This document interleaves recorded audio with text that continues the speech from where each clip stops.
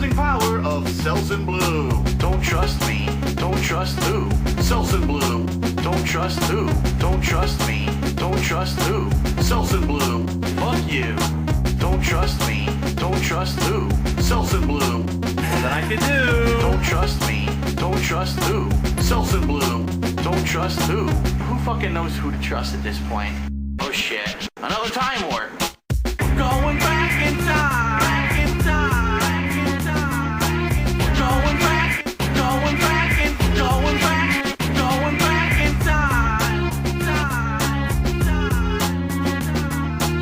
Going back. Going back in. Going back. Going back in time. Oh man, how many time warp jokes are we gonna have in this fucking playthrough? How many times will we do the time warp again? You know it's coming. Let's do the time warp again. Let's do the time warp again. It's just a jump to the left. With your hands on your hips.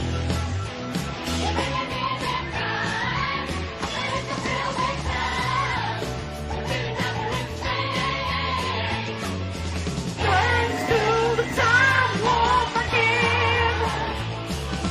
Let's do the time warp again.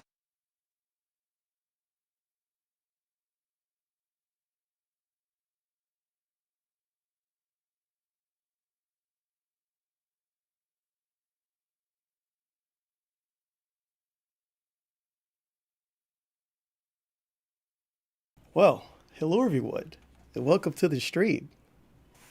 Almighty Tiffany. We're gonna go over something, I thought of this like 2 days ago, I think. I didn't even do the thing I wanted to do like 2 weeks ago. Oh, well, screw it.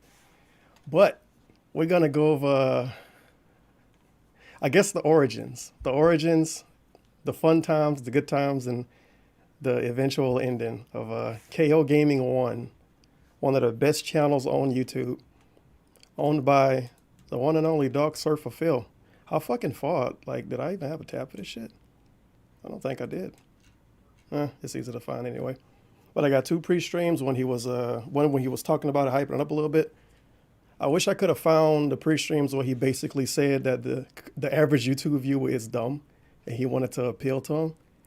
But that would have took more effort than I felt like putting in. Jeez, man. He put 2 videos out within, what, a week? July 22nd, July 25th. Begging people to go to KO Gaming to watch his gaming videos. Oh boy.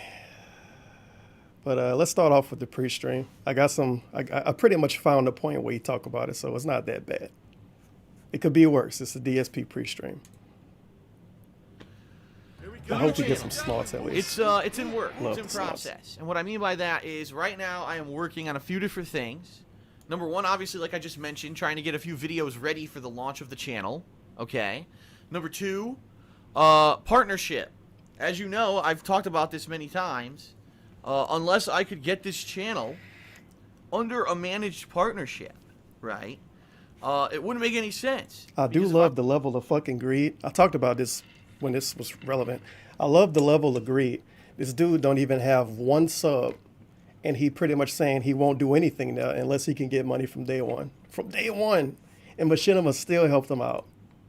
I'm going to be doing all this edited content. That wouldn't happen right? nowadays. Here's just some of the ideas that I have for the channel, just so you know. The game reviews, Hateful Truth game reviews are going to be over there.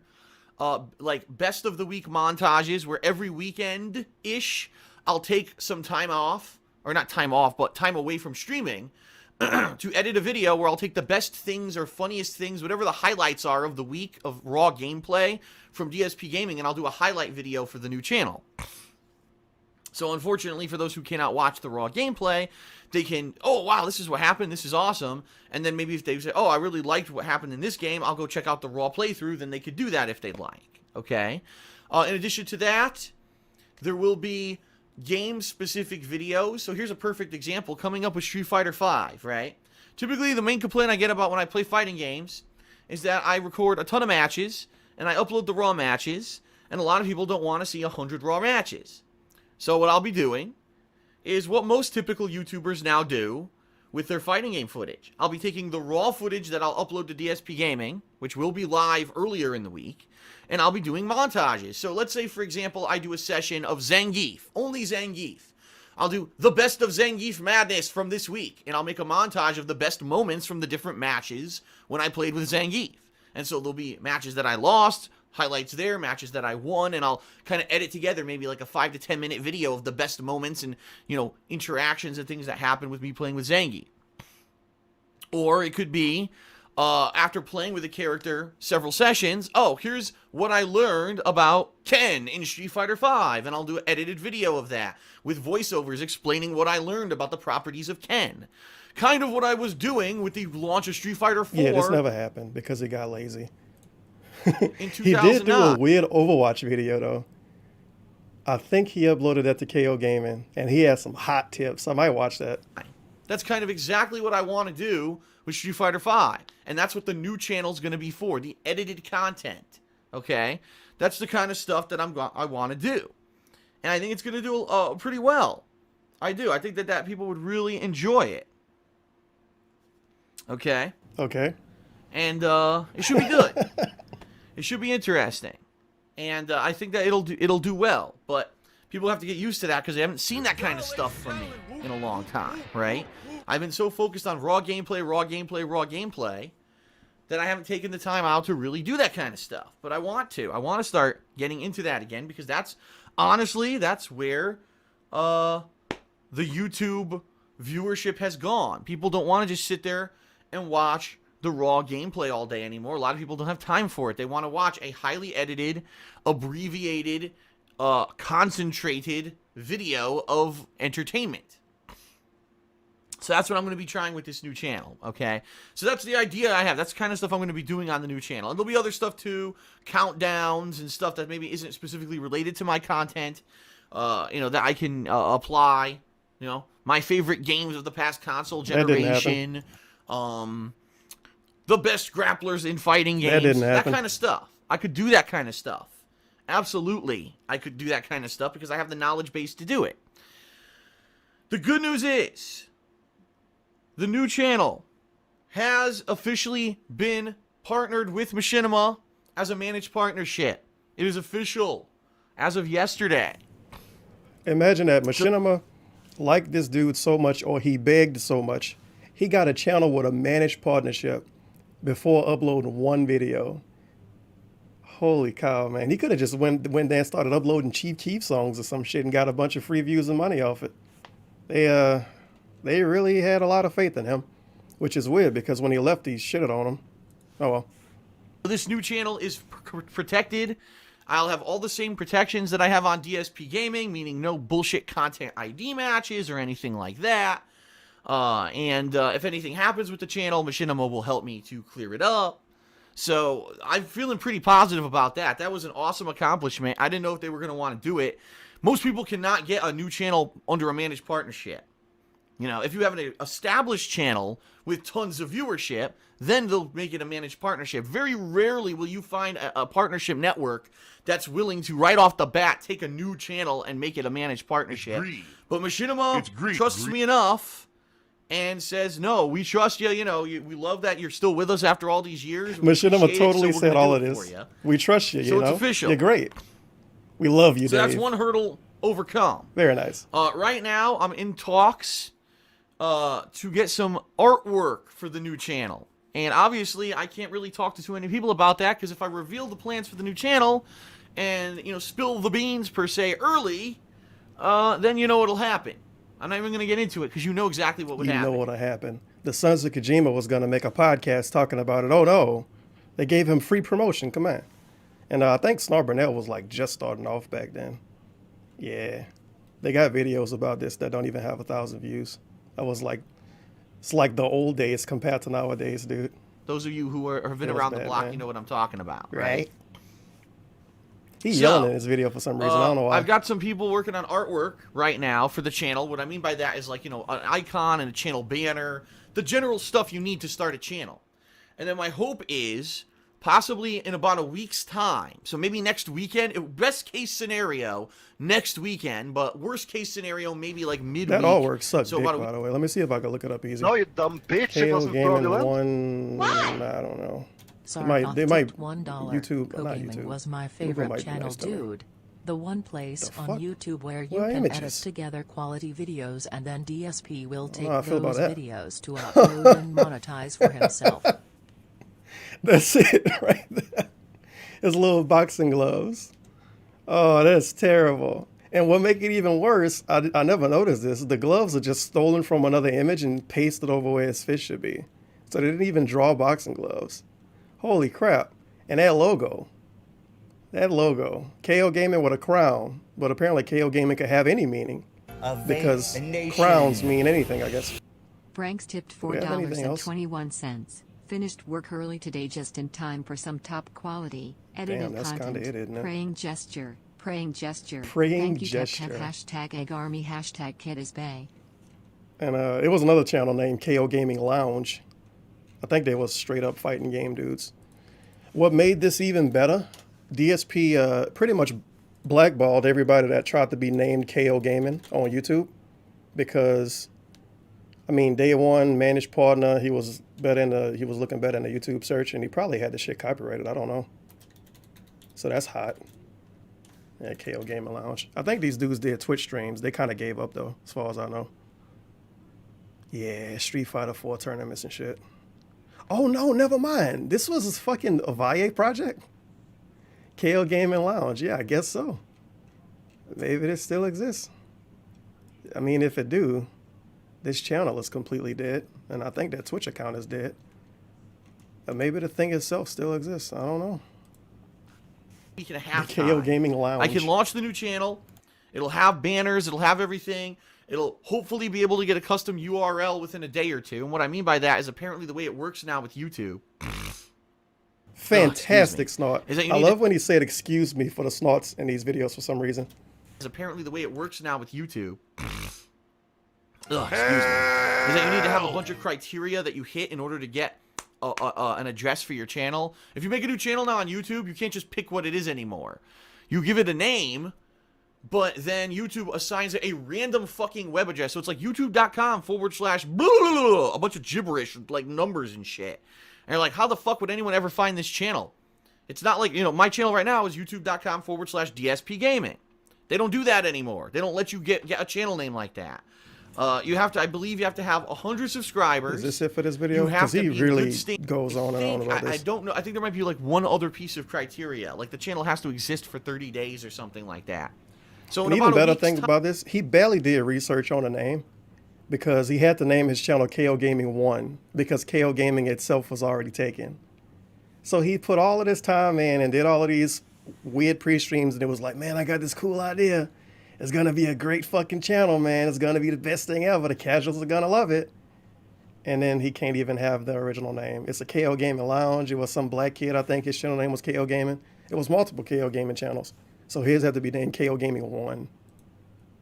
time, Good job. hopefully all of those criteria will be hit. Very nice. I'll launch the channel, and as soon as I get 100 subs, I can assign the channel a custom URL, and I'm hoping I can get the one I want. I've got a really good idea. It'll be an easy way to find a channel, but I don't know if YouTube's going to give it to me or not. It's kind of almost like a random wait-and-see kind of deal, because they recently just changed this whole process. As silly as that sounds, yeah, they're still changing. They just changed it because they unlinked. Well, they're in the process of unlinking YouTube channels from Google Plus The end of because no one thoughts fucking tipped uses Google $2. Plus, and the Do you CEO guys who was get in why charge of that. DSP shits on edited content so much? Is it out of jealousy? I never quite understood it. Was he just trying to sell his content, or is it real animosity?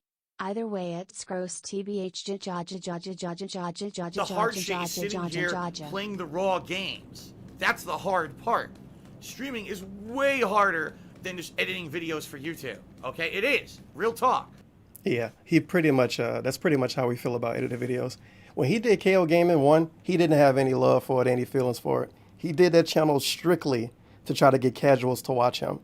It's the equivalent of like, I don't know, some dude growing up in the fucking suburbs and making songs about killing people because they know people want to hear that. It's the equivalent of doing that. He didn't care about this channel. And he didn't care about editing videos, which is why his channel turned into videos other people edited that he still wanted to monetize. And then when he couldn't monetize them, he stopped uploading them. So some dudes out there actually did videos for KO Gaming 1 that never got uploaded to this day, which blows my mind.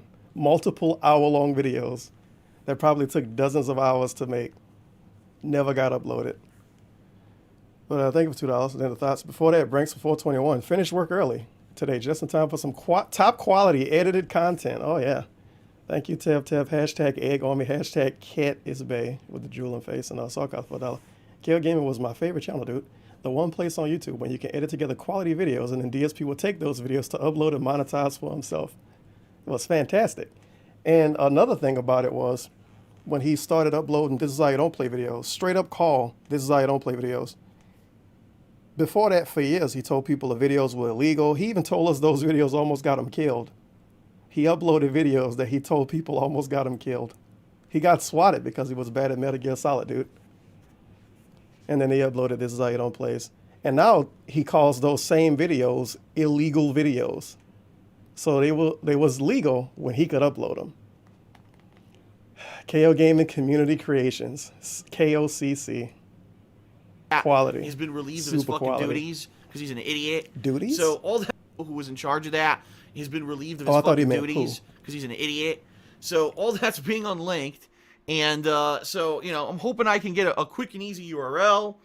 It'll become catchy. It'll become a new thing. People can talk about it, hype it up. We'll see. Yes, you.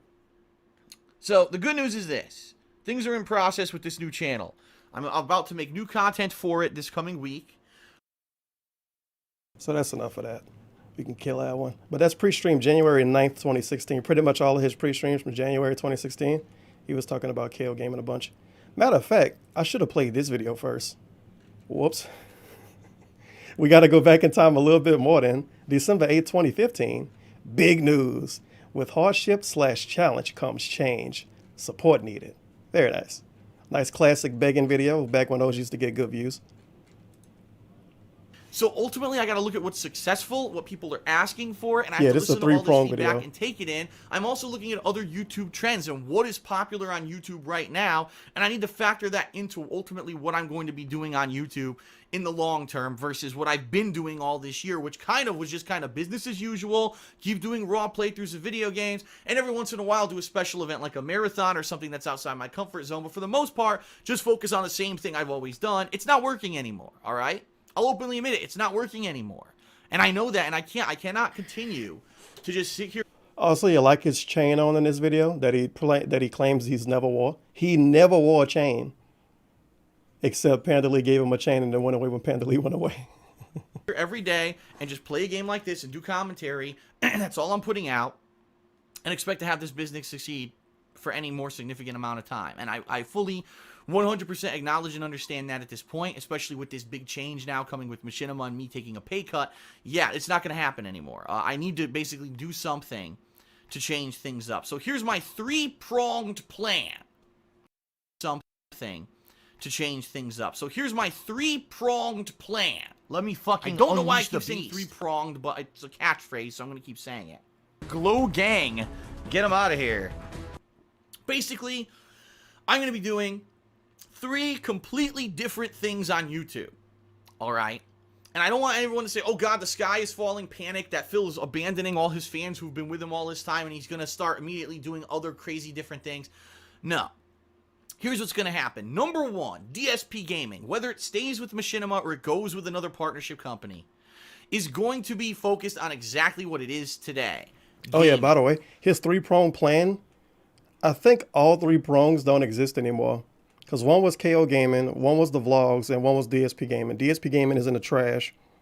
KO Gaming is at the fucking garbage dump at this point. And the vlog channel just exists to upload his fucking once-a-month podcast. So the entire 3-prong plan, the Trident, gone. He has a 1-prong plan now. If you want to see me playing a video game at length, you know, if it's a game that I try out and I don't like it and I drop it, so be it. But if it's a game that I'm going to play a full playthrough of, you're going to see. Yeah, F in chat for the 3-prong plan. Just in 2015, dude, 2016 was going to be his fucking year. And kinda it was for KO Gaming. But he still spent the whole year begging, of course. And then by the end of 2016, everything had then kind of went away. And then 2017 was back to Twitch, I think. Or was that 2018? I don't know. This shit kind of blend in. I think 2017 was when he went back to Twitch around like March. I think, maybe. In 2019, the one-pronged plan is to beg. Very nice. See the full unedited playthrough of it there, just like always. So DSP Gaming basically is not going to change in so much as you're going to see the same stuff. Raw, unedited gameplay on DSP Gaming. So for all of you who have liked DSP Gaming, have been subbed to DSP Gaming, have been following me along since day one, and you want to see those raw playthroughs continue, thumbs up, it's going to continue. It's going to be in a slightly diminished capacity, which I'm going to explain in a moment, but it is still going to continue, okay? So that's DSP Gaming. It's Okay, gonna remain November was Twitch. For some reason, I always see him going back to Twitch for real when the Switch came out. I guess that was when he really started to like lay it on thick that he was a Twitch streamer. And it's weird because every year he tell us he's going to be a full-time Twitch streamer. And he obviously is. But when you tell him he is, or when you try to criticize him based on him saying he's a full-time Twitch streamer, then he says he's not a full-time Twitch streamer. He just streams on Twitch and upload to YouTube. Maybe 2020 is going to be when he becomes a real full-time Twitch streamer. And he can finally get a green screen. untouched. And put his camera in 720p. The King of Hate Vlogs is going to change and evolve. And what I mean by that is the King of Hate Vlogs is now going to basically become my talking head channel. That's going to be the channel where if you want to get my opinions on a news story, you want to get my opinion Yeah, he on, wanted to be Review Tech USA, basically. on something that's going on like during the holidays, you want to get vlogs of me going somewhere on a trip, DSP Tries It will still continue on that channel, so will Ask the King, the monthly Q&A session. If you want to get my personal thoughts on stuff, the King of Hate Vlogs is going to be the place to go. You're not going to see those kind of videos on DSP Gaming, these talking videos. He got so many talking videos on DSP Gaming like now. this video. You're not going to see this on DSP Gaming anymore. All that's going to be over on the King of Hate Vlogs. And so what I'm going to make an effort to start doing in 2016 is to try to do way more stuff on that channel and try to build up the viewership. What I mean by that is there's lots of potential. If I were, let's say, for example, a news story came out this week, Hideo Kojima wanted to really be at the Game Awards, but Konami basically contractually told him he can't be there. You don't know how many people messaged me. Phil, did you hear what happened to Kojima? What is your thoughts on that? Can you add anything to that? And I said, you know what? Boxing glove, video game, 1 equals, money bag, equals, ring, panda, equals, smiley face. But that didn't happen. Ha ha ha ha ha. I hope Cat get the leftover Panda Lee ring. That would be amazing if it happened. Imagine if he took a $50 ring back. But, I mean, let's listen to this. I'll hold off. The I stupid won't talk Kojima about shit. that story because I'm going to talk about it on my podcast. I'm not going to do that anymore in 2016. What'll happen is I'm going to actually film my reactions to that news story when it's fresh and new. Yeah, it's basically quartering videos. Berlin video how she is Pretty talking much. about how she fell. How long before DSP is as big as her? No, you dumb bitch, it wasn't fraudulent. Why?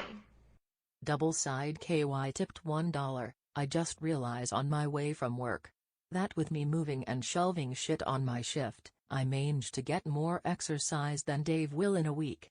Let that sink in. What Doc should do, I mean, he won't do it because it's DSP, but what he should do is get like a $50 or $60 elliptical and just pretend to run, pretend to ride a bike every stream, every day. He would actually probably lose weight because Cat give him potatoes every day anyway, when she's not giving him freezer food. I wonder if the potatoes come out the freezer too. Nice reaction on his face, by the way. He looks very excited for KO Gaming. But DVD set for $1. When is the DVD set of Going Back in Time coming out? That would have to be a Blu-ray. That shit would be like 20 hours long. Just watched an Aaron Berlin video, how she is talking about how she fell, how long before DSP is as big as her.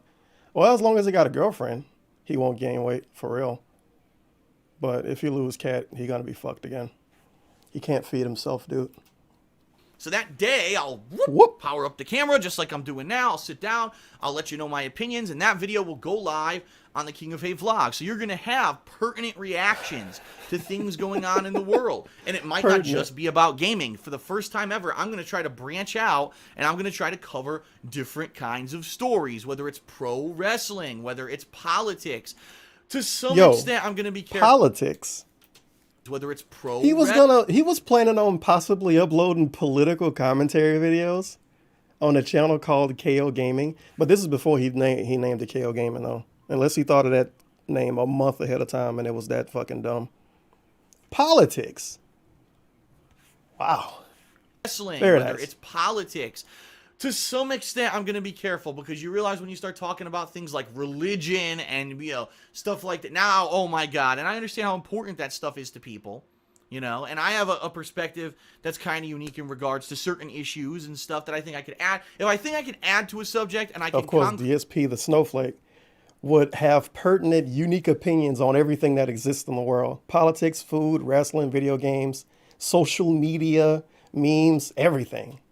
Give you some he always has a unique opinion that no one else has, or point of view that would help you to maybe broaden your horizons. I'll do a video and the weird thing is, how does he always have these unique opinions, but when people ask him about stuff, he say, I don't know anything about it, or I don't care about it?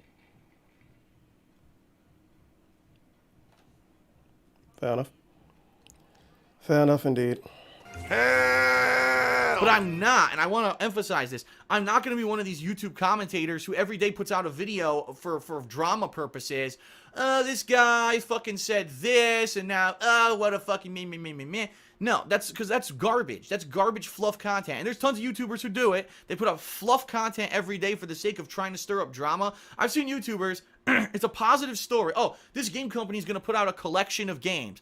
Well, they didn't include this one particular game that's my favorite. Why does he think this? Because he tells us he doesn't watch any other videos. So how does he know people put out fluff videos being negative about every story? Whatever. So fuck them. Stand there raging in front of the They camera flail for too, I 15 guess. minutes about some little insignificant thing. Looks like a fucking Muppet? little fucking sissy schoolgirl Oh. complaining about your personal gripes when the actual news story is a positive A one. sissy, by the way. Little fucking sissy schoolgirl complaining about your personal gripes when the actual news story is a positive one. Don't ever expect to hear that from me because that's not the kind of person I am. I'm going to want to add significant commentary to things that are going on in the gaming world and outside of the gaming world. So, for those of you who like me as a person, yes, if you can believe it, there's actually a select group of people who actually like me as a person, despite all the slander and bullshit that's happened over the past several years. For those of you who are interested in that stuff, that's what the King of Hate Vlogs is going to become. Now, you're still going to have things like the Weekend Preview. Like I said, DSP tries it, Ask the King going forward. But that channel is going to now primarily more become me and getting my opinions on stuff and me talking. All right? Wrong. Rather than kind of right now, it's kind of willy-nilly. If I'm going to upload a video or not upload a video to it, you never really know when something's coming on the King of Hate Vlogs. Now you can kind of understand that this is going to happen. All right? Now, the third prong of the three-pronged approach is the completely new one, the new spin. I've hinted at this for a couple of months now, but never definitively explained it, and I'm explaining it right now because it's very important that people understand how this is going to work. I fully know from looking at YouTube trends and all the feedback that I get that these, like I said, these long-form, unedited, raw playthroughs that I'm doing on DSP Gaming are not All what's it hugely takes popular to on the internet, and it's Remember not... how retarded DSP sounded when he was talking about 9/11? Oh yeah, he told you to get over 9/11, dude. It was a long time ago.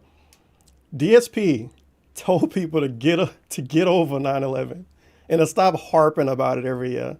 The same dude that tells us about how he lost his job in 2008 every day, while also bragging about how he make way more money playing video games than he made with his job. But he still complain about losing that job. But 9/11, well, you should just move on, dude. It was years ago. It's in the past. Like Drake. It's in the past. Take__sip tipped $3.33. Dark was so full of hope. You died too young. KO Gaming. It was Tevin's fault. Yeah, he was pretty confident in this video. He was confident in a lot of videos up until KO Gaming came out. Even after it did, he was like, "Oh, I got 2,000 subs already. It's looking great. You guys will put some cool videos." KO Gaming is all the up and up. And then pretty much a year later, everything had fell apart. He can't keep to his promises, which I guess it's a good thing he didn't do a "this is what I'm gonna do next year" video at the end of last year, because he always do those videos. Pretty much if you go to DSP Gaming and look up changes, or go to King of Hate HD and look up changes, you find a shit ton of videos where it's him not necessarily lying to you, but telling you he gonna do stuff that he didn't end up doing.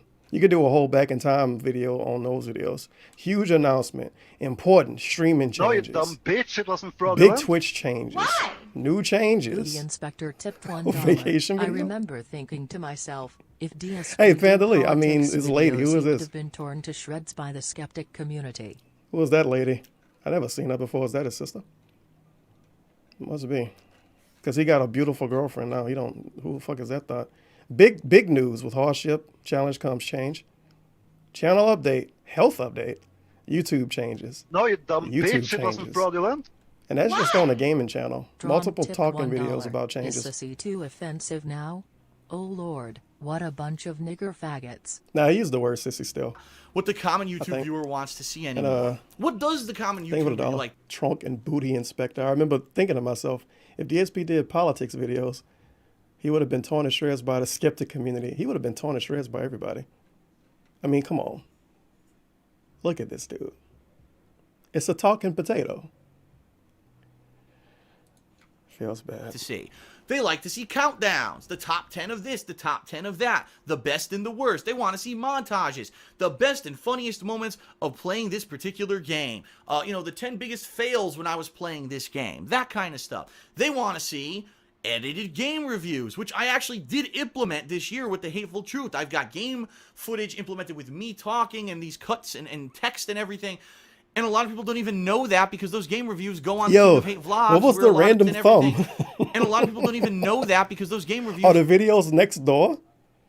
I thought that was what cat is. That's the thumb for cat. go on the King of Hate vlogs where a lot of the people who watch my gameplay don't even watch. So they don't even know that that exists and that I upgraded the reviews this year. So that kind of stuff is going to go on this new channel that's going to primarily focus on edited content, on abridged versions of playthroughs, on countdowns, things like that. So, you know, I realize that there's other YouTubers that do You're it. fucking I think dumb. that the reason that my channel would be a little bit more unique is because I play a lot Of course, his channel would be unique because it's DSP. Oh my god. But this is him blatantly following trends from shit that he don't care about, copying people's videos. He lie and say he don't watch. But when Toby Turner and what that stupid bitch name was, the other lady, I forget her name. When all of those people that was known for doing vlogs started playing video games, he shit on them and called them fake gamers. But when he started to copy them, it was like, well, dude, I've been talking about this kind of stuff. I just have a channel just for it now. I'm not trying to follow trends. I'm just doing cool videos that people want to see. Every time. fucking game. Yes, I just Unlike a gained lot of her. YouTubers who do That's that the kind lady. of stuff, I have the unique perspective You that I fucking do hate a her full for some reason. playthrough. I So don't I know can why. draw upon the 40 hours of gameplay, you know, of me playing a particular game to pull those snippets of examples of things I want to talk about in a review or a best of montage to do a good job and do a really complex kind of edited deal. The same kind of video that I was putting out on DSP Gaming. Also, is this still here? His weird splotchiness on his forehead? You know what? Let's go on a weird field trip. Let's see if he actually fucking does his vlogs in lower quality and uploads them at 1080p. Because it's the same camera because DSP is really cheap. I need to find a vlog-only video. Shouldn't be that hard because he upload everything on the same channel now. Here we go. All right, Now, everyone. So let's see that couch. Oh my god, it looked terrible anyway. I don't know. This looked lower quality than this, but it might be the lights fucking it up.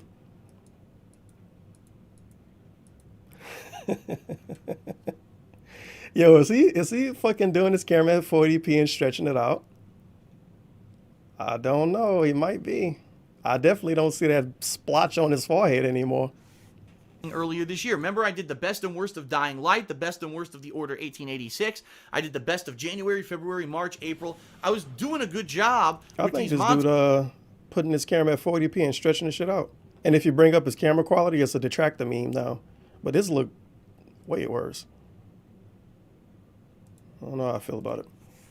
montages, but again, the overwhelming feedback I was getting after doing it for about 4 months was, well, it's cool you're doing it, but we're not really watching it anymore because you upload so many videos to DSP Wardog Gaming, those Leader videos get tipped completely $2. lost in the shuffle. This is how And stupid Dark is. Today during his GTA 3 stream he got a question about politics. He actually talked about Guess politics. what? He went into a discussion about it. He breaks his own rules when it suits him cause he was given money. Also knew it had some prime chat rage. Feels bad, man. I might watch that video when I'm done streaming. I don't know, depending on how I feel. Cause I didn't see anything he did this weekend. Speaking of the weekend, I guess I'm late to say this, but hopefully had a happy weekend. And shout out to the Philadelphia Eagles for not scoring for 3 quarters in a row. We don't really have time to watch them because we're busy watching your Raw gameplay, and we don't even notice when a new one comes out. So think this. It's going to be a new channel where all those people who say that constantly they don't have time to watch all my unedited playthroughs can go and sub to this channel. So here you go. Immediately, all those people who complain that I'll never sub to DSP Gaming because my inbox will be flooded all day with Raw gameplay videos because you upload too many. Now you can go to this new destination channel. You can sub to that, and once a week you'll have the best of the week. Here's the coolest stuff that I did this week in a 5-minute snippet compilation, right? Here's a cool countdown from my 7 years of YouTube presence. I've taken some of the best stuff that I did, the best villains, the best heroes, the best sci-fi games, the best shooters, all these things. None of these countdowns happen. Not one of these countdowns happen. Oh my God. I can draw upon to make these series for this channel, okay? Plus, the Hateful Truth game reviews will go over there and will actually be highlighted for the first time ever. I fully believe that if I take that kind of edited content and I separate it from DSP Gaming, that it could be successful, and it will be successful, because people will now say, well, I don't have time for DSP Gaming, but I could sub to this channel, and a couple times a week Phil puts out a new video that's edited and it's nice and stylized, and I can watch it within a few minutes and I can enjoy it, versus going over to DSP Gaming and there's freaking 5 hours of gameplay a day that I could never catch up with. Okay? And that's what the common YouTuber wants. They don't want their inbox flooded with 700 videos a day. They want no, you dumb bitch. It 1 or 2 videos, right? Oh, Phil uploaded a new video today. Let me check it out. Versus I know, I'm I tipped $1. Since we are going back in time, Dave doesn't want drama, but yet years ago when he moved into the 250K mistake, he basically said something like this: I dare you to dox me, get doxed, dudes. What the fuck? I didn't tell people to dox me. I remember that too. Yeah. I watched those videos during one stream a long time ago. Well, at least I listened to him in the background when he first moved to Washington. Pretty much was daring people to figure out where he was, and then when people figured out where he was, it was like, what the fuck, dude? People are fucking crazy. Is this it? Best of the month for real? Wow, hello. The fucking smack in the start. Oh, it's so sharp. Hello. How does this not get edited out? It's an edited video.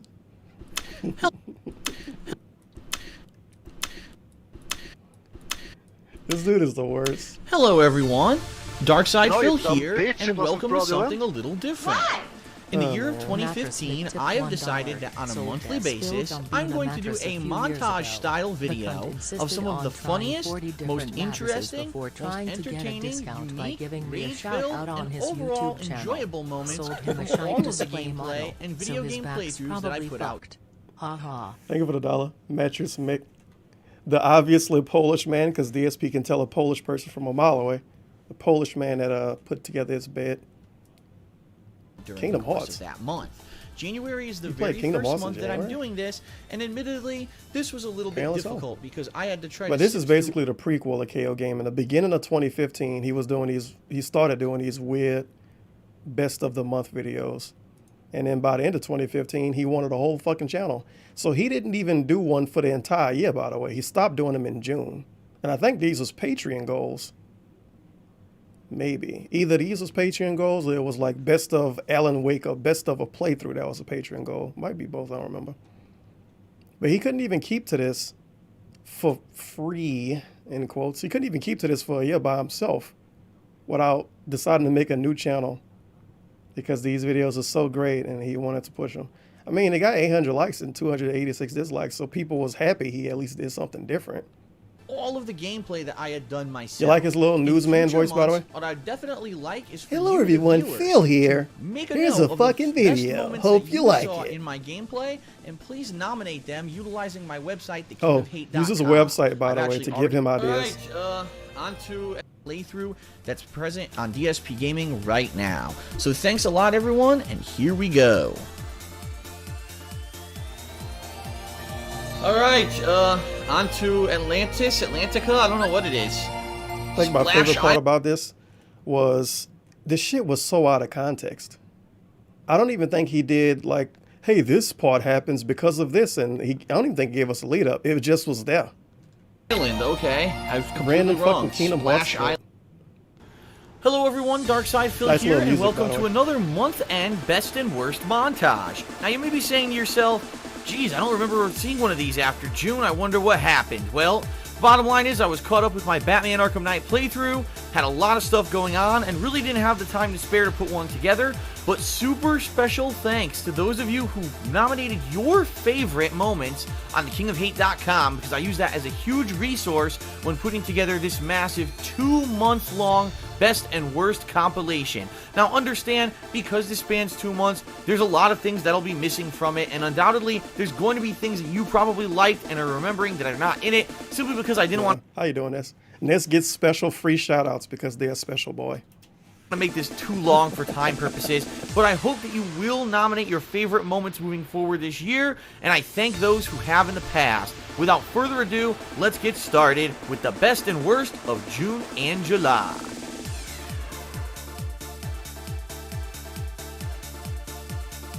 Fuck both of you, landlords.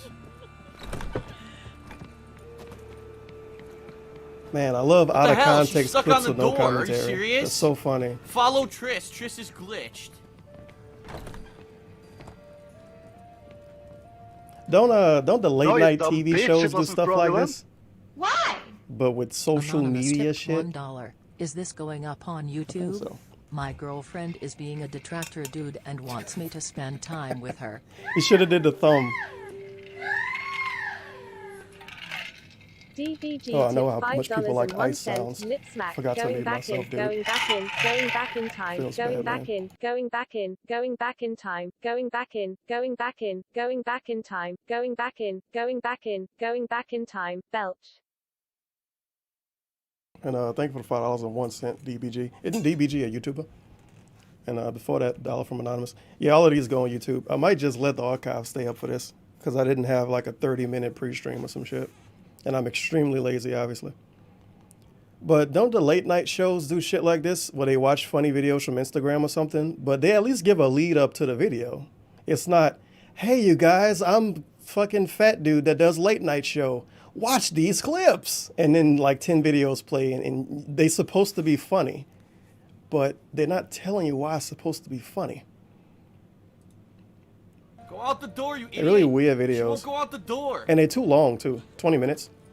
She's glitched. These supposed to be videos for people with come short on. attention spans. Muppet mode. Come on, Roach. Dude, this is hilarious. Look. Aw, come on, it's glitched.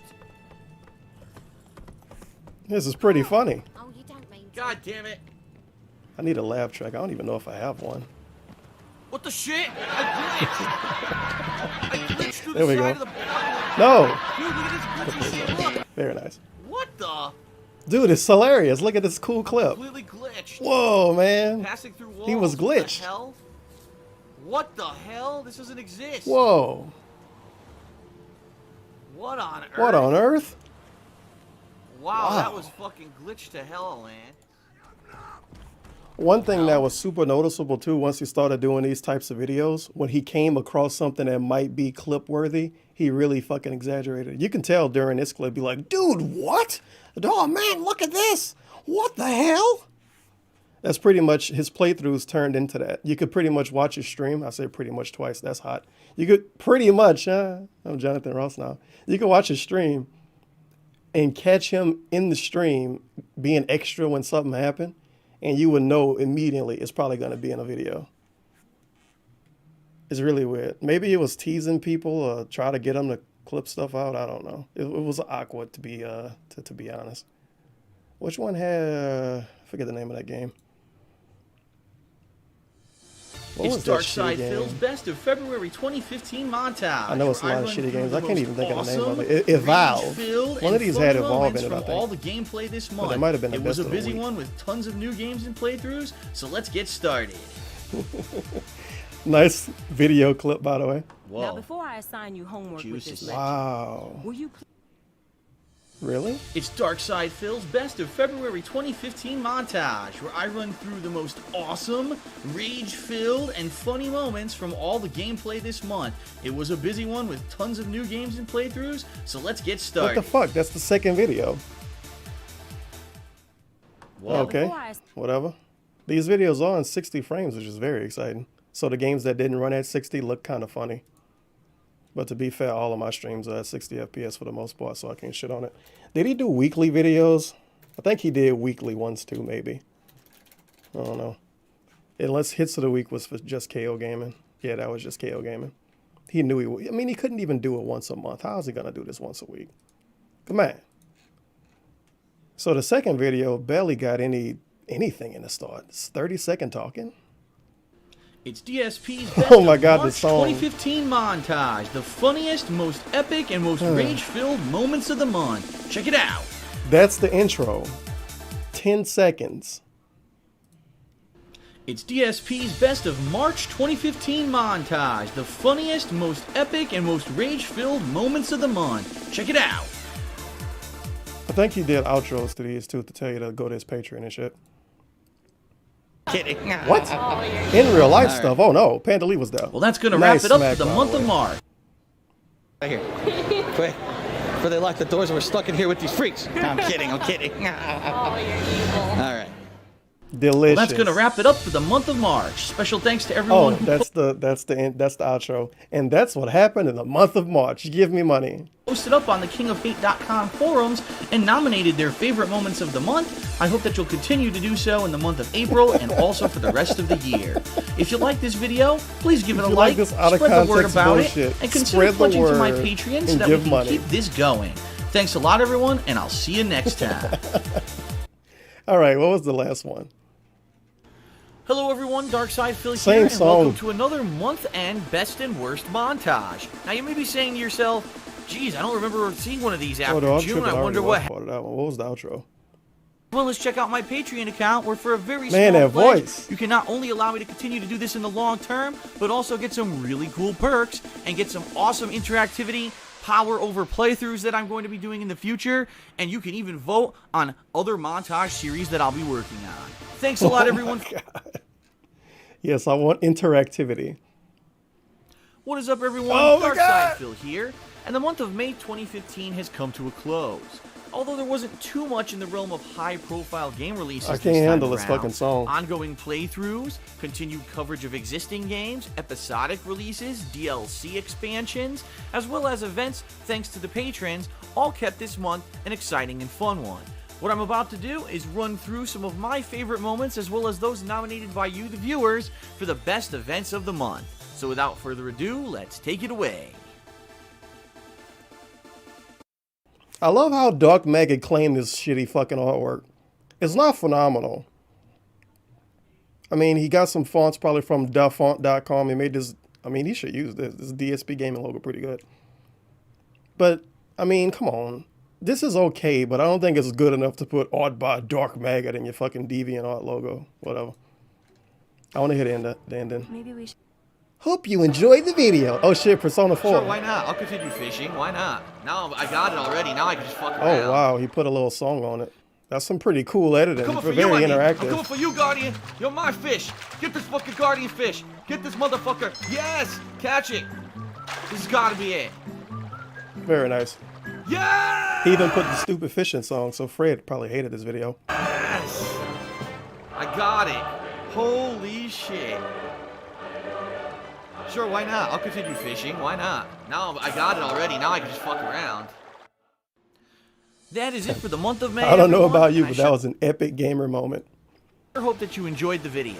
If you did, please consider giving it a like here on YouTube. And also, if you'd like, give a click on your screen right now. Consider to check giving out a like DSP on Gaming, YouTube my and watch my food eating videos and my raw gameplay. a gaming channel where all of my raw playthroughs can be found. Ranks Or you tipped can check out King of Hate Live, $3.34. where I do The gaming dancing really feel hate at the the bottom out-of-context goes well clips. with the trance music. What the Once fuck the is beat this? What drops, is this man X? dancing medium dark skin tone man dancing What? medium dark skin tone man dancing medium dark skin tone. Oh my god, the X is fake. Look at that obvious X. The X is fake. What did he do? He did some Dear God, weird tips shit. You $2. can't really get Hey, rid of it someone unless you ban click the Black other Star out of my X. room. How I make your mom choke Whoa. on this black sperm, you bitch fuck. Rocks, run that shit back, your corny ass. Ganondorf is trash, you're so trash that I fuck up and play sloppy as hell. You're the worst player in the room, easy. I hate low tier guy quotes. But thank you for the $2, low tier guy. And 334 from Branks. The dancing feel at the bottom goes well with the trance music once the beat drops. It's pretty good. I should find an original song. It's probably free on YouTube. Unless he got it from Machinima, because a lot of this stuff was Machinima music. Which is weird because other people complained about their videos getting claimed after they got dropped. Bitch, it wasn't And he fraudulent. never did. Why? Turban the Turban tipped $1. DSP is forever a montage. Nothing I can do. Bug dude. Bullshit. Snort. Smack. Ma bills. Tax write-offs. Ket. Hope you enjoy Ma the video. bills. Now donate for the me and the horse in the stable. My fucking bills. I mean, if you find this video randomly somehow, why would you want to watch him eat food? I hope you enjoyed my Elite Gamer video, so watch me eat a grilled chicken sandwich. Oh, Doc. That was a long field trip. Oh, well, it's a new day, and here's another 400 videos from Phil. Now, Phil, listen, by I the way. understand there are my core fan base, the people who've been with me since day one, want to see me keep doing that stuff on DSP Gaming, which is why I'm not stopping. I'm just separating the content. You're going to have DSP Gaming for the raw playthroughs. You're going to have the King of Hate vlogs for vlogging and me talking and doing stuff like that. And you're going to have this new channel for all the edited content, the reviews, and stuff like that, okay? 3 prongs. I don't know. I keep saying that. But here's what's going to happen. And I thought about this hard, how I could make this work with my current schedule. It's this simple. What I'm going to do is I'm going to change up my daily schedule. I'm only going to play video games once a day, but I'm going to extend the length of time that I play them. So right No, you now, dumb bitch, it roughly, wasn't fraudulent. the way that I do it is I start my stream I want around to hear 12 this. I want to see how valid this ended Do up you being. think he can lower his voice by I don't know a couple hundreds decibels? Holy shit. You can really tell that no one was in the house at that point cause he was yelling like fuck. Also, are you gonna watch his top 10 games of 2018 on Tuesday? Yeah, I'm probably going to watch that on Tuesday. It's going to be a hot stream. Hot stream. And I love his yelling voice. Come on. I bet you he was yelling in this fucking video. Guarantee it. Looks beautiful. Oh, Actually shit, looks that better audio quality. than the console game. I shit you not. But I can't even show you that because YouTube doesn't I support think it. this is before he bought a new microphone. For some reason, the full-time gamer man, yeah, he didn't have it. Full-time gamer man needed to open a Patreon to fucking buy a microphone. To buy like $100 microphone. Blows my mind. 30-ish. The gameplay usually doesn't start till 1 p.m. or later. And then it goes to around 4 p.m. Then I stop His for trash dinner. can costs more then than I his come back microphone. around, say, 7 p.m. and I play for about another 2.5 hours. And sometimes I stream it and sometimes I don't. And it's very confusing and yada, yada, yada. The bottom line is it's too much. You never know what's really going to happen. My schedule changes like crazy. It's very confusing. And it doesn't really leave time for anything else. It just leaves time for me to play games, play games, play games. In 2016, I'm going to try something different. Here's what I'm going to do. I'm going to start earlier. I'm going to start a full hour earlier every day. So instead of starting my stream at 12:30, it's going to start around 11:30 p.m. Pacific time. Excuse me, a.m. Pacific time. I screwed that up. And it's going to probably go from around noonish till around 4 p.m. So we're talking around 4 So his stream's all longer now. hours of gameplay a day, whether it's the Whoa, new dude, release, there's so much it's an gameplay. Holy ongoing shit, game how that would I'm I handle playing. it? And if you're listening That's so to what much I'm content. saying here, basically I'm saying if I'm only playing 4, maybe some days if I go extra long and I start early or I go What about the 5 pre-stream? hours a day, it's going to be a little bit less gameplay. All right?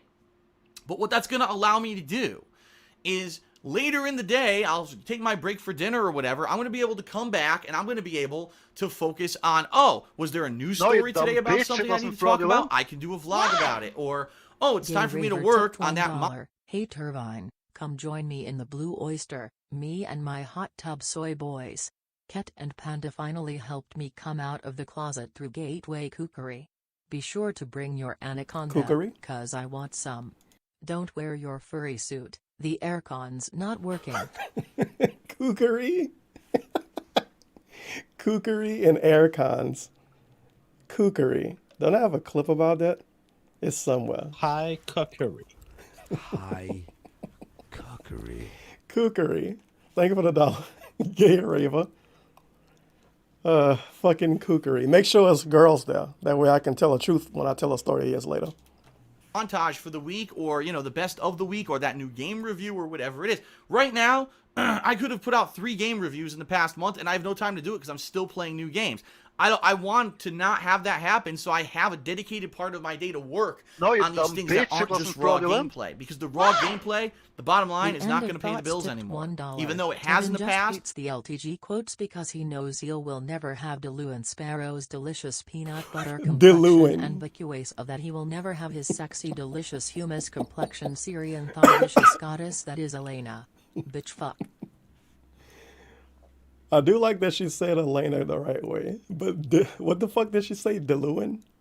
Shout out to Diluin Sparrow and his sexy, delicious, hummus complexion, Syrian, not serious, Syrian thoughtalicious goddess. I assume he's still with her. He might not be. And it is the primary source of income I have now. I'm about to take a pay cut. LTG riding foreign, dude. And obviously, there's been a decline over the past several years. I've got to diversify myself. I've got to get myself outside of the confines of all these issues. All right? And the bottom line is this. You type in DSP or DSP Gaming or Dark Side Film, you see all drama. Okay, this is the good part. Every video I was hoping I'll you find fucking see is some high school drama on YouTube. Because all my videos don't even show up in the search anymore. Just the hater videos do. So if I make a new channel, I rebrand it as something, I have a chance to kind of give myself a fresh start, right?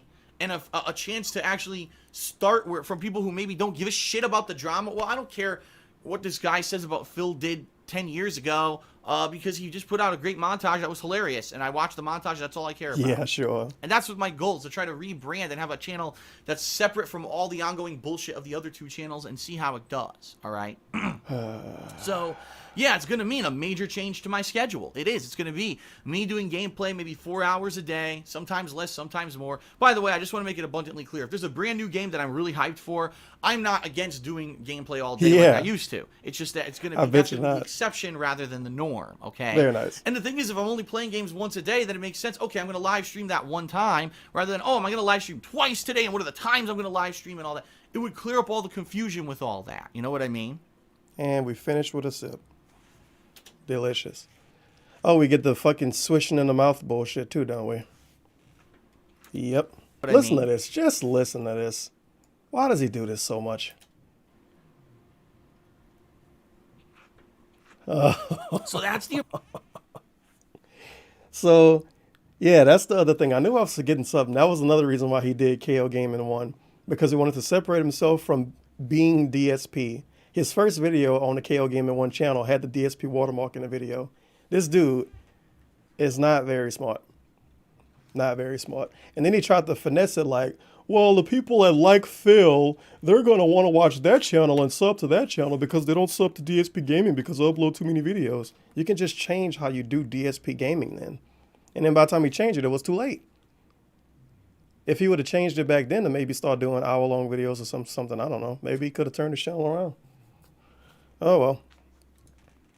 Approach that I'm going to be taking in 2016. And in fact, it's going to be relatively quickly because, like I said, I have to make a decision about staying with Machinima in the next 10 days.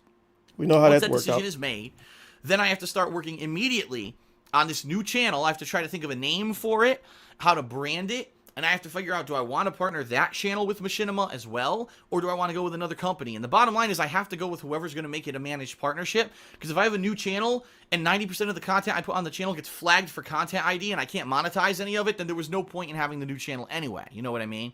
So whether it's Machinima or it's another company, this new channel is going to be partnered with them, and that's going to be one of my focuses, and it's going to start as early as very early 2016. As early as very early. And I know some people say, well, very nice. Oh, well, Phil, as I check my elbow. Your year-end series are coming up.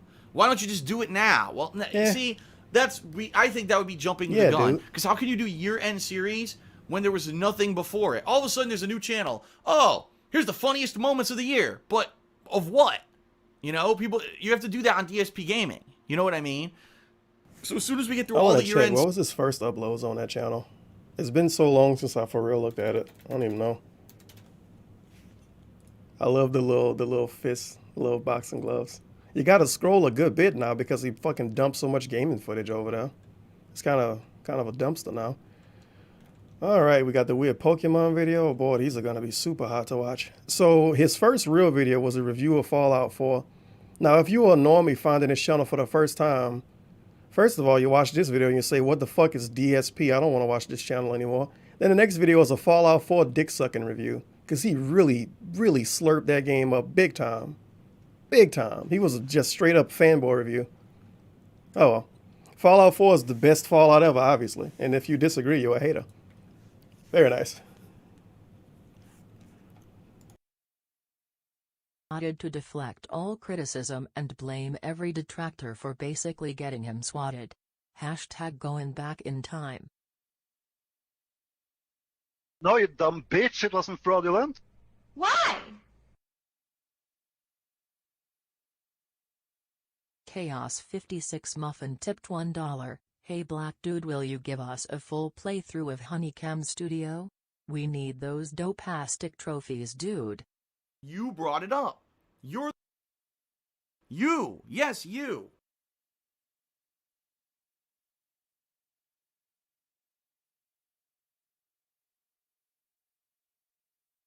I was muted. No! Ugh. It wasn't that bad. It's a good thing I was looking at the chat, dude. Jesus fucking Christ. Oh, double side cop for $1. June 24th, 2015. Dave uses the fact that he got swatted to deflect all criticism and blame every detractor, but basically get him swatted. Hashtag going back in time. What I was saying was, I wish I had the clip for that, but I don't. I got another you, yes, you. You brought it up. You're the one who's causing the problem here. You. You. Yes, you. And Chaos Muffin. Hey, black dude, will you give us a full playthrough of Honeycomb Studio? We need those dope-ass dick trophies. Do they even sell it on Steam? I still got the game, but I don't even know if they still sell it. Probably never going to play that again. Did I pay for that? Nah, I got that game for free. Series, that's when I'm really going to start hardcore, dedicating myself and working to the new schedule and these three initiatives that are separate from each other, okay? So, number one, please send me your feedback on the plan that I just laid out for you. Whether it's via email, darksidephil@hotmail.com, whether you tweet me at they call me DSP. Him, sure. Email him. So I'm done with this. These did I play these? I think I played part of one. Oh my god, I'm confused now. I don't know what to do. I've got people working on artwork. It's become a managed partnership already, even though it hasn't even officially launched yet. Okay?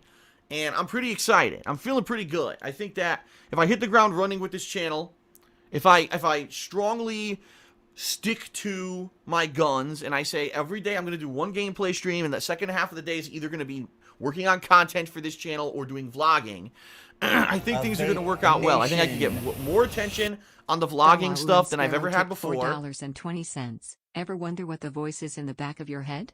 It's the creator guiding you. Our lives as humans are nothing but a simulation of 5 to 10 decades of life. Something is playing our lives like a video game. Now the question is does DeLuane Sparrow, what does he think the creator is? That's the real question. Is it the aliens? Is it God? Is it Yevon? Is it Doc? I don't know. Why the fuck LTG got so much weird ass quotes? I don't know. I guess because we played Street Fighter all day. And I think that this new channel could really pick up. But I need your support. So I hope that when all this happens, right, when it officially launches, that's it. That you guys will come out, you'll check out the new stuff, you'll type it up, you'll talk about it with others. All right?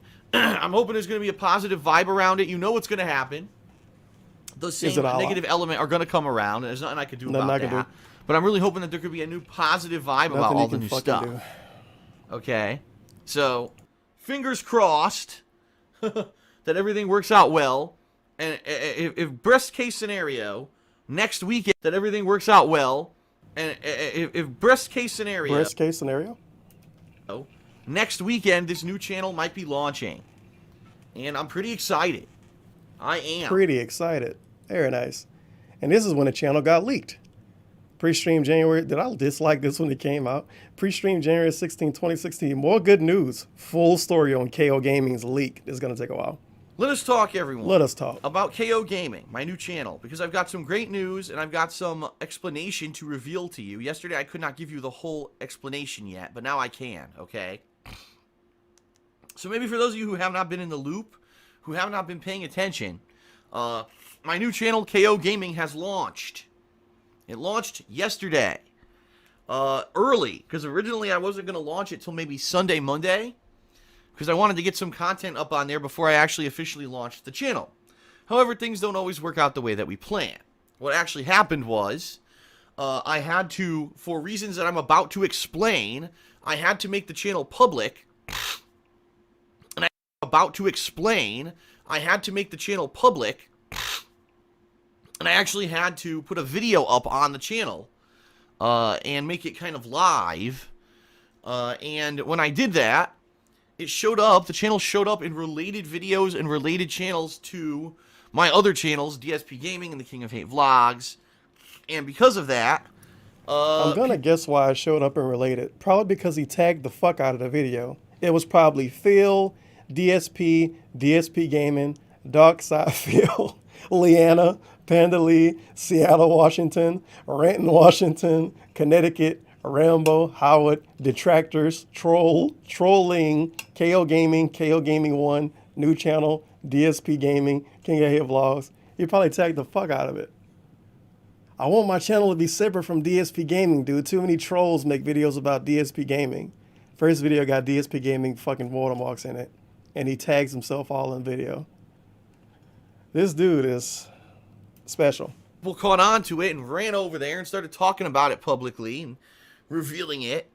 And because of that, it basically got kind of leaked or spoiled early. And all I had on there was a channel trailer explaining the premise of the channel. That was it.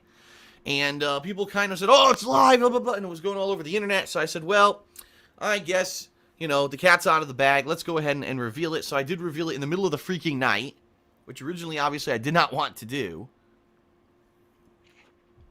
And so, because this happened, I said, well, let me go ahead and try to get at least some content up on the channel, since so many people know about it already. And last night, I worked on a Fallout 4 review in a new format, Hateful Truth Rebooted review. And what I mean by that is, it is my Hateful Truth review. It's the same kind of content and coverage of the game as my Hateful Truth reviews. However, I mixed up the formula a little bit. I, number one, don't talk to the camera anymore. It's just voiceovers. I record my voice over, and because of that, I'm able to be more concise with what I'm saying. I'm able to have a shorter video rather than me kind of rambling on and repeating. To be a little petty about this, what the hell does this mean? He don't talk to the camera anymore. Instead, he talks to the microphone. But he was already streaming. Is that why he yelled? Because he still talked to the camera? I don't know, dude. That Stuff which I would tend to do when I talked to the camera, because it was all one take. And overall, I actually think the quality of the video is better because it's a more concise video. Normally, my Hateful Truths are 20 to 30 minutes long. This review is 11 minutes long, yet it covers all the topics that normally I would cover in a Hateful Truth review. So I was very pleased with the outcome. However, I've gotten some really constructive feedback already on it. Like, people are saying, too many text overlays. If you're going to do a text overlay, do it smaller or do it more quickly and then get it off the screen. Don't have it covering the gameplay. We want to see more gameplay. Number two, people were saying we want to see gameplay that's pertinent to what you're saying. And I certainly understand that, right? I understand those feedback pieces because I agree. Wrong. The problem was Fallout 4, as many of you know, was I believe it was actually my third longest playthrough ever. Please, robot lady. LTG Here we go. Quotes tipped $1. Ibuki is only cute when she doesn't talk or smile. An actual LTG quote I agree with. Because when Ibuki, when she won a fight in that game, oh, her face is really funny looking. I think it came in third, just LTG slightly behind Persona 4 and just slightly behind Skyrim. And so because of that, you know, you're saying, okay, well, there were bugs in the game. Okay, so I should show bugs on the screen, right? Well, the problem is, I have over 200 parts of this fucking playthrough, and each part's like 25 minutes long. I don't have the time to go through 200 plus videos to find that. It would have been different if this were like a normal game. You know, normal games typically are what? 10 to 20 hour playthroughs. And you could say, okay, I remember in this portion of the game, there was this that happened, and it's generally in this area, so I could go through my videos and find the examples that I need. This is when he first announced the channel, and he already has an excuse to why he can't make good videos. It's not his fault as usual. The games are too long. But then when the games are too short, he complained about them being short. Pretty quickly. That was not the case. In fact, I spent about an hour going through videos yesterday trying to find examples of the stuff that I was saying in this review, and I couldn't. I just couldn't. I was like, well, I could delay the review for 3 days while I go through all these videos, or I could just do the review. So, that's what I did. In the future, moving forward, you're going to find that, yes, my reviews are going to have much more pertinent visuals to what I'm saying in the video, okay? And yes, I 100% hear you. I will cut down on the text. If I say text on the screen, it'll go boom and it'll go away, and it won't just completely oversaturate the video with text on the screen. So I'm already getting great feedback. This is great. This is exactly what I need to improve, and that's why I'm happy that I'm doing it this way. I have this channel, this format where people are watching this stuff exclusively. That's what I want. You know, I want the feedback to get better, and I can't get that when I'm uploading these edited videos to channels that already have 5,000 other videos on them, and there aren't people who are hyper focused on them. Why do you exaggerate? I mean, for years I uploaded my reviews to DSP Gaming. How many videos? And they fell through the cracks. A lot of people wouldn't check them out because they'd say, "Oh, I didn't even know you did a review. You uploaded 25 videos today." And then I started doing them on the King of Hate vlogs, and people were like, "Well, that's great, but that's a vlogging channel. Why do you have a game review there?" Vlogging. So it is what it is. It is what it is. Nothing you can do someone about in the stream chat just said, "But don't your video titles say if there's a bug or not?" Those video titles are for YouTube. Those video titles are not on the raw videos. So you're seeing the video on YouTube with the title that says, "Oh, hilarious game bug." I don't see. He could just have a fucking text document open. It's not rocket science here. Have a text document open.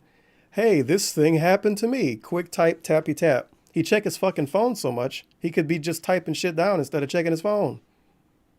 He don't title his files. He half remember what happened in the video and then put that in the title of the video. Good God. See that on my raw videos. My raw videos are titled generic stuff and numbers because that's how capture programs work. Oh, one That's other how piece all of of them work, feedback by the way. that I'm going to implement starting this week. People said, "Well, Phil, you have the 2 watermarks now. You've got the DSP Gaming watermark in the bottom left-hand corner of the screen, but then you've got your new KO Gaming watermark in the bottom right-hand corner of the screen. Too many watermarks." And I agree. I think you're absolutely right. And starting this week with new playthroughs, Remember the DSP Gaming watermark? Hot times. I will no longer have the watermark because I don't think that I need the DSP Gaming watermark. Look how easy it is to get rid of it. Not a big deal, right? I don't think I need that for the raw gameplay anymore because that was more of me branding stuff for the DSP Gaming channel back when that was my main channel. Now it's going to be split. Raw gameplay on DSP Gaming, edited stuff on KO Gaming, vlogging on the King of Hate vlogs. So do I really need that watermark anymore? Probably not. So I'm going to not put it on Resident Evil 0, and moving forward, all of these new playthroughs that I'm going to be doing, I'm not going to have that watermark anymore. There's no reason for it. It doesn't really serve any purpose anyway. So, yeah, it's outdated, and I'll get rid of it, and that way the only watermark you'll see on reviews will be the KO Gaming watermark. Perfect, right? Okay, so there you go. Now, some explanation, because some people were saying, "Well, Phil, your channel leaked, right? It leaked a day earlier, a couple days early from when you wanted it to go live. Why on earth, Phil, did you make it public? Why did you put up this channel trailer and make it public?" Because that's what happened, is when you did that, your channel showed up in related results, and that's why your channel kind of got discovered on YouTube early. Why'd you do that? It wasn't a mistake. It was actually something I had to do.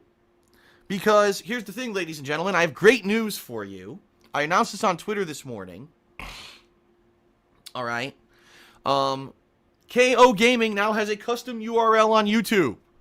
You can actually find it easily. youtube.com/KO Gaming 1. That is the web address of KO Gaming. What the Oh my God. That was a rough start. I didn't expect that. But I love KO Gaming 1, by the way. 1. That is the web address of KO Gaming. 1.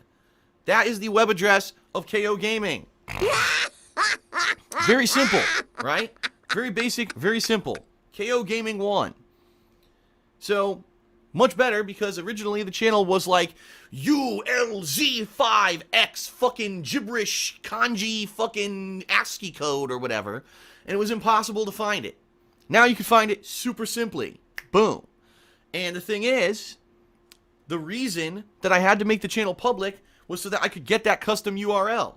If you're not aware of this, YouTube has all kinds of fucking weird-ass criteria now in order to get a custom URL on YouTube. When you make a new channel on YouTube, you can't just get the name of your channel as your URL anymore. When I made DSP Gaming, you could find it at youtube.com/DSP Gaming. Not anymore. Now they give you random shit. So what I had to do was a few things. Number one, the channel had to exist for 30 days. And as of today, the channel existed for 30 days. I actually created it 1 month ago. I didn't know what the name of it was going to be yet, because it was random gibberish at the URL, but, you know, I created it 30 days ago. Number two, the channel has to be in good standing. If you don't know what that means, it means that the channel has to... I think the last one is 100 subs. I think you say 100 subs. I like how 100 subs existing for 30 days and being in good standing is somehow too lofty of an idea for him to agree with. What? It's not that big of a deal. To have videos that are live. Come on. And people need to be watching the videos, and you need to not have any copyright strikes. So I actually had to make the channel live with content on it for it to be considered in good standing with YouTube. And that's why I had to make the channel live earlier than I wanted to, okay? Number three, the channel has to have at least 100 subscribers. That's another requirement. Number four, the channel has to have a channel banner and icon. Oh no, a banner and icon. Oh my God. YouTube, how dare you expect me to upload a video to get 100 subs and upload a banner and an icon? You should be ashamed of yourself, Susan. So my KO Gaming banner and the icon that I have up there right now, which is that fist, which I may or may not change. I'm actually thinking of changing it because that was just a placeholder, really. All that had to be in place for me to get the custom URL. So it was all for a purpose. It wasn't like, oh, Phil screwed the pooch and rushed the channel out by accident and it was a mistake. No, it wasn't. It was all intentional. I had to do all that so that I could get the custom URL as soon as possible. It's probably impossible to find it. His original icon was basically a bro fist. Just a straight up, and it wasn't even a made image. He just downloaded some random fucking image that was a fist. That was his icon originally. Not even something somebody made. A fucking bro fist. Like for real, how the fuck are his snorts louder than this nigga's speaking voice? Shyat man. This nigga ain't got fucked up and now we pay the price for this shit. God damn man. Thank you, $1. Mr. Chirac. And I'm very pleased. Excuse me. I'm very pleased because guess what? No one has KO Gaming, and in fact, Google won't even give anyone KO Gaming on YouTube. No one has it, or if someone had it, the channel already got shut down because it doesn't exist. If you just go to youtube.com/KO Gaming, it says this channel doesn't exist, and you cannot get it because I tried to. They wouldn't let me. They actually forced me to put in a 1 to do it. So, yeah, youtube.com/KO. So it's a good thing no one else has KO Gaming without a number 1. But he still had to put a number 1. So how the fuck was it a good thing that no one else already had KO Gaming without a 1? I mean, if you look up YouTube channels and look up KO Gaming, it was multiple other channels named KO Gaming. So it's not like this is the most phenomenal fucking name in the world. KO Gaming, KO Gaming, KO Gaming, KO Gaming, KO Gaming, fake KO Gaming, Animi KO Gaming, KO Gaming, double KO Gaming, KO Gaming, another fake KO Gaming, KO Gaming version 2, KO Gaming, Mr. KO Gaming, Nico Gaming, KO Gaming, KO Gaming and Cosplay, KO Gaming Legend, KO Gaming, KO Gaming, KO Gaming, KO Gaming, KO Gaming, KO Gaming, KO Gaming, KO Gaming, another fake one because that's, you know what, it might not be, that's just Street Fighter 4. KO Gaming, that's the bro fist he had. So some other dude made a channel named that and used the same fist. Damn it, I didn't want to go here. Yeah, they was just re-uploading videos. KO Gaming, yeah. It's a lot. It's a lot. Obviously, the most creative name in the world. Gaming 1 is the custom URL. And it's going to be a lot easier now to be able to put up links to the channel when I talk about it, because that is a much better web address than the ridiculous nonsense that it had beforehand, okay? So that's the news, is that I needed to get the custom URL. I needed to do all this stuff. That's why the channel leaked. The mystery has been revealed. And I'm happy, because right now, I believe, when I checked it previously, the channel had almost 2,000 subscribers. Let me check it out. YouTube. Look how excited he is. Checking the sub count during the video. See if I have 2,000 subscribers yet. During the stream. Well, the channel says it has 1,908 subscribers, but unfortunately it's delayed. And what I mean by that is it is not counting live. I believe if I go into the channel statistics, I already had 1,950 subscribers before I even started streaming today. So we're on our way. I mean, within a day, already 2,000 subscribers and growing. Now it's the weekend, so a lot of people who don't really watch my stuff are going to come out and say, oh, let's get caught up with Phil. Oh, yeah. Oh, shit, his new channel launched? That's what people say on Friday. Let's get caught up with Phil. And they're going to go over there. Already the channel promo has almost 10,000 freaking views. It's 40 seconds long and has almost 10,000 views. That's wild. Wow. And, you know, the review's doing pretty good. I released it late last night. And within 12 hours or so already almost has 3,000 views. That's good. Let's get caught up with that's a Phil. good thing. And I'm hoping that, you know, over the next couple of weeks, people will get in line. And, oh, okay, this is the channel for the new edited stuff. And they'll start heading over there. They'll watch the content. They'll subscribe. And it's going to work out well. Just in case you don't know, all right? The way that it's going to go is there's going to be at least probably 2 videos a week on that channel. So, yeah, nowhere near as much as what happens on DSP Gaming. DSP Gaming is where all the raw video content's going to go, all the raw gameplay. That channel's for the edited stuff. So, for perfect example here, this Tuesday, Resident Evil 0 Remake comes out. I'm going to be playing a 4-hour stream. God damn it, that you video bastard, will you be just here on told us DSP this. Gaming, although everything I did yesterday in Grand Theft Auto Liberty City Stories, these hot the stuff games. that we're doing today in Hot Yakuza, games. the stuff that'll happen in Resident Evil 0. We're going to do like a cool montage video at the end of the week to summarize all that stuff over there. So at the very least, you're going to have probably around 2 videos a week over there. And also there's going to be other stuff. Like what? All right. In addition to that, there's going Politics to be countdowns, best of, worst of montages. Oh. All right. That's all stuff in the works. Right now, I don't want to jump too far into it and say, oh, yeah, it's coming right now, because I don't know how this week's going to go. Of course. We'll see. You might get sick. With Resident Evil 0 and everything. Keep in mind, I'm also going to be doing vlogging far more often, Vlogging? starting this week. This is the week where everything begins. The changes start right now. So, in addition to there being edited videos on KO Gaming, I'm probably going to be doing a few extra vlogs a week where I talk about certain stuff. Now, I will possibly be covering gaming news. For example, there's a gaming news story out today. Oh my fucking God. Mortal Kombat 10 is getting a netcode get out of upgrade. here. He never did a video on that. Twitter about this. Twitter, by the way. I said sucked. Everyone said it in April of last year when the game His fucking released. Twitter. And Ed Boon, the lead Shout out game to Ed designer, Boon. actually doing your best to fix it. The bottom Dude, line this is is most the people who wanted to video. play He's telling us the whole situation that would be a video that never came out. That's the video. What he's doing would be the video. You can't make a 30-minute video about them changing the netcode in the game you don't play. For me, I'm the kind of guy, I play a game while it's new. I enjoy it for, at the most a Make few a months. video about the netcode changing in the game I don't play. That's what the kids want to watch. Ever again. Street Fighter V is going to dominate the fighting game scene. It's inevitable. That age well. Street Fighter is the fucking hate Street Fighter quintessential V now. fighting game that made fighting games popular to begin with. It's going to dominate. So why the hell did you wait 9 months to fix the netcode for your game? Your time in the sun is over. It's it. Mortal Kombat 10's dead. Sorry. It's just the truth. Yes, there are Remember people when he who are hyped still up playing Street it. Fighter V? Yes, there are people who And he did a are weird-ass hung video up on it, stuff shitting on like everybody? that.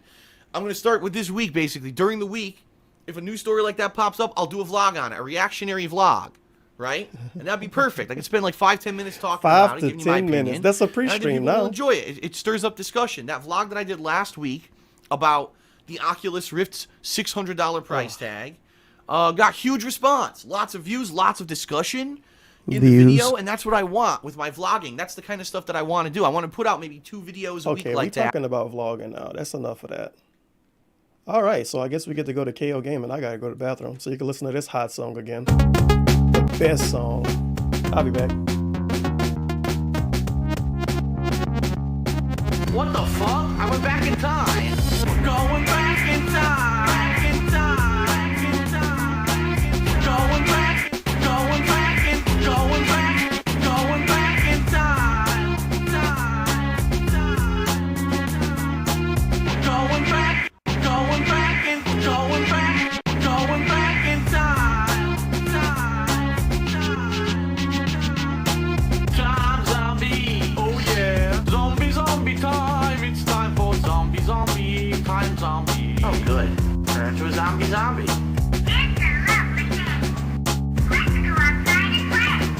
It's a lovely day to teabag a zombie.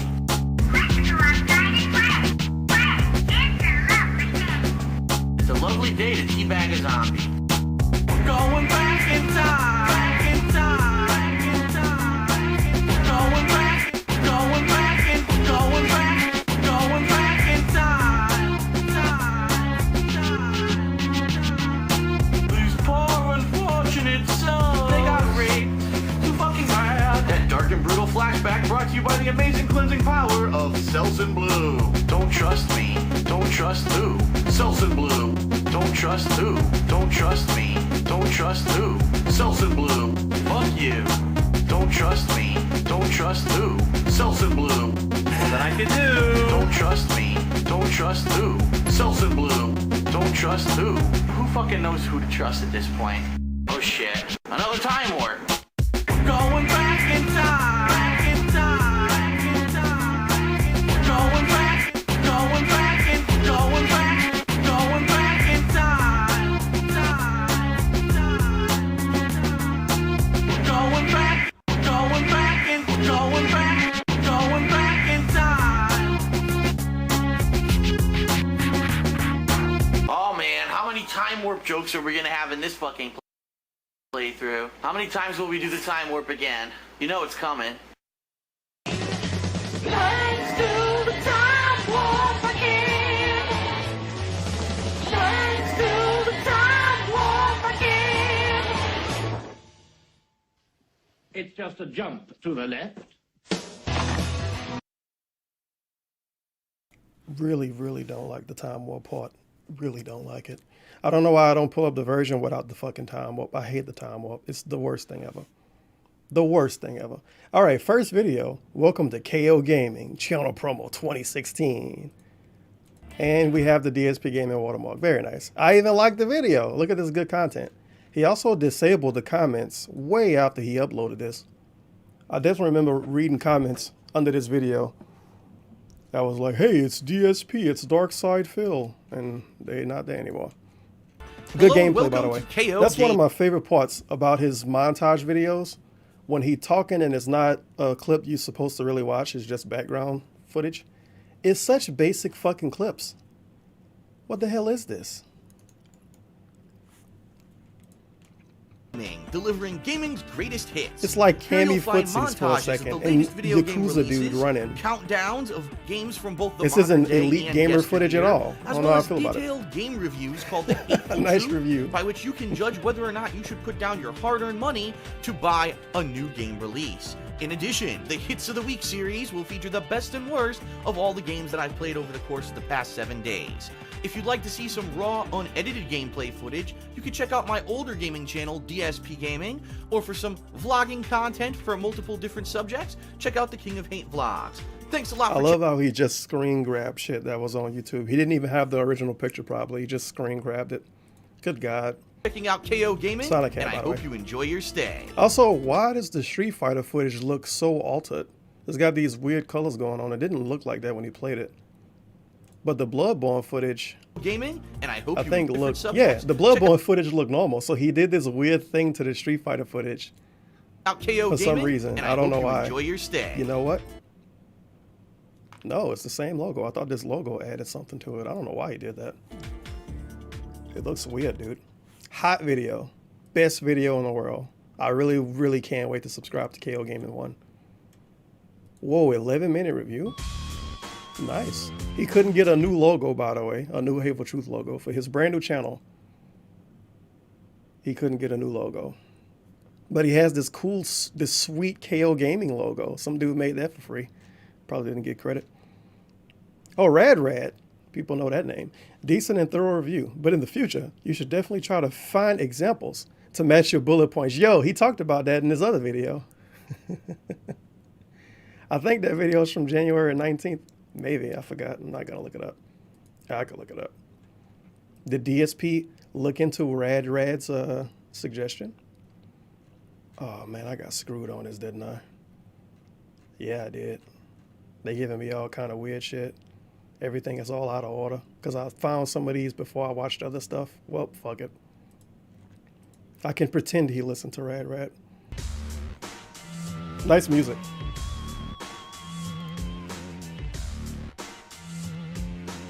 This logo was like 10 years old, by the way. Look at all the artifacting and shit on it. He had to steal it from something else to reuse it. And welcome to the Hateful Truth Rebooted, my gaming review series where I give you maximum truth and minimum bullshit regarding the latest video game releases.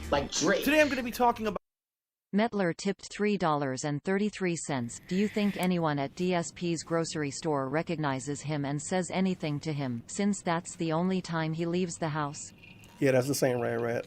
But probably not. I think if people recognized him at the grocery store, he would tell us, because he liked to brag about that kind of stuff. He told us when some dude at a Chinese restaurant or some shit knew it was him and told him happy birthday or something stupid like that. Fallout 4, we would definitely the know if people recognized him long-anticipated at sequel Fred Meyer. to the Fallout franchise, which many people have been hyping and waiting for quite some time. Yes. Now, I'm fully aware that this game came out over 2 months ago. However, I took the time to do a very complete playthrough of the game, including most of the side content. Don't you like this fantastic fucking footage, by the way? Let's take another look at this elite gamer footage. For quite some time. Now, I'm fully aware that this game came out over 2 months ago. However, I took the time to do a very complete playthrough of the game, including most of the side content, a lot of free world roaming, and completing all the different possible endings of the game so that I could give you the most complete review possible. Also, I'll be honest, I got caught up a little bit in the holidays and didn't really have a chance to work on this until today, so here we go. Man, that was some sweet fucking Fallout 4 footage. I'm very excited to play the game. Fan of the Fallout series. I fell in love with Fallout 3 he just back on the took Xbox clips out of his videos. Very much just randomly Fallout seemed like Vegas. there's nothing so much going on to the point here. that I actually did second playthroughs of them for YouTube. So when Fallout 4 was released, I was very pleased to see that the series kind of stuck to its roots in a lot of regards. The first-person shooting, the VATS system making a return and pretty much being kind of unchanged from the original games, the fact that the narrative trees in dialogue... Another elite gaming clip, by the way. You can tell he was obviously doing commentary over this, but what are we watching?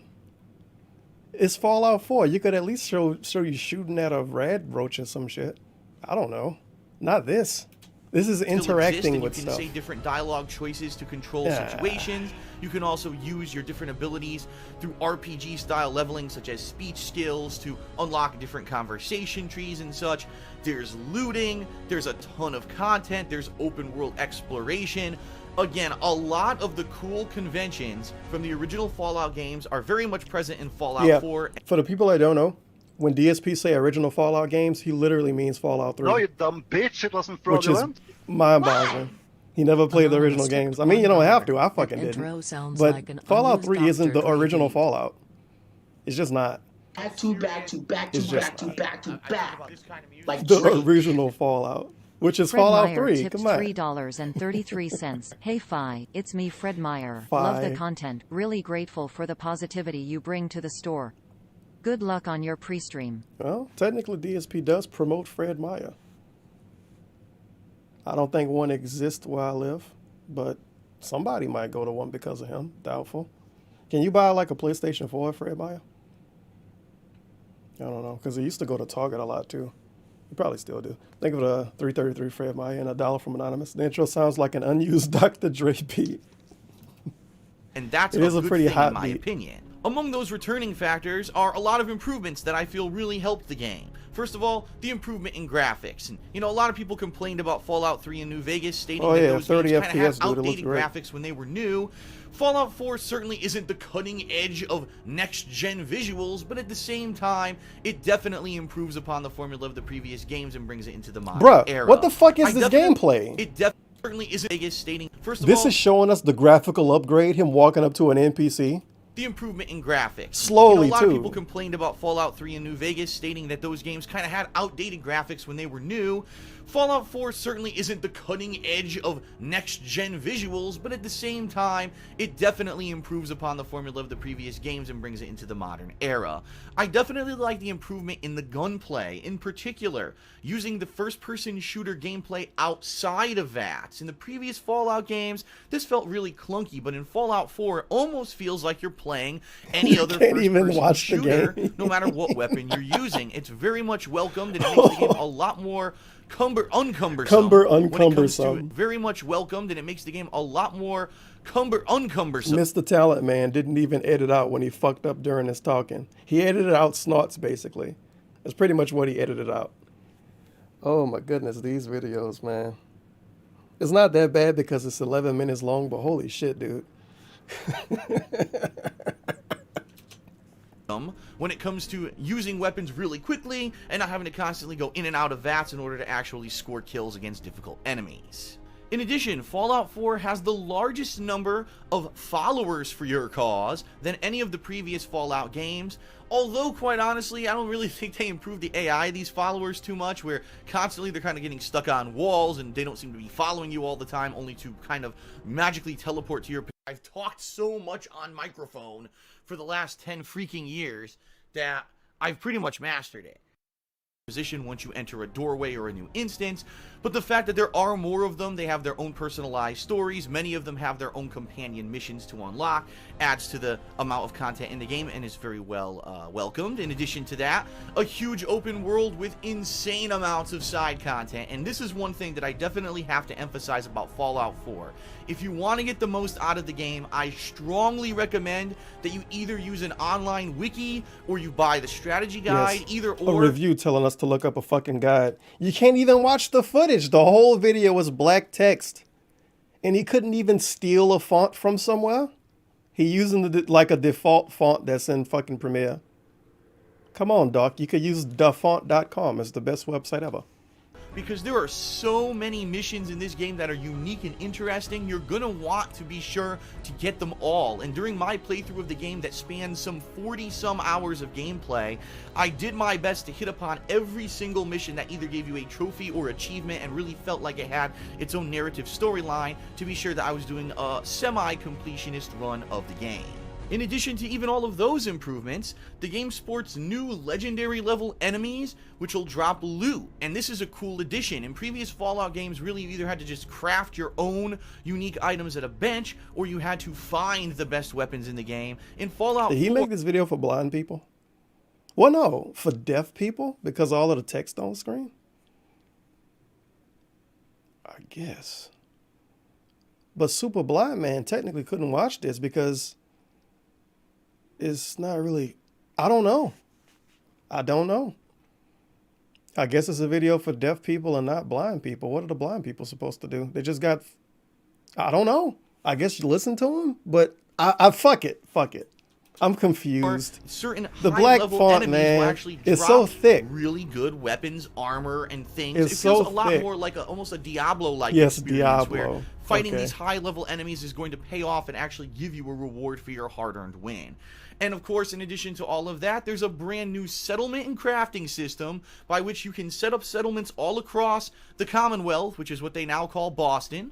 You can have settlers move in and take different positions in these different settlements, setting up defenses and stuff against invasions. You can actually have supply lines running between these settlements for the very first time.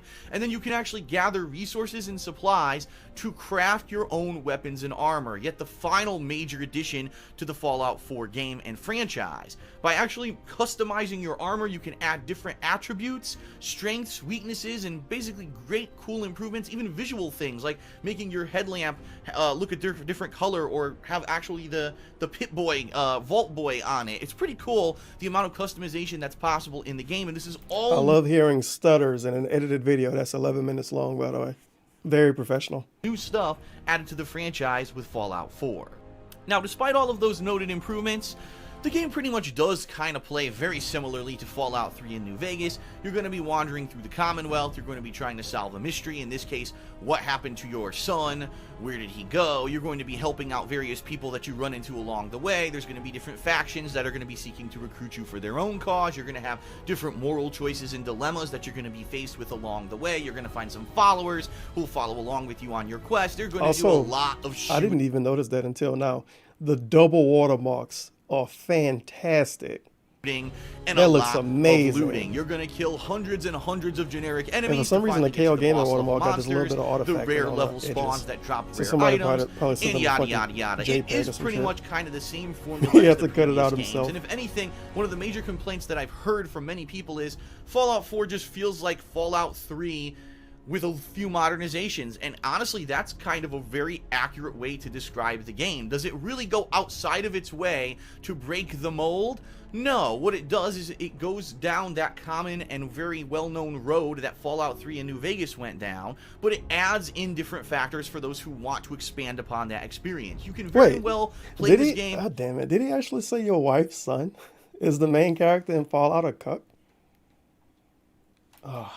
Ignoring the crafting, ignoring the settlements for the most part, and for a few, very few story missions that require it, you can just play this game as if it were the previous Well, it might games not and be his enjoy it biological at your own kid. pace Come that on. way, or you can really delve into the new content and enjoy it for what it is, adding to the gameplay experience. Is it too So similar to the overall, previous Fallout games? 4 is a Zoom pretty out. lengthy game, a No, pretty you dumb hefty bitch, game it wasn't because of the fraudulent. amount of stuff that's in it. And although there are repetitive Game fetch Capsule quests, there are tipped radiant quests $1. that Hey, infinitely Tevin, respawn, I've forcing donated you to either already do this gathering year under funny names, but just wanted to say Happy New Year to you and the chat.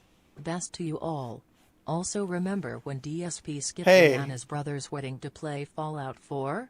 To make a video like this? Feels bad. That's a detractor meme, dude. He didn't skip that wedding at all, except the times he told us he had to skip the wedding to play the game. Remember those weird pre-streams where he was telling us if he did go to the wedding, he would bring his Xbox with him to play it in the hotel? That was hot. And then when people brought up the wedding, dude, they're fucking lying, man. I didn't skip a fucking wedding. Apparently never got to go to that wedding. Feels bad, man. Her only brother, she didn't get to see him get married to some chick he gonna hate in 10 years. How dare you? Killing a certain number of enemies in order to get experience, a la every RPG ever. By the way. Gathering or killing a certain number of enemies in order to get experience, a la every RPG ever. There also is a hefty amount of unique experience stuff in there that you're going to want to do. Standard playthrough, just going through especially the to the story of the Philadelphia game, Eagles. is probably going to take you 8 to 10 hours tops. If you rush through it, I'm sure you could do it even faster than that. But if you're really going out of your way to experience the unique side content of the game, you're certainly going to get anywhere from 20 to 40 hours of gameplay. Now, if you're a completionist and you want every weapon, you want to craft every high-level item in the game, you want to get every settlement and have the whole map under your control, now you're probably talking upwards of 50+ hours. For $60, that's a pretty good value, and in my opinion, it really does feel like the most complete Fallout 4 game when it comes to bang for your buck. But you know, with the positives come the negatives, and I'm certainly not one to ignore that. Let's take a look at some of the he's things shooting that at something. I didn't particularly like about Fallout Innocent 4. Vets, great. Number one, the most startling thing of all, exciting the frame gameplay. rate. It's still 30 frames per second, but not really, because a lot of the times when you're during a difficult firefight with multiple enemies, or if you're running through a critical area with a lot of stuff that's kind of, you know, loading around you, the frame rate plummets. And it's funny because this was a complaint during Fallout 3, and here we are how many years later, and it's still exactly the same in Fallout 4. Now, disclosure, I played this on the Xbox One, but I've heard the same exact issues exist both on the PlayStation 4 and the PC version of the game, and that's just unacceptable. Why couldn't they advance the graphical engine to the point where it could load everything it wanted to do and not have to drop the frame rate into the toilet? I don't understand that, and I'll be honest, when you're doing some really critical fights here, it could get very difficult to try to hit what you're trying to hit, or, you know, do what you're trying to do. It could get very difficult to stand that, and I'll be honest, when you're doing some really critical fights here, it could get very difficult to try to hit what you're trying to hit, or, you know, do what you're trying to do when the game is locking up. I don't know how many times, I have to do something really quickly, and the whole menu locks up on me, and now I'm wondering if I'm going to die or not. In addition, the game still has critical game bugs. I don't know why I didn't notice that. I guess because I don't watch my own video and the thing. This video technically has 3 watermarks. If I make this full screen, you got the DSP, the DSP gaming, you got the KO gaming, and you got the AEG watermark. Very nice. I have the companions where they don't necessarily follow you forgot I everywhere cut they're off supposed stuff at to, the but top of the thing there's other for that. bugs too. Enemies will get stuck in walls and all the clipping issues of previous Pretty games. sleek layout Yeah, here. all that stuff still exists, and it's kind of frustrating that, again, it's supposed to be the modern Fallout. It really does feel like you're kind of playing Fallout 3 with all of its shortcomings, with a lot of modern additions, but they didn't fix the issues from the previous games. And I really have to throw my hands up and say, why? What gives? Why didn't Bethesda take the time to fix these known issues from the previous installments? And Imagine expecting Bethesda to fix something from the previous game. This shocks me. And so, ultimately, Fallout 4 is not a perfect game. I'd say it is a mixed bag, but a bag that weighs far more heavily towards the positive, with the incredible amount of content in the game, the fact that there's so many new additions and so many things that were really attempts at improving the game. For the most part, I can kind of overlook its shortcomings and the fact that Bethesda didn't fix all the problems from the last installments. It kind of is what it is. You gotta take the good with the bad. And being that this was one of my longest playthroughs ever, one of the games that I really was enjoying every moment that I played it, I wanted to take my time to do everything in the game and really do a full completionist run of it. I really enjoyed Fallout 4, and I kind of find myself saying this was an ultimately very positive experience. Those negative things really didn't nag on me too much. And so ultimately, Got the game for free, by the way. Not a shill. factoring in both the good and the bad, I'm gonna give Fallout 4 a rating of 9.5 out of 10. Yo. Take__sip tipped $3.33. That's My favorite intense. moment of Fallout 4 That's was the twist intense. when you find out your wife's son is actually your son. Crazy emotional. Your wife's son. Thank you for the 333. Take a sip. He called it a mixed bag and he gave it a 9.5. How the fuck is that a mixed bag? That is nonsense. If I want a bag of Doritos and they got some pretzels in it, I ain't gonna give it a 9.5 out of 10. How dare you? I want to hear the end of this and they tell us to give him money. Anyone remember the ones that didn't even load on launch day? Hey, he's Just let them complaining work. about the game still. 9.5 out of 10. 9.5 out of 10. That is it for the Hateful Truth Rebooted review of Fallout 4. I hope that you enjoyed it. Thanks a lot for watching, and I hope that you'll tune in next time for my next game review. Peace out. Peace out. This dude legit called it a mixed bag and gave it a 9.5 out of 10. I think that's his highest reviewed game in probably the last couple of years. Maybe. Quantum Break. I don't think he reviewed Overwatch. I honestly can't even tell just skimming over the titles of the videos. We got Overwatch impressions, Overwatch gameplay tips. That was a hot one. With a stolen image, which is great. For some reason he put oh no, that's why he put boobs in the Fallout 4 video. Well, that's a hot one. Resident Evil Remastered, my first impressions. Undertale, my first impressions. Oh boy. A mini review. He didn't do a real review of Resident Evil 0. I guess because the game was already old. But this is a 10-minute video. He could have just did a whole review. Hits of the week, so he did do weekly videos on KO Gaming that didn't last. Hey, I like the video. Fantastic. Very nice. Hello Hello, everyone. everyone. Phil here Phil on behalf here. of KO Gaming, and welcome to Hits of the Week, a weekly highlight reel of the best moments in my video game playthroughs over the course of the past week. For January 22nd, 2016, this week featured 3 games. My continuing playthrough of Yakuza 5, the conclusion of my playthrough of Grand Theft Auto Liberty City Stories, and a new release in Resident Evil 0 Remastered Yo, for look the PS4. at this mess. I love how he has to put video, a random out of context video clip of nothing interesting happening. It's him driving and him running around as Resident Evil man. That's the clips he put up to explain what the game is to the deaf viewers. So without further Very ado, nice. let's get to Let's it. get to it. Right here, what's And going out on? of context, making fun of a Oh. fat chick. All right, end of the video. Very nice. Wait a minute. What the I end of the did it. video? Yes. Is it a 10-second ended? Fuck. Thanks Yep. a lot for watching, everyone. That's going to wrap it up for the first episode of Hits of the Week. I sure hope that you enjoyed it, and if you did, please spread the word about my new edited series here on KO Gaming. Thanks a lot for watching, and I'll see you next week. Yeah, spread the fucking word. Sure. Tell your friends. Oh man, the recommendations I get are mind-blowing sometimes. Good God. I need to make another YouTube account. At least one that I actually use. So that was Hits of the Week, his first Hits of the Week. Undertale first impressions is probably a hot one. 6 minutes long. Hello everyone, Phil here from KO Gaming, and Also, welcome to my... Phil here from KO Gaming, as opposed to Lenny and Jonathan, who also do KO Gaming reviews. Undertale fan base complaining about other people playing the game because they're not playing the game, they want to do it. They do it the way they would do it since 2015. I actually like that comment. Did he reply? Oh, I'm disappointed. Yeah, Undertale was a fucking mess for a little bit. The people that, those people. As much as I hate the genocide run, that doesn't stop me from seeing someone else enjoy playing the game. Yeah, sure, buddy. First impressions after playing Undertale for the... As you probably can tell, this footage in the background got this weird tint over it. So he got a PNG file that got the KO Gaming logo in it. And for some reason, the background is half transparent, yellow and shit. And it make the footage look ridiculous.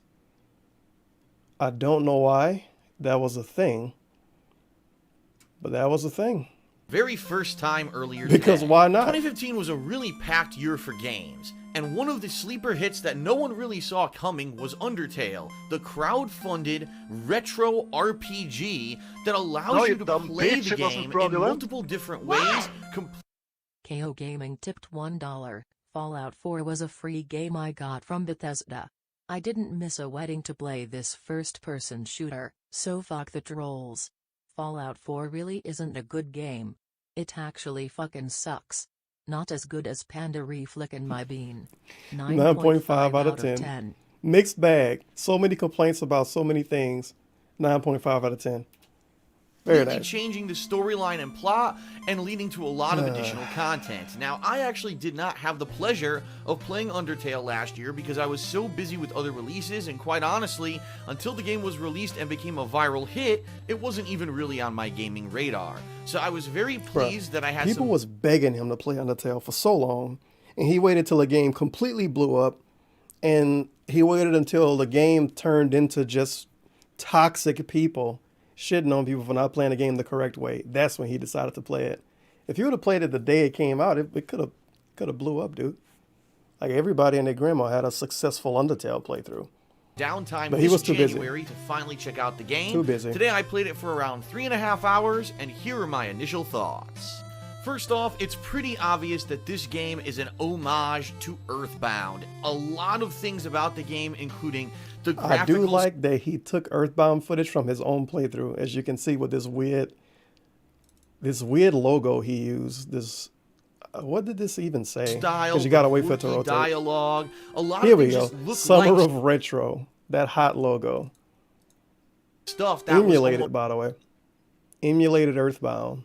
From Mr. Too Scared to Emulate Games because he think the CIA gonna knock his door down, I guess. Copy and pasted from that game back in the 1990s. Now, I did a playthrough of Earthbound in the summer of 2013 that I really enjoyed, but a lot of people at the time kind of just ignored it because they said, oh, that's a retro game, that's old and outdated, we don't want to see Phil play. Mocks people that didn't want to watch Earthbound. People that didn't want to watch a raw Earthbound playthrough, they get mocked. That we want to see him play new games, and ultimately I was very disappointed that most people kind of tuned out to that playthrough, which is funny because fast forward to 2015 when Undertale was released, and all of a sudden, just because this was a new release and got viral popularity on the internet, people were absolutely begging for me to play it whenever I could. For my first run through the game, I decided to play it more like a traditional turn-based RPG. Now, I'm well aware of story elements that weren't present in through, I decided to play it more like a traditional turn-based RPG. Now, I'm well aware that there's other ways to play it, but at this time... You can hear his head wobbling when he says this. I'm well aware. But at this time, I just wanted to see what would happen if I pretended that this Those was kind of a nerds standard on internet, role-playing game with turn-based combat. But right off the bat, I can tell you, I really enjoyed the mechanic of having to move while I'm doing it this way, and yes, I am looking forward to doing that second run soon. I will briefly address something going on in the initial playthrough videos, which have only been live now for a couple hours as I make this reactions video. People just going absolutely apeshit all over the internet and the comments of the videos, downvoting the videos, saying that my first run should have been a pacifist run. How dare Phil try to play this game incorrectly? How dare Phil try to play it incorrectly? What a close-minded, short-sighted, illiterate... Why would you put this in your impressions video? Like, come on. Incorrectly. What a close-minded, short-sighted, elitist, and incorrect way to view anyone playing this game for the first time. Everyone knows that when I play games, I play them blind, with no prior knowledge. All I knew was that you could play the game differently. I didn't know that. So he played it with no prior knowledge except the prior knowledge that existed. Very nice. All right, that's enough of that. Hits of the week, January 29th. Let's see if I had a better intro. Probably not. Oh shit, he got the bell ringing part. That's pretty good. It's Hits of the Week, highlights from the best, worst, and most entertaining moments of my game playthroughs over the past week. For January 29th, 2016, we've got the continuation of my Yakuza 5 playthrough, as well as the conclusion of my hard difficulty run through Resident Evil 0 Remastered, and my very first blind I was about to say why he played it on hard, because he always go out of his way to say he don't play on hard, but he played on hard by accident and didn't restart the game. So that's that. Through the quirky fun that is Undertale. Let's get the party started. Let's get the party started. I want my out of context fucking what the name of this game is? And grab a fucking giant Undertale divider. clip. Love out of context Undertale clips. Warning. Undertale is a very narrative-driven game. If you have not yet played the game but are planning on doing so yourself in the future, I recommend you do not check out the rest of this video, as it contains snippets from Undertale that may reveal story spoilers. You've been warned. Here we go. What's this? Human, I hope you're ready for... No! Sans, where's the puzzle? It's right there, on the ground. Trust me, there's no way they can get past this one. Sans, they didn't even look at it. Oops. You see these tiles? Once I throw this switch... Man, look at these epic fucking spoilers. Oh, look, we're still in the same scene. Oh, look, we're still in the same scene. Oh, look, we're still in the same scene. Oh, look. Man, look at these spoilers. Man, look at all of these spoilers. There we go. Something happening. Very exciting. What the... Come on, dude. It was funny. He was laughing. Here's an absolutely normal attack. Damn it. Whoa!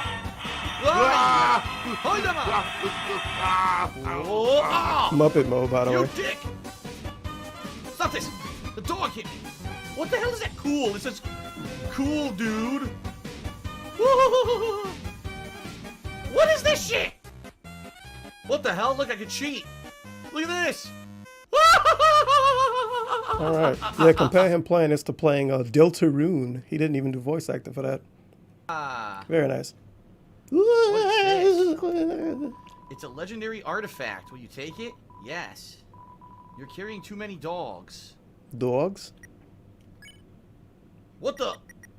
Well, you have to eat the dog, obviously. Why am I carrying a dog? I don't know, dude.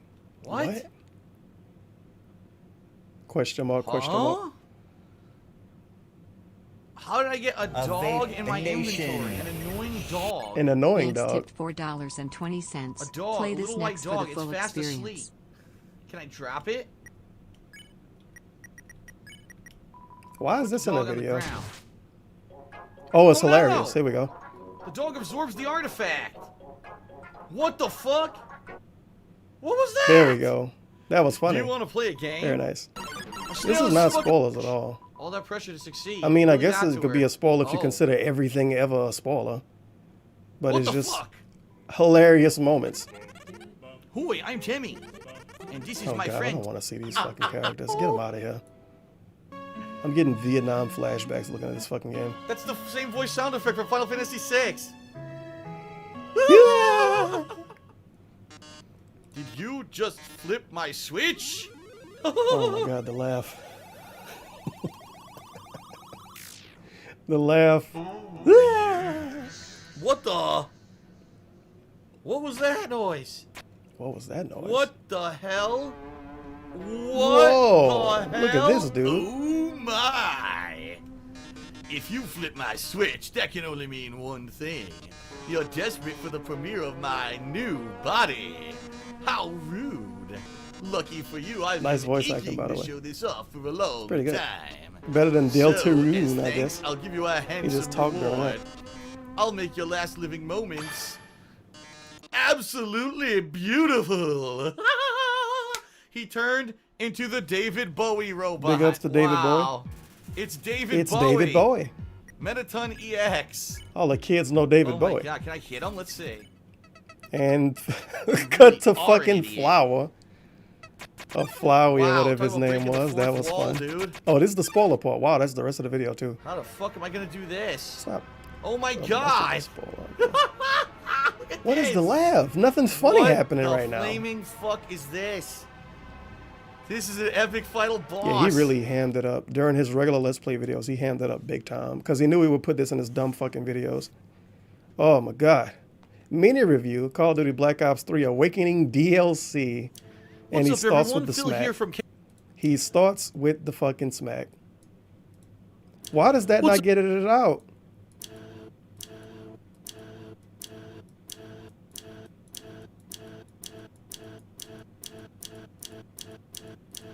I think that's his mouth. That's not a mouse. What's up, everyone? Phil here from KO Gaming, and welcome to the first in a series of mini reviews that I'm going to begin doing here in the year of 2016. If there's something that doesn't really warrant a full-fledged review, such as a DLC release, maybe some kind of a re-release, this is where you're going to find my opinions on that kind of stuff, and this is the very first of that series. Today we'll be talking about the first of 4 DLC packs for Call of Duty Black Ops 3, titled Awakening. This pack includes both a new zombie. No. What? Why does it look so blurry? Oh, some dude made this and he stole it from him, definitely. Yeah, some dude on Reddit or some shit made this. Oh, this might legit be somebody else's thumbnail. Some of his assets he used in his KO gaming videos is pretty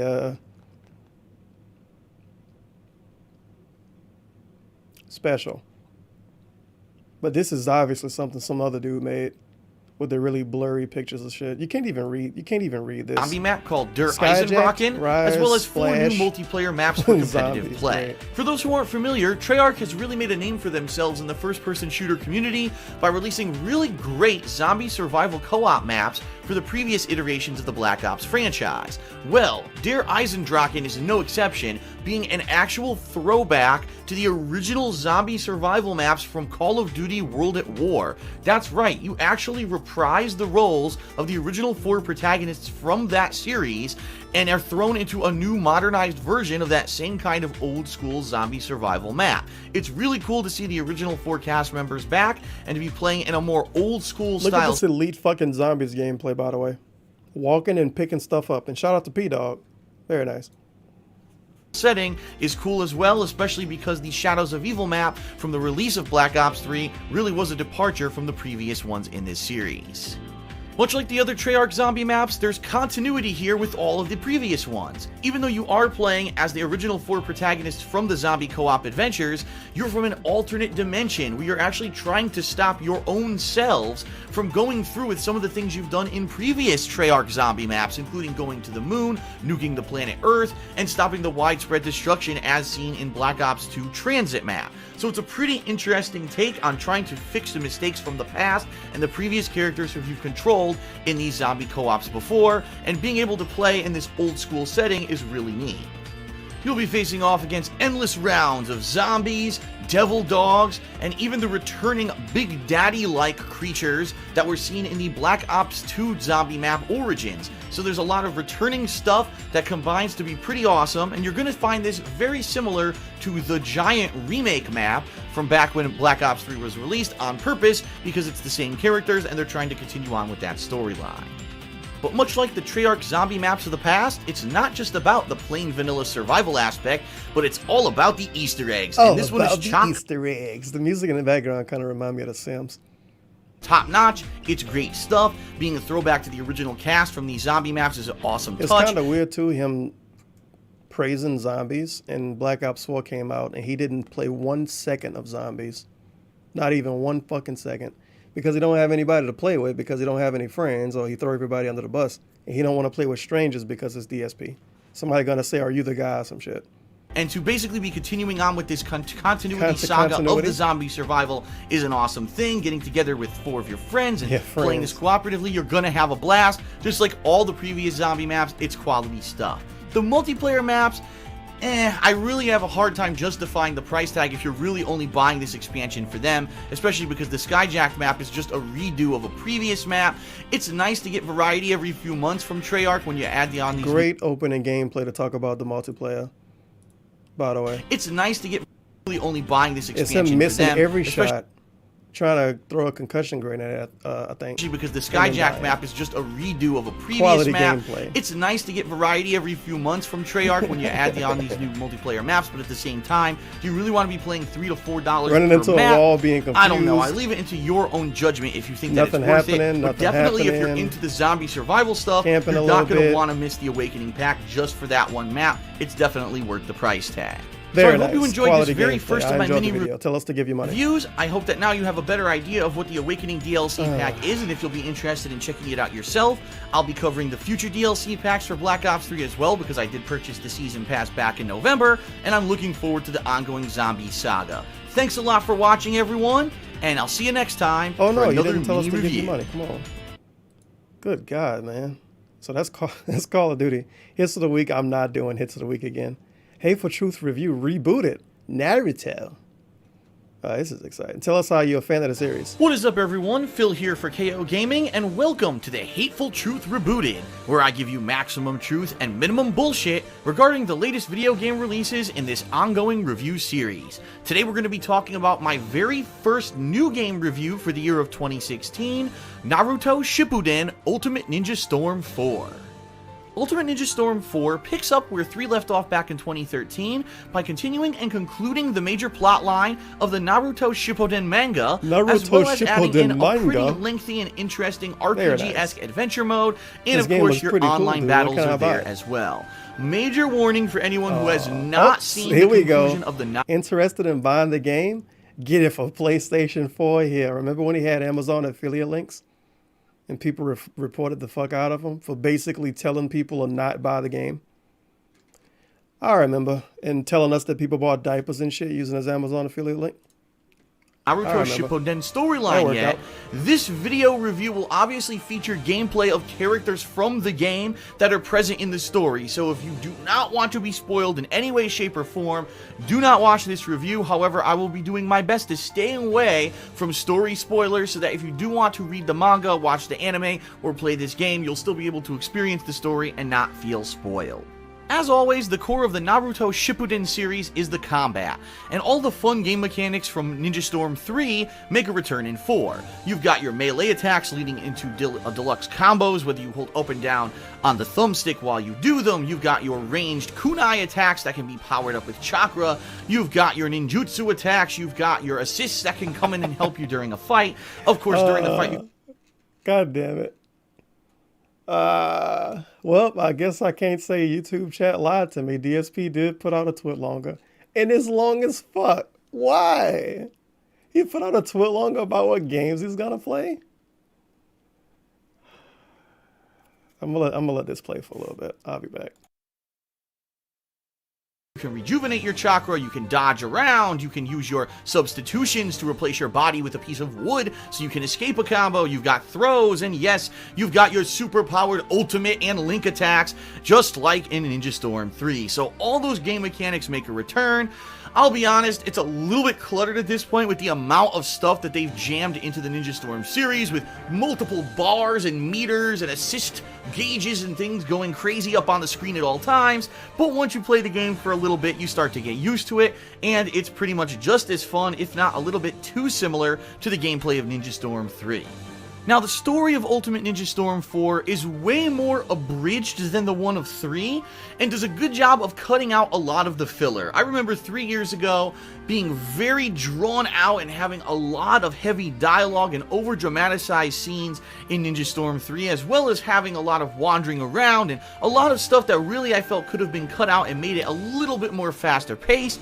They did a good job of that in Ninja Storm 4, even though you do have a large 3-pronged and 3-tiered adventure that spans some 8 to 10 hours of gameplay, you're still going to get the critical story points of everything going on during the story of Naruto Shippuden. You're not going to really miss out on anything too major. Of course, keep in mind, I hadn't read the manga, so maybe there were a few points here or there that were cut out, but being a newcomer to the end of the Naruto franchise, it made sense to me concretely. I enjoyed it, and I think that the story mode was actually pretty well done.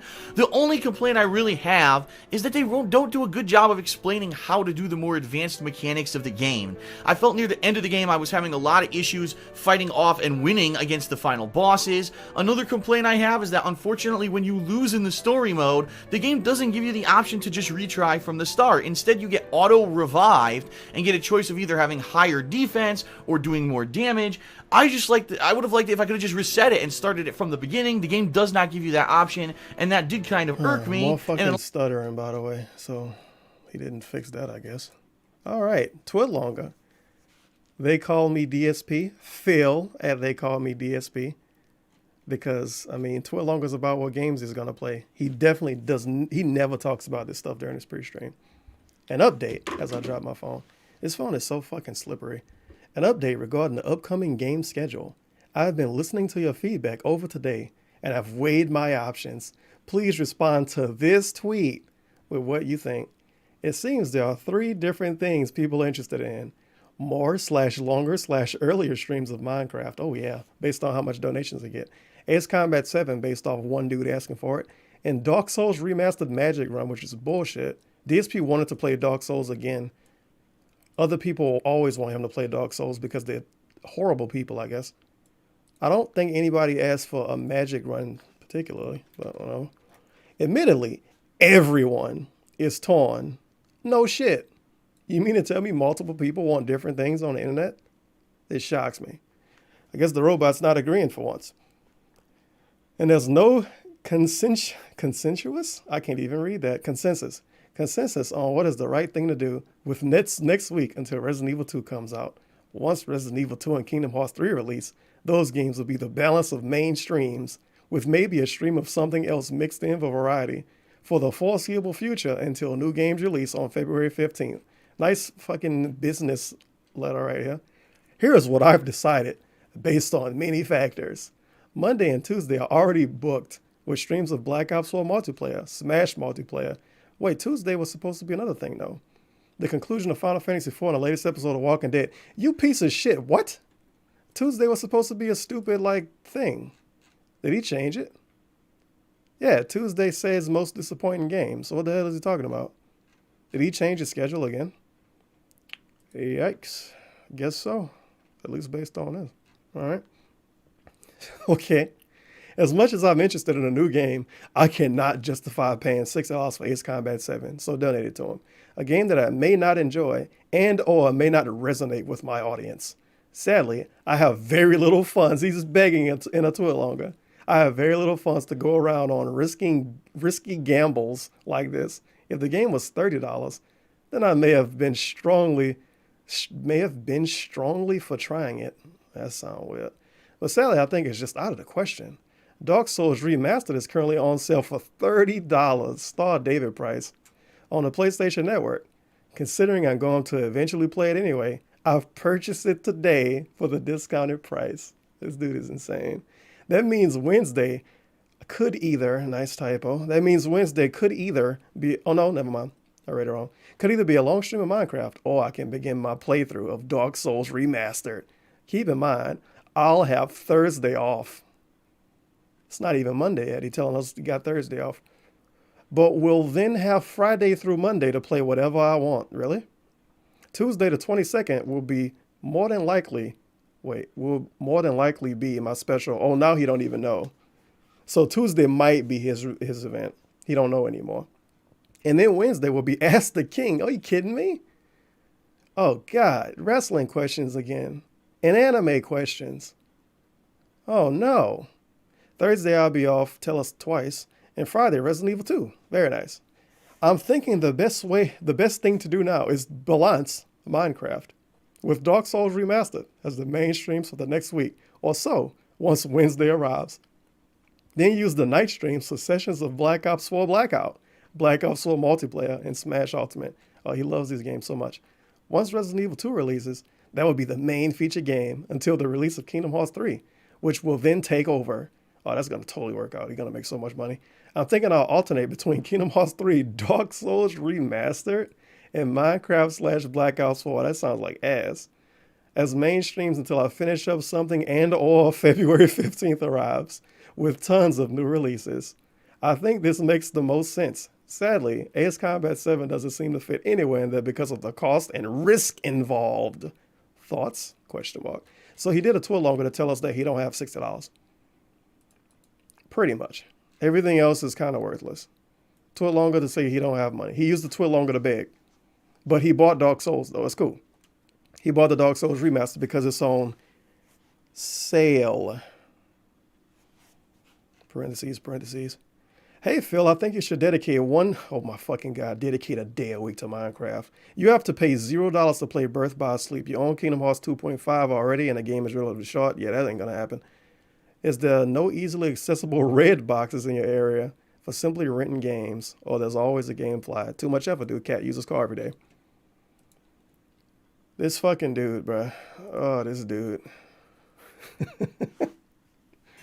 Wow. I could check Steam. Dark Souls Remastered Steam, I guess. $30 on sale sound like a fucking scam. Wow, it's $40 normally on Steam. Well, these people are something else. All right, have fun selling that, I guess. $30. Oh, you see, save $10, dude. He could just fuck it. He could just play the game, the original version, but whatever. I guess you got to put remastered in the title to get the extra couple of clicks, because that's totally going to matter so much. People are going to show up and say, oh my God, Phil is playing Dark Souls Remastered. I'm very happy he's playing Dark Souls Remastered as opposed to Dark Souls, the regular version. Entertain you in the future. Oh, this is a short video. Thank you for the 420 Yanks. It says, play this next for the full experience. Oh no, I got a dislike already. How dare you? Some asshole was like, what the fuck? This video's out of context. No, DSP disliked it. That's it. Entertain you in the future. Please go to my partner channel, The King of Hate HD, and click on the ads that show up on the videos there, because hopefully, fingers crossed, that actually starts giving me some money back for what I'm doing. Make sure you click on the ads, dude. Chris Chan? Oh, you piece of shit. Not interested. How dare you? Tell us why. Because it's terrible. Not gonna trick me into watching Chris Chan videos and current, yeah. I only watch DSP videos because he's extremely relevant. Oh boy, he did an Unravel review. I don't know, Unravel or Firewatch. They both sound so great, and two games I truly love. Yeah, sure. Not Overwatch, Firewatch. I fucking hate Hello Firewatch. everyone, Phil here for KO Gaming, and welcome to the people like the Hateful game. It's Truth fucking Rebooted, ass. where I bring you maximum truth and minimum bullshit regarding the latest game releases. Today we're going to be talking about a game that at its core is going to be divisive, because it's the latest of a slew of what people are calling walking simulators. A game where primarily there's not a lot of interactivity in the gameplay, but primarily it's just you walking around while some kind of a narrative or story unfolds. The game we're talking about today is Firewatch, which I played on the PlayStation 4, and it's very important for me to mention that early because it's going to come into play later in this review. Firewatch opens up with a series of dialogue choices on the screen that are very reminiscent of almost one of those PC adventure games from the 1980s, and at first it kind of really throws you for a loop because you're like, what the heck am I doing? I thought that this was going to be a game where I'm out in the wilderness, but after about 10 minutes of really depressing story exposition, you take up the role of Henry, a 40-something male who is now out in this wilderness woodsy area and has been tasked with the job of manning a giant watchtower and looking for all kinds of things that may go wrong in the forest, primarily being a forest fire. You're completely isolated, meaning there are no humans around, and the only actual contact you have with the civilized world is with a woman named Delilah, who you're going to be talking with via a walkie-talkie. Graphically, I've heard a lot of criticism about Firewatch's visual style, but I actually enjoyed it. It's more of a cartoony take. It almost looks like if this were the world of Team Fortress 2, but those guys were thrown out into the Why wilderness. does he like the style so much in this game, but he hates the style of Fortnite so much? Whatever. This is probably what it would look like. There's a lot of detail, but it's not too much in detail that it looks hyper realistic. It's a little bit more of cartoony style, and I really enjoyed it. Some people apparently have taken issue with it, but I thought that it was fine for the game, and it was a pretty beautiful way to go And through isn't this this the shitty cool fucking wilderness. pre-made engine anyway? It's a lot of games that look like this. I forget what engine this is. And explore It's it for the hitting very first time. I don't know why he praised Now it you so can much. actually go about playing Firewatch in two primarily different ways. First, you could pretty much report anything that you find out in the wilderness to Delilah over your walkie-talkie, whether it's scratches on a tree, a lake, a river, beautiful scenery, or even maybe locating some other mischievous humans who may or may not endanger the forest by starting Mischievous humans, okay. fire. Really about the exposition of the story, your relationship you can with get a Delilah refund on as that it if you beat it gets that more fast. complicated Very nice. and flowers and cultivates. And if you don't do that portion of the game, you're going to end up flying through this game and beating it relatively quickly. So a playthrough can range as short as 90 minutes, or in my experience, really taking my time to go around and look for optional stuff to do, I played for around 5.5 hours. Whether or not you think that warrants the $20 price tag that they've put on this game, It took him 5.5 hours to beat a 2-hour-long game. All right, that's that raw and edited content. How you finish the video off? for the Hateful Truth review, everyone. I sure hope that you enjoyed it, and if you did, please check out the video description below so that you can check out the entire full unedited playthrough of my Firewatch run over on my YouTube channel, DSP Gaming. In addition, please be sure to check out our Amazon Associates link as well as our Patreon Buy some at diapers on Amazon. patreon.com/darkside. So I can talk about it on my Thanks a lot as pre-stream. always for watching, and I'll see you next time on The Hateful Truth. The Hateful Truth. Very nice. Good God. Best of the week. Oh shit, this is a Street Fighter video. This might be fun. What's going on, everyone? Phil here from What's KO going Gaming, on? and what a week it has Phil been here. with the release of Street Fighter V. Over on my Raw gameplay channel, DSP Gaming, I've been playing this game non-stop on stream, and I've uploaded over 100 gameplay videos so Man, far, and more Take a look at this Elite Super Bronze versus Rookie gameplay. coming daily. What I've decided to do is scour Man, those archives and that's find hot. the best finishes of Man, matches that's that I've hot. played so far this week Very and put them nice. into a Sweet nice edited combo. style video for your enjoyment. Without further ado, here we go Him with waiting the for people best to jump in finishes over and of the over. launch week of Street Fighter V. Very nice. Good move. Good move. Oh, you gotta grab him. Yes, Oh, I got him. yeah. Ah, I got him. Yes. Wow, that was awesome. of I did it perfectly. Audio levels got really loud. Oh, I did too early again. EX. No. Oh, I missed Good it. job. Woo! Good, Good shit. shit, I missed dude. the Good punch that shit. was juggled. Actually, Very it nice. might be kick now. I'm thinking about it. I love watching Zangief gameplay. Is Super! that gonna work? Yoink! Yep. Oh! Muppet mode. Destroyed! Oh my god, I love it. He's stuck. You win. Fucking destroyed. Oh snap, Nikali. Very nice. Wait for me. Easy! Look at this doll zine. He got eradicated. Grab? No. What the fuck? That's not gonna work. Never mind.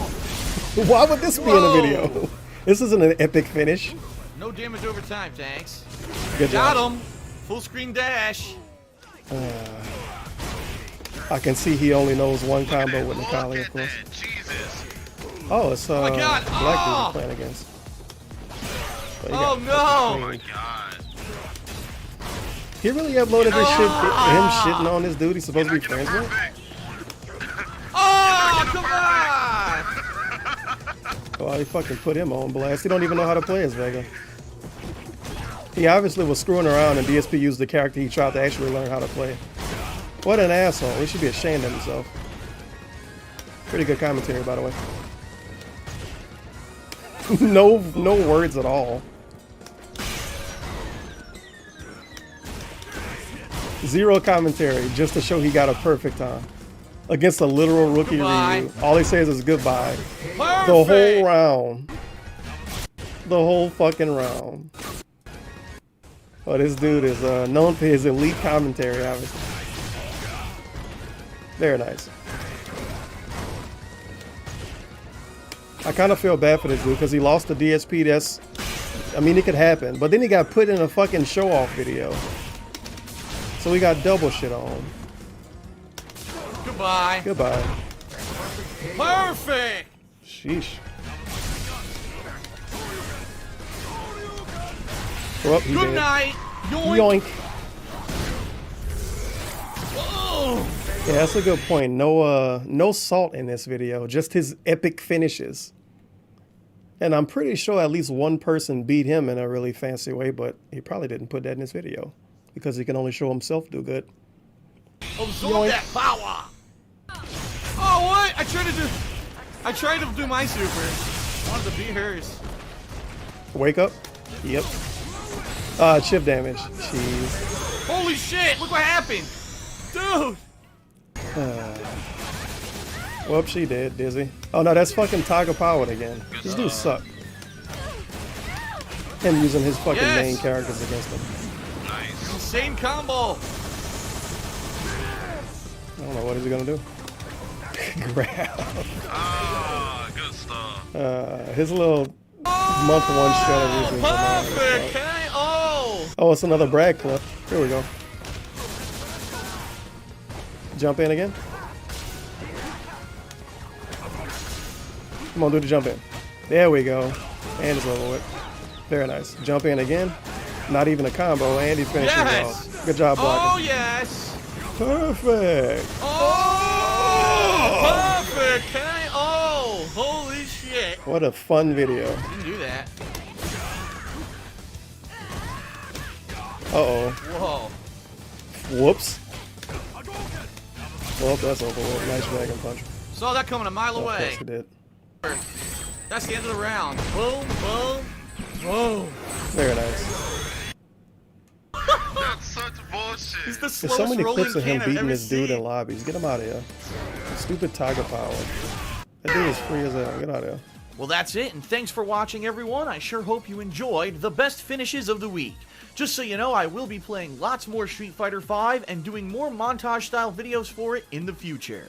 If you want to see any of this raw gameplay, Buy some you can head diapers over if to you like this DSP video. Gaming, where I daily live stream and upload all of the raw matches from the game. In addition, if you did enjoy this video, please check the description for our Amazon Associates If you link. enjoyed the video, buy something from Amazon. Well, of course. Of fucking course. Oh my god, he reviewed Street Fighter V and it's 27 minutes long. I forgot this existed. Hello Oh everyone, my. Phil here for KO Gaming, This is when and he still welcome kinda to the liked the Hateful Truth game, though. Rebooted, where I give you maximum Let's read the truth and description. This is probably hot. And one of the most polarizing game releases in years, yeah, sure. Capcom released Street Fighter V this week to massive server/matchmaking issues, a lack of single-player content, and tons of controversy. As a 25-year-long fan and former pro, I wanted to give an in-depth take on both sides of the fence, as a casual player and a competitive one. Because, of course, somehow you can be a casual and competitive player. Well, obviously. Is Street Fighter V worth your money? Question mark. Find out in this very detailed review. And buy some diapers on Amazon. This is coming from someone who tore Splatoon apart for the lack of content they gave out day one. But I feel like Street Fighter V handled it worse than Splatoon. Yeah, you sound like you just like Nintendo games. All right, very bullshit nice. regarding the latest video game Competitive. releases. The Bro. subject of today's review is near and dear to my heart, being that I have played the Street Fighter line of games for 25 years, both on a casual and a professional level. I like how the first two clips we get are of him playing in lobbies against the Tiger Power dude. From both sides of the fence, and I really feel that going through this game and reviewing its positives and negatives are going to give you a unique take that other people may not be able to relay because they don't have the level of Of course he has a unique take because DSP is a snowflake, as usual. They don't have the level of experience. They don't have that the I level of have. experience as Street him. Fighter They can't do V dragon punches. Has been one of the most dividing We had and controversial footage of playing fighting against game the computer? launches in history. And in this review, we're going to examine one wants exactly to see this. You're why not even doing people of combos. different audiences may like or dislike this game, and then I'm going to give you my overall thoughts. So here we Great go. fucking footage. So essentially, when you start talking about a fighting game, the first thing you want to examine are the characters you can select at launch. These characters are going to be the core components of your game and are going to take you throughout that initial competitive run, and you want to know, gee, what is there to offer? Well, Street Fighter V offers 16 characters from the get-go, an interesting mix of classic characters who return from the series like Ryu and Chun-Li, some returning characters from previous iterations of games that maybe haven't been seen for quite a while, such as Birdie, and even some new characters to throw in there for variety and to have some kind of a Birdie, by the way, he's back, and he's black. Experience, such as Nikali and Rashid. I wish I would have had a clip so of him saying that. saying There is that. a good mix of old, new, I think that was when he and played returning Street characters Fighter in Street Fighter Alpha 5. Although admittedly, 2. as they were announcing the I could cast probably get that selection for clip. this iteration, I was like, it really seems they're just picking every character that has not been in He's Street Fighter back, for a long time. and he's black. But I digress, it's still a good variety. You're going to have your zoned combat with ranged projectiles. You're going to have up-close grapplers with like Zangief. They're going to have teleporting characters. You're going to have all kinds of different gameplay elements here that is going to give you a wide variety of gameplay styles. So no matter what kind of a fighting game player you are, you're probably going to be able to find a character who is part of your forte, and you're going to be able to focus in on a certain kind of gameplay from the initial get-go, and that's a good thing. I've played a lot of these games where unfortunately only one kind of character really dominates. After playing this game for at least a week, I can tell you there's going to be enough variety, at least in the initial few months of gameplay, that you can play with any character and at least get some enjoyment out of it. Maybe Play with Zangief Season being the 1 exception Fong because and get he some really doesn't enjoyment have out of many it. tools against ranged characters at this point, but I digress. The cast is varied, the cast is interesting, and there's enough characters that you'll get bang for your buck when it comes down to playing with each of them in a different way. Now, in addition to the launch roster of 16 fighters, there's also going to be a series of DLC characters released over the course of 2016. They can be obtained for free, or you could buy a season pass for $30 and get them all initially. The way this is supposedly going to work is you can earn in-game fight money to unlock First of all, supposedly. We use the words for no reason. Second of all, shout out to the season pass. There's like 4 of those now. If not 4, it's about to be 4, which is very exciting. these DLC characters without spending Anonymous a dime. tipped The $2. issue here I'm being a few each character minutes is late, supposedly but going at to the end cost of the previous video he said check out our Amazon affiliate link. Our? Who else was in KO Gaming? Question mark. Well, this is Phil with KO Gaming. He also had multiple employees, but we never saw him. It's like a quartering video.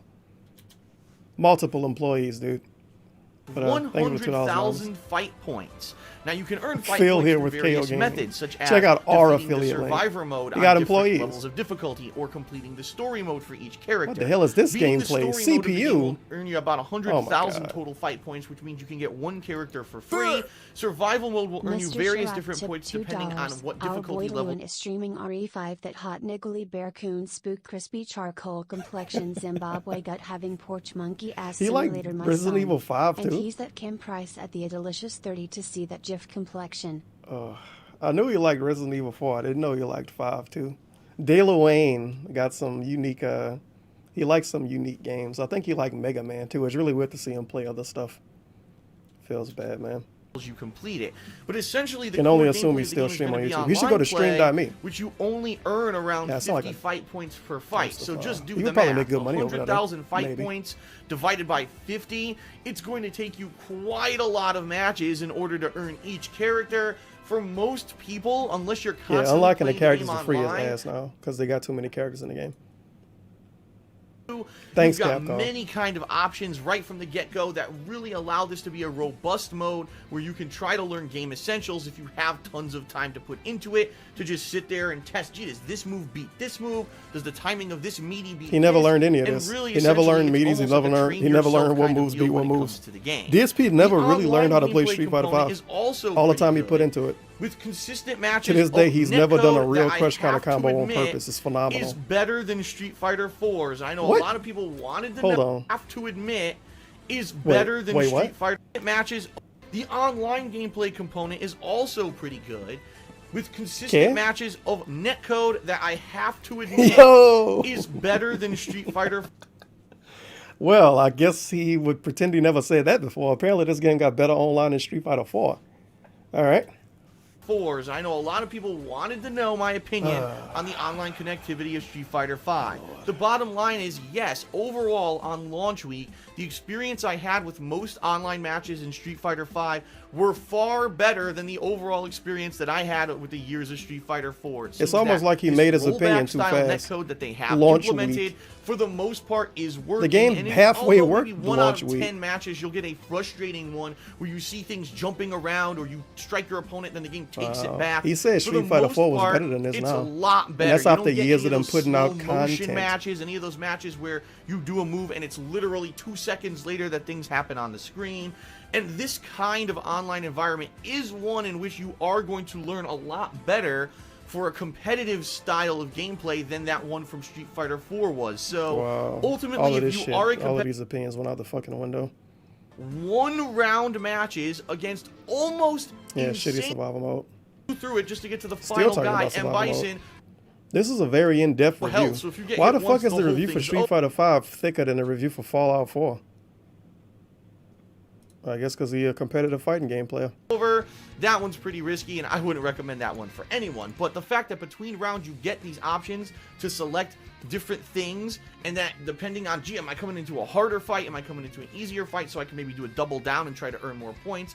It really is an interesting strategy, and by the end of survival mode, if you do complete it, you will earn not only tons of fight points, you'll also earn new colors for your character, as well as some, some cool unlockables, such as a new title for your character as well. So ultimately, if you do tough it out and get through survival mode, that's a great thing. You're going to unlock a ton of stuff. But the question is, for the person who bought this game just for offline play, do you really want to go through 30 to 50 to as upwards of 100 of these single round fights just for the sake of unlocking colors and titles and a few fight points for your character? At all. I mean, this game was 100% developed for the competitive player, and if you're not a competitive player, at least right now at launch, there's almost nothing to offer you. But to be fair, let's talk long-term strategy, because Capcom has come out and said, so much no, footage listen, against the CPU. You understand that this is a very kind of bare-bones game at launch. However, we are going to be releasing And him dropping combos DLCs and doing all combos, like year, fake combos. and all these new modes are coming out. For example, supposedly in March, there's supposed to be a challenge mode that's actually released for the game. It's weasel There's also words supposed for to no be some kind of a reason. boss rush mode where you'll be fighting AI-controlled opponents that aren't necessarily characters from the game, but maybe like more nerfed versions of them, that if you defeat them, you'll be earning fight points and titles and such. And apparently coming out Oh my much god, later this year I can't deal with it. I can't deal with it. To actually He could tell us all the about content that factual they're shit, and he promising over says the next few apparently months. so much. But Apparently, the bottom line supposedly, is, at launch, allegedly. this game is only geared towards the competitive, and if you're not a competitive player, you're probably going to Apparently. want to skip it. So let's talk Donald positives Trump and is the negatives. president. Positives of Street Fighter No V politics in is that chat. the game engine is very much revamped from Street Fighter 4. It's got a lot of uniqueness to it. It definitely feels fresh, and the gameplay is pretty solid. In addition, the initial cast of 16 characters are well varied. There's not one character that was overwhelmingly seeming dominant over anyone else in the initial launch week. And I do that think wasn't true. 20 years is completely unacceptable. I don't It's care currently about at the Capcom. Capcom Cup I don't care about competitive the stupid circuit. competitive There is thing, no but I excuse said to this game release was a meant for competitive $60 players. retail game in this day and age and have bare bones features with the promise of giving them later. You know, Splatoon tried to Shout do out this to last year Splatoon. for Nintendo, and at least Nintendo did follow up on that and did Why do we provide think tons of Capcom would content. lie? Do we believe Capcom as Like, much as they we would believe just straight up Nintendo? not put out I stuff? don't know. And the bottom line is, for the casual player don't know. who doesn't care about the competitive aspect of the game, there's nothing really here for you, and I feel bad for anyone who rushed out to buy the game just to find out that these offline features are bare bones. It's unacceptable, it's disgraceful, it's disrespectful, and it pretty much is disappointing for Tiger those of Power us who've again, been by the way. such longtime fans of the Street Fighter franchise.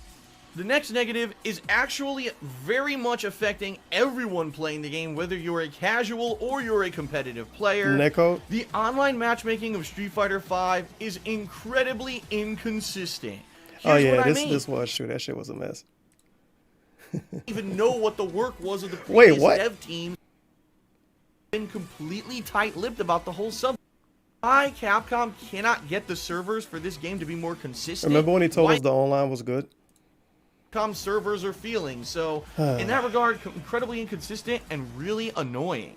In fact, it needs to be said that right now, this very moment that I'm recording this review, I'm unable to play Street Fighter V online, even though I originally had planned to do so. Didn't he just tell us the online was good? Launch week. Didn't he just tell us the online was good? First few months, and there might be some Shout out to Laura and that glitchy hair. discovered. For the most Is part, that Street name Fighter Laura? V feels think so. like a solid I just fighting game forgot. from the get-go, with a wide variety of gameplay, a lot of fun when it comes to the cast and the design of the characters, and ultimately, if you're a Capcom long-time really fan dropped of the Street ball. They Fighter should have called. and They you're should have said planning Laura on was playing trans. this game I mean, look at what competitively, Overwatch did. This is going to be Everybody a is good eventually buy. gonna be But gay if in you're that- in that not, game. If you don't want to play against other humans and you're looking Laura for a could- she could robust be a dude. experience similar to what NetherRealm has put out in the past kind of years, and also Maybe hell, next year. Street Fighter 4, Season you're whatever not one gonna they own. find it here. At least Laura the not at transsexual launch, which phenom. makes it difficult for me to actually review the game now, because it is an incomplete game them that you're going to strong-ass buy arms. for $60. If you're not going to be initially playing Street Fighter V competitively from the get-go, I can. If you're not going to be initially playing Street Fighter V competitively from the get-go, I cannot recommend a purchase. My best advice for you is to wait and see. Yeah, they could give Will her a Capcom Negi skin, that's actually it. live up to their promises. They give in the Laura a next few Negi months skin. and Give her some release boxing all of gloves the and make stuff her a that little they claim darker. they're going to put into the game and make it a more complete experience. If they do, then maybe buy it at a later date. But then no way can I recommend buying this game unless you're going to be sitting there playing against people online and playing against your friends locally, especially if you're going to be practicing for tournaments. Then maybe you'll want it. But outside of that, I just simply cannot recommend a purchase of this game. And so ultimately, when it comes to my score for Street Fighter V, I have to base it off of what's available now.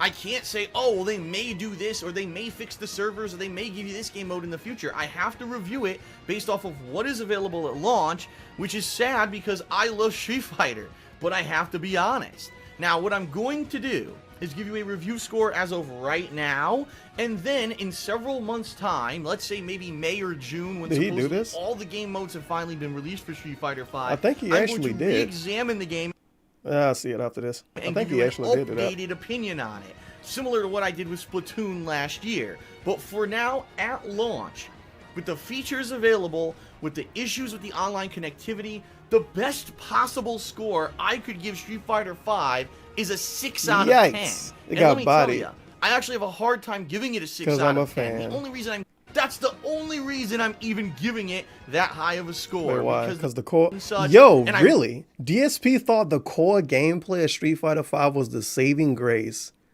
Holy shit. Man, he did this review way too early, or his opinion changed a lot once he started to lose more. Because the core gameplay is his biggest problem with the game now. What the fuck?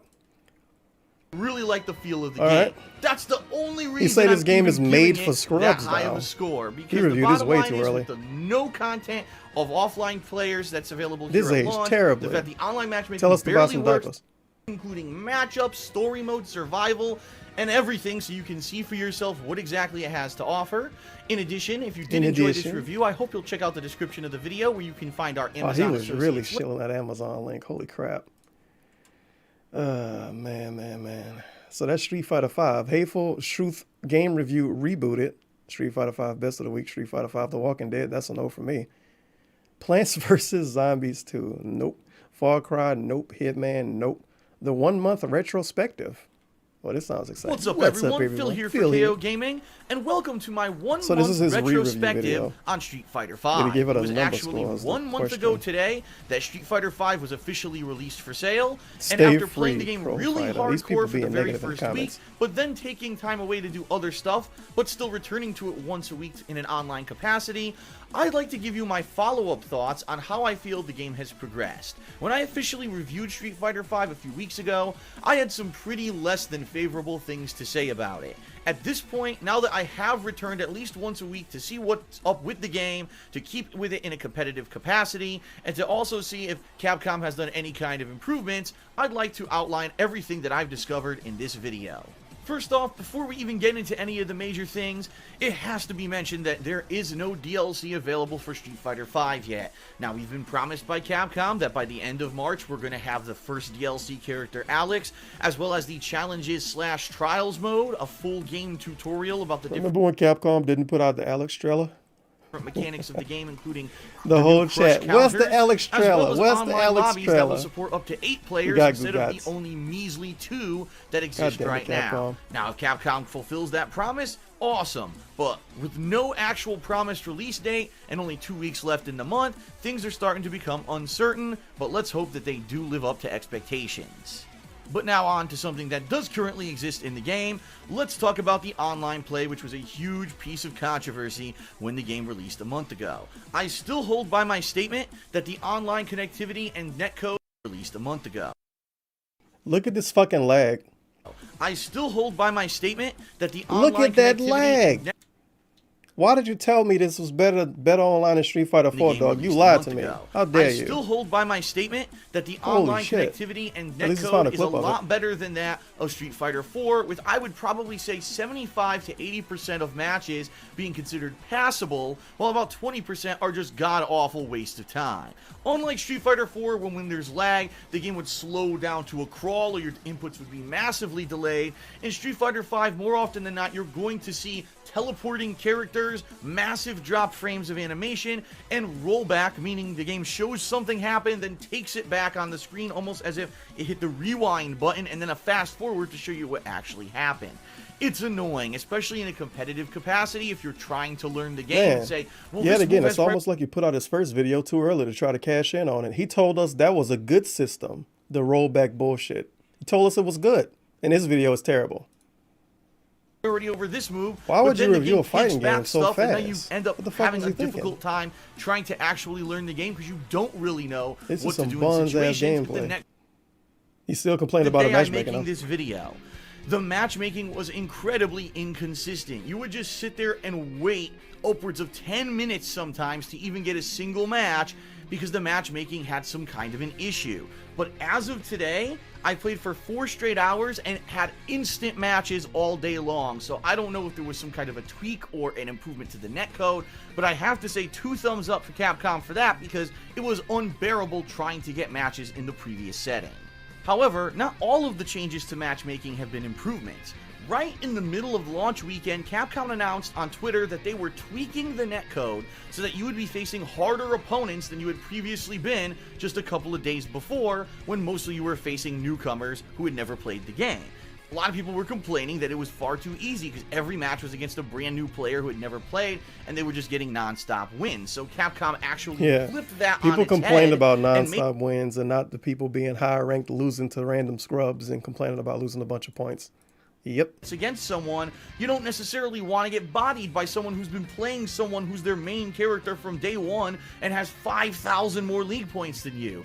Right feel like now, there is Afrotronic was a absolutely dude. no I feel like that's a solution person that's for either known of for those something. cases because there's I no might be ability thinking of to that other dude. select the difficulty level of player Afro Cole or who you whatever his face when name you is. play this game Maybe online. Afro Cole This was was Afro- present Afro- in Street Fighter whatever the fuck. 4, so it's not I don't impossible know, dude. to do. It's just yet another Shout out to glaring Fang, losing in the omission clip as that usual. Capcom has Very in nice. this game at launch. I mean, it's ridiculous. I've only been able to play with maybe This 3 match's supposed to characters be easy for online that character, overall, but this because those game were the was characters still who I in it, played though, with so, launch yeah. week. Because if I tried to play with a new character online, it would just be loss after loss after loss. The people who've been You playing the game scrubbed that a hell out of a lot hardcore. more than me and have been playing the same Yikes. characters since launch, so they're not trying to learn something new.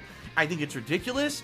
I think that it forces people to play the game offline, and for a lot of people, they don't have Oh, offline shit, you're losing competition, now. so the Yeah. game basically becomes completely pointless. Oh, and I don't know no. what the heck Capcom What was the thinking. hell? Cut the video. And Get now out of the here. issue of Next rage clip. quitting. That's right. It was discovered that You're there was losing too much. Go to the absolutely next no clip. safeguard against nor penalty He for actually those put in a who clip of him rage getting quit freed the fuck in up. It's Street a Fighter perfect. 5. They could What the literally hell? play a ranked match, Well, that's different. be about to lose, pull the plug, and never get a loss.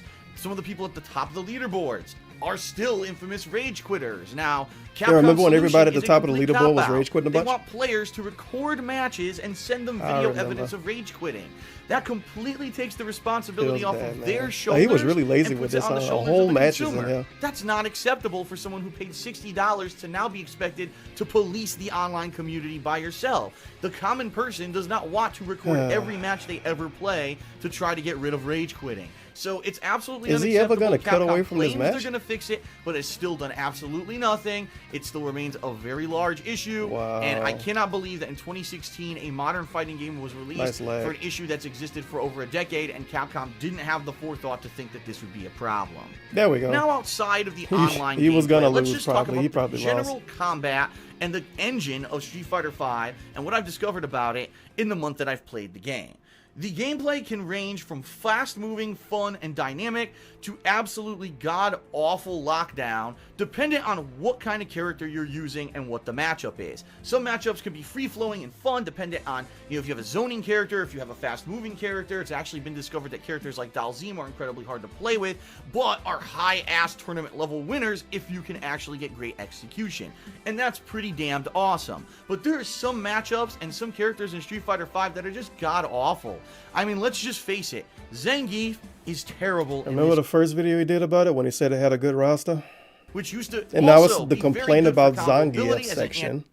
character, and instead made him this uphill For some reason, he climb. talks like he a day one Geef player, like he been using them since 1993 or some shit.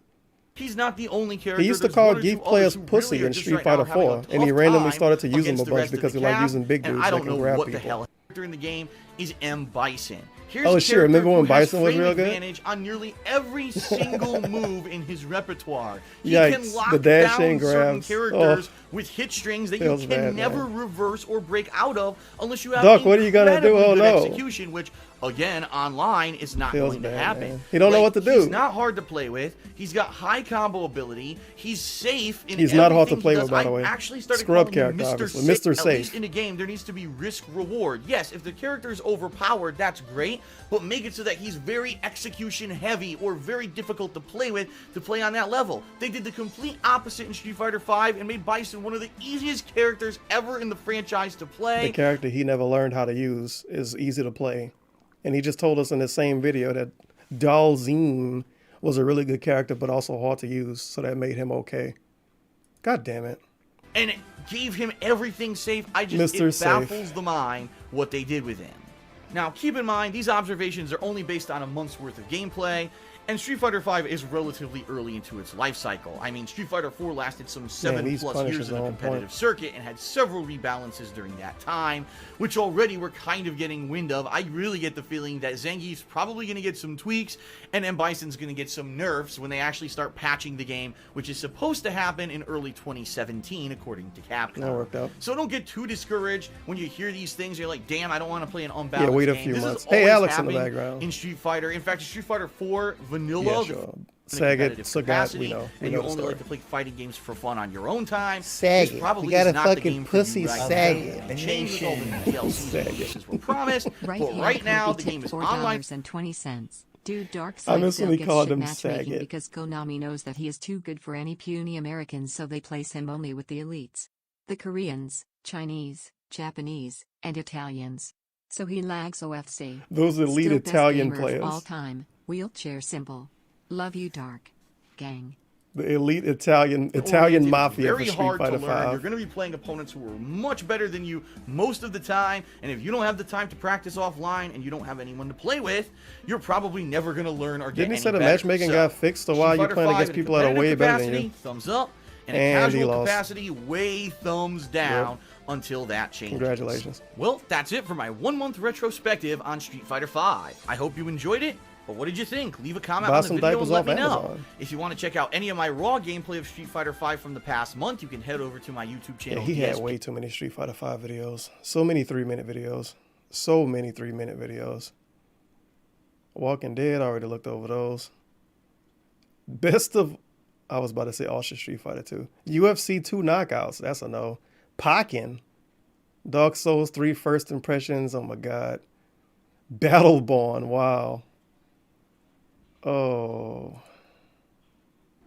What's going on, everyone? Oh, Phil here for that'll KO bore. Gaming, and welcome to the Hateful Truth Review Series, where I give you maximum truth and minimum bullshit regarding the latest video game releases. Today we'll be talking But, about hey, an remember this game? amalgamation and mashup of sorts. A combination of two incredibly popular franchises from two different genres of gaming that came head-to-head in a combined effort in a game called Pokken Tournament. I've had about 1 week of hands-on experience with the game, including 3 different characters who I've played not only in the story mode, the training and dojo modes, but also the weird thing about this game, every time he talk about a Nintendo game or good online, he bring this game up. He barely played it. I think he played this game probably less than any other fighting game he played online in the last 2 or 3 years. But every time he talk about good netcode, he says, "Oh man, Pokken? Remember that game, man? They should make a part 2 of that, man. The online gameplay of that, man. That game was great, man. Best fucking netcode ever, man." He barely played it. I mean, he told us the netcode in Street Fighter V was good the first week. So him saying the game got good online or bad online, you kind of have to wait till you lose a lot and then the opinion change. And I'm here to give you I my couldn't watch thoughts. him play this game. I hated First off, watching this before game. we even get started, I want to ward off any kind of negative notions about this game because it has Pokemon in it. This is not a kiddie game. This is not a party game. Pokken Tournament was designed by Namco, the same guys who did Tekken. So with a 20-year repertoire of great fighting... Tekken? Holy shit. Another game DSP barely played when it came out and never gonna go back to. No way. Game and tournament level action under their belt, you can rest assured that the gameplay of Pokken Tournament, although simple at its core, can also be very competitive and complex in a high level setting. The game has great production values, 14 fighters at the start with 2 unlockables, a ton of stages, a ton of content including a full-on story mode, dojo mode, online gameplay. There's a lot here that leads to an enjoyable package, and let's talk about it piece by piece. The gameplay engine of Pokken Tournament is completely unique and something different that I've never experienced before in a competitive fighting game. You start off in field mode, which is either a 3D shaped circular or oval style arena in which you can move your Pokemon in any direction. It's your goal in this mode to try to control space, either using projectiles, long range attacks, or combos in order to land a solid hit and transition into the next mode of the game, which is called Duel Mode. Now, Duel Mode is a lot more like a traditional 2D fighter where you cannot move in a 3D plane at all, but you're just transfixed on a 2D plane. Here's your chance now to land big damage with combos, counter hits, throws, etc. And this is primarily the time when you're going to be doing most combat damage in the game. Once you land another solid hit or combo, you'll again transition back to the field mode, and that's how the game works. Back and forth, after every critical or solid hit, you'll transition between the 2 modes of combat. The fighting system of the game itself is kind of a rock, paper, scissors. Regular attacks or strikes will beat throw attempts. Throw attempts will beat counterattack attempts. Counterattack attempts are moves that absorb several hits of standard damage, but then strike through them with almost a super armor-like tactic leading to big combos, but they could easily be thrown through. So it's a rock, paper, scissors of strikes, throws, and counterattacks. And at any time, someone can guess what you're going to do. Is this like the opening of a strategy guide where you tell people how the game works? The right thing, or you could even bait. He submitted this review to GameSpot. I'm going to make them go for a combo here, absorb it with my counter hit, and come out with a big counterattack combo of my own. It's a pretty unique mechanic, it's fun, and there is some variability to it as well. There are some attacks called piercing strikes that will break through the super armor of counterattacks, so there is a higher level of gameplay besides just the rock, paper, scissors. There are also support Pokemon that have an effect on a match, whether it's directly attacking the opponent, maybe creating a status effect, or buffing a stat of yours during a match. These support Pokemon are selected at the beginning of each round and can be changed between rounds.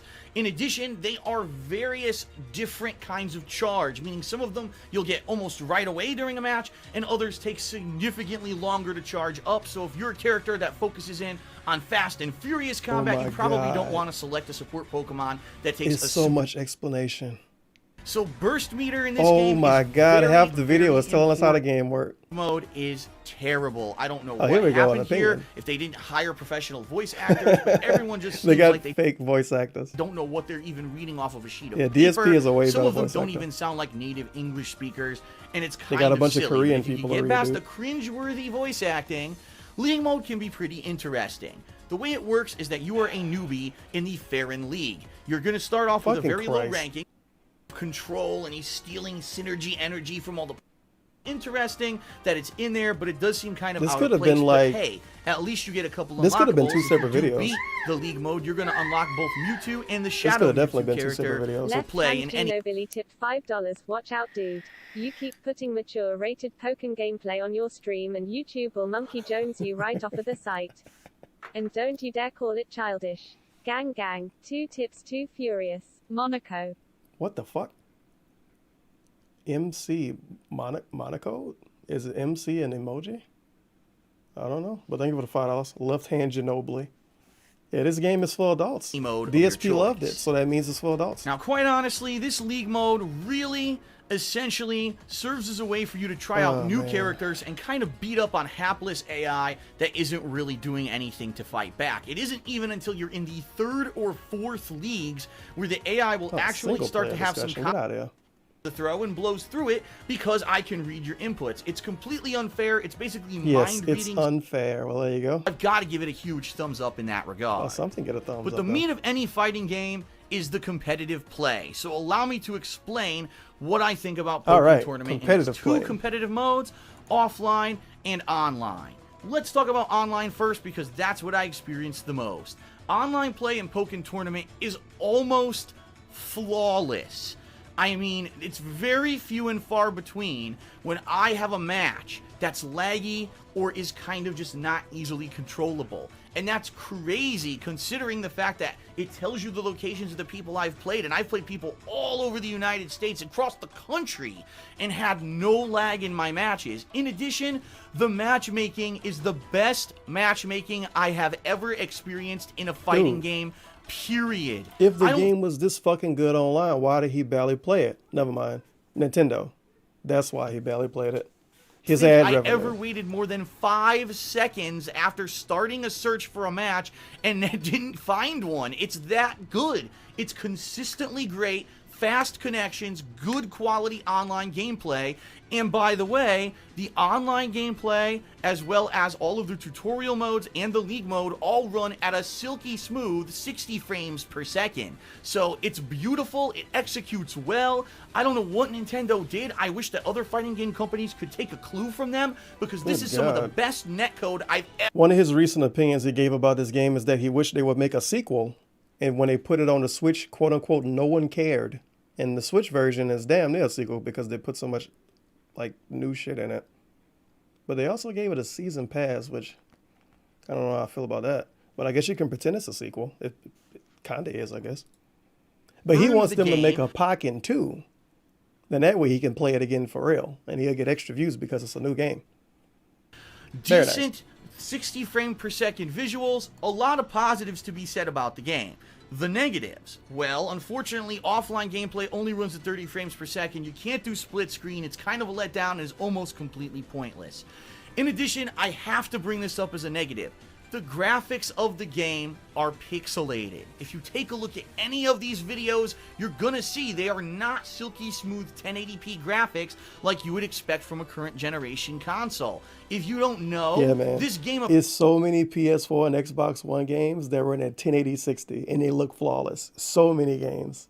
So many. I would lose track. I would need multiple hands, multiple humans, hands and feet to count all of the 1080p 60 FPS games on PS4 and Xbox One. apparently runs at Obviously. 720p but upscales for your television, so it's basically low resolution. And the reason is because, like I said, for offline gameplay you have to use the stupid Wii U controller as your screen, and 1080p visuals don't work on there. So they purposely downgraded the graphics of the game to work with the functionality and the limitations of the Wii U. I hate to say it, but Pokemon Tournament would be a much better game if it weren't on the Wii U. I could just imagine this game on PlayStation 4 or Xbox One with blazing fast 1080p visuals. Would be a much better game if it weren't on the Wii U. I could just imagine this game on PlayStation 4 or Xbox One with Yeah, man, dump this Pokemon game on a fucking Xbox.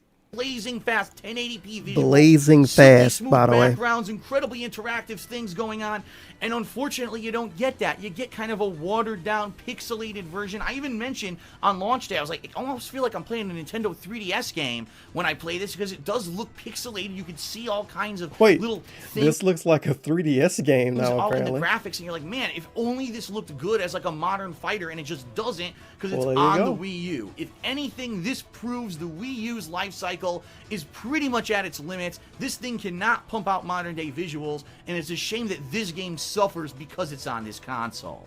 In summary, play, decent offline play when it comes to the League mode. Unfortunately, the in-person offline is kind of crappy. And so, now that I'm thinking about my overall review score, I have to weigh and balance all of these factors, and I'm going to give Pokken Tournament an 8.25 out of 10. I think that it's a great game. It's 8.25, a very mixed bag. It's got a lot of fucking Pringles and shit in there. All right, Dark Souls 3 first impressions. I think the beginning of this, he talk about the difficulty. What is going on, everyone? Phil here for KO Gaming, and welcome to my first impressions for Dark Souls 3. I've actually had the privilege and luck to be able to play this game. Privilege and luck to get the game. Well, no, he didn't get it for free. He actually paid extra for it. Whoops. The dog enemies didn't originate in Bloodborne. They've been around since Demon Souls. No lightning spears, 0 out of 10. Alexander posted a comment. So instead of exploring the game to the fullest, you use exploits. Why can't you just play the game and try to get some skill? This is even the easy mode. You bash reviewers for playing, even though reviewers would just get an actual copy as opposed to an exploit. Hey, this dude is being negative. You play these things as your job, and this is the 5th game from Software that you played. Even if it was purely by accident, I don't think you would have gained some skill. Yeah, skill. Get out of here. $1. Expecting people to play games good on the internet. How dare you? Right now that he's ranting on the Wii U, every time he gets a chance to shit on Nintendo stuff is always goes into a higher pitch. It's weird, or maybe it's just when he rants in general. I think it was $1. Elfin de Thoughts, which I guess is the end of thoughts. I guess he kind of do use it for Nintendo. Remember when he threw the Wii U in the trash? You think you own me, Nintendo? Fuck you, Nintendo. A few weeks earlier than its official United States release, which is coming up on April 12th, 2016. And ever since I started playing, I've been bombarded with questions from viewers about, what do I think about the game? Is it better or worse than other games from Software? What do I like? What do I dislike? Etc. Rather than really DSP is the prime person to criticize a From Software game. Until I finally felt that I had enough gameplay of the game to formulate a really valid opinion. So here it comes. Before we get started, minor spoiler alert. I'm not going to spoil any kind of big style boss fights or critical plot points or anything like that.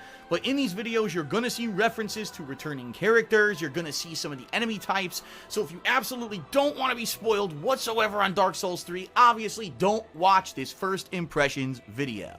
Now, for any other game, you might say, 12.5 hours of gameplay for a first impressions video? Isn't that a little bit far into the game? The answer here, honestly, is no. I'm only about, from all calculations and reports, a third into the game at this point. And so for a game that's going to be around 30 hours long, playing around 12.5 hours actually is a good, sufficient amount to formulate a first impressions opinion. So here we go with what I think. First off, the graphics of Dark Souls 3 are pretty much exactly on par with what you saw with Bloodborne. You know, both of these games being on modern consoles. Dark Souls 2 previously was only on the last gen. You're going to get improved visuals. You're going to have a steady 30 frames per second frame rate with a dip here or there, just like you had with From Software, the 30 frame fucking kings. At this point, they basically put shit out at 30 FPS damn near on purpose just so they can remaster it for the next generation. It's very sad. But I think this game ran at 60 on PC. Don't expect any kind of groundbreaking leaps in visuals or anything like that. It's pretty much on par with how Bloodborne performed last year, and I'm okay with that. In addition, don't expect Dark Souls 3 to go breaking any molds or anything of the sort. It's going to be more par for the course of that grueling From Software difficult gameplay that you're used to. Enemies are going to come out of everywhere, they're going to gangbang you, they're going to do tons of damage, and you're basically... Gangbang? going to die a lot. There's a lot of situations and traps that lead to hilarious outcomes, at least if you don't get super furious every time you die, because yes, just like every other Dark Souls game and Bloodborne, you're going to die a lot when you play Dark Souls 3. You'll be going from bonfire to bonfire, different locations, you'll be running into bosses that are big epic fights, you'll have areas with mini bosses that almost seem like previous bosses you fought. There's all kinds of stuff in this game that exactly what you would expect from the previous Dark Souls experiences, and by the way, that's a good thing. If it ain't broke, don't fix it. Initially, when I started playing Dark Souls 3, I almost thought it was Bloodborne, so I was dodging a lot more and I wasn't using my shield to block, and it actually took probably around 6 to 8... I do like if it ain't broke, don't fix it, coming from the same dude that go out of his way to say games didn't change enough in the sequels and shit. Well, whatever. Move on. Really haven't used it. The cool thing I'm realizing about Dark Souls 3 the more that I play is that it is directly tied into the plotline of Dark Souls 1. Who told him in that, the fact, chat? there are characters in this game like the blacksmith who are Yeah, the he exact fucking same said characters. Battlefield 5 was too similar to Battlefield 1 and 4 and shit. I mean, that wasn't broke. It's almost like he just liked these games a lot more because they make him a shit ton of money. From Dark Souls 1, and it's cool to see game mechanics, characters, and lore kind of return and tie into everything. As I've been playing, people in stream chat are going crazy. Oh my god, did you see this character? Oh, he ran into the crow. Oh, he ran into this. And it's pretty... And that spoiled what I said. The chat told them. Of course they did. Pretty cool to have those connections to Dark Souls 1, and, you know, I appreciate it, and definitely if you are a longtime fan of the game, you're going to enjoy it a heck of a lot more. I'm sure there's dozens of things that I've completely missed, being that it's been 6 years since I really played Dark Souls 1. I'm sure people who are hardcore fans of the series are going to notice a lot more than I did. Now, I'm going to be really honest with all of you. Within the first 6 hours of gameplay of Dark Souls 3, I really wasn't very impressed. I thought that it was slow moving, and quite honestly, I thought that the game design and the enemy design was too similar to Bloodborne. It would have been something if Bloodborne... If it ain't broke, don't fix it. The first 6 hours, I thought it was too much like the other games. Did he like record a part of this video one day and do the next part the next day? Bloodborne had come out a few years ago, but it's fresh in our minds from only a year ago. And to see enemies that literally look like they could have been copy and pasted from that game, including dogs and other enemies that have almost like hound-like movements when that was such a big enemy class in Bloodborne, is kind of disappointing. Crazy townspeople, how many of those did we fight in Bloodborne? And here they are yet again, almost identical to how they looked in that game. So I wonder what they were thinking with the early game design. Almost maybe I'm thinking it was a bait and switch, and the reason I say that is because my second 6 hours of gameplay in Bloodborne really opened up, and we saw a wider variety of enemies, a wider range of locales. The game is really starting to get very interesting with what they're throwing at me, and I'm liking it a lot more now that I'm further into the game. So maybe From Software almost purposely wanted to tease everyone and say, hey, remember Bloodborne last year? Well, that's the slow intro part, but now we're gonna throw you right hardcore into the varied, diversified, and diversified. That's what they said. Hey, remember Bloodborne, the game that's only on the PS4? I hope you enjoy those characters in this game that's on the PS4, Xbox One, and PC. Thanks, From Software. Terrifying world of Dark Souls once you get that little bit of a taste as an appetizer. So maybe that's exactly what they did. Also, quality footage of him running away from enemies. Really enjoying it. I don't know, but I am getting happier and liking the game more the further into it that I get. So in summary, Dark Souls 3 is very similar to the previous Dark Souls games. If anything, it even seems more similar to Dark Souls 1 because of some of the connections in the lore, the locations, and returning characters.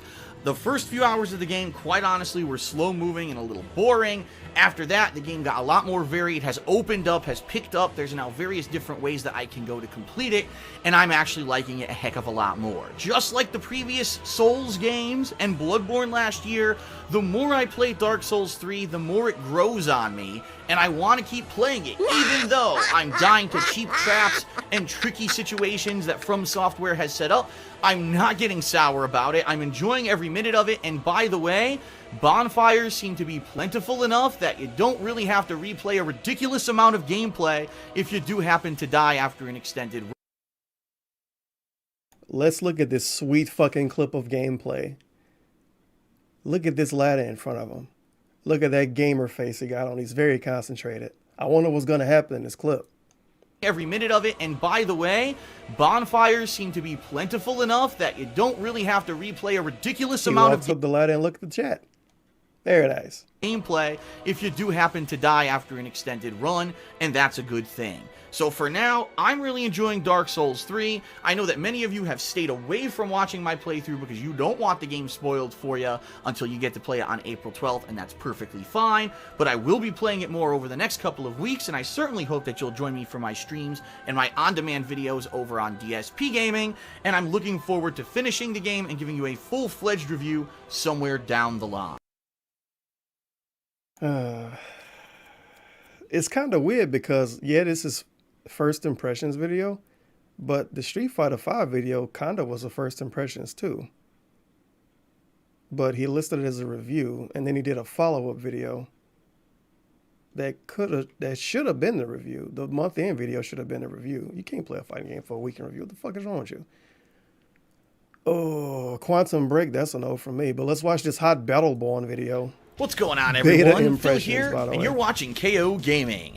Yesterday, I had the opportunity to play the newly released Battleborn beta on the PlayStation 4 for a few hours. Man, I look at checked this out hot both game. I the wish I could story play it as now. well as the competitive I should multiplayer check that to was see if it's available on in this Steam. released beta, and I Probably wanted to is. share my Nobody thoughts fucking with play you. it. Now, for those of you who don't know, Battleborn is the upcoming new IP releasing on May 3rd in the United States, made by Gearbox Software, the same company that's well known for its development of Borderlands 1 and 2. So a lot of people are interested in how this game is going to turn out, how similar it is to Borderlands, and or how similar it is to other game franchises, being that this is a hybrid first-person shooter along with other kind of MMO elements. So, without further ado, let's talk about what I thought of this beta. First off, there are two different modes available in this beta, story and competitive multiplayer.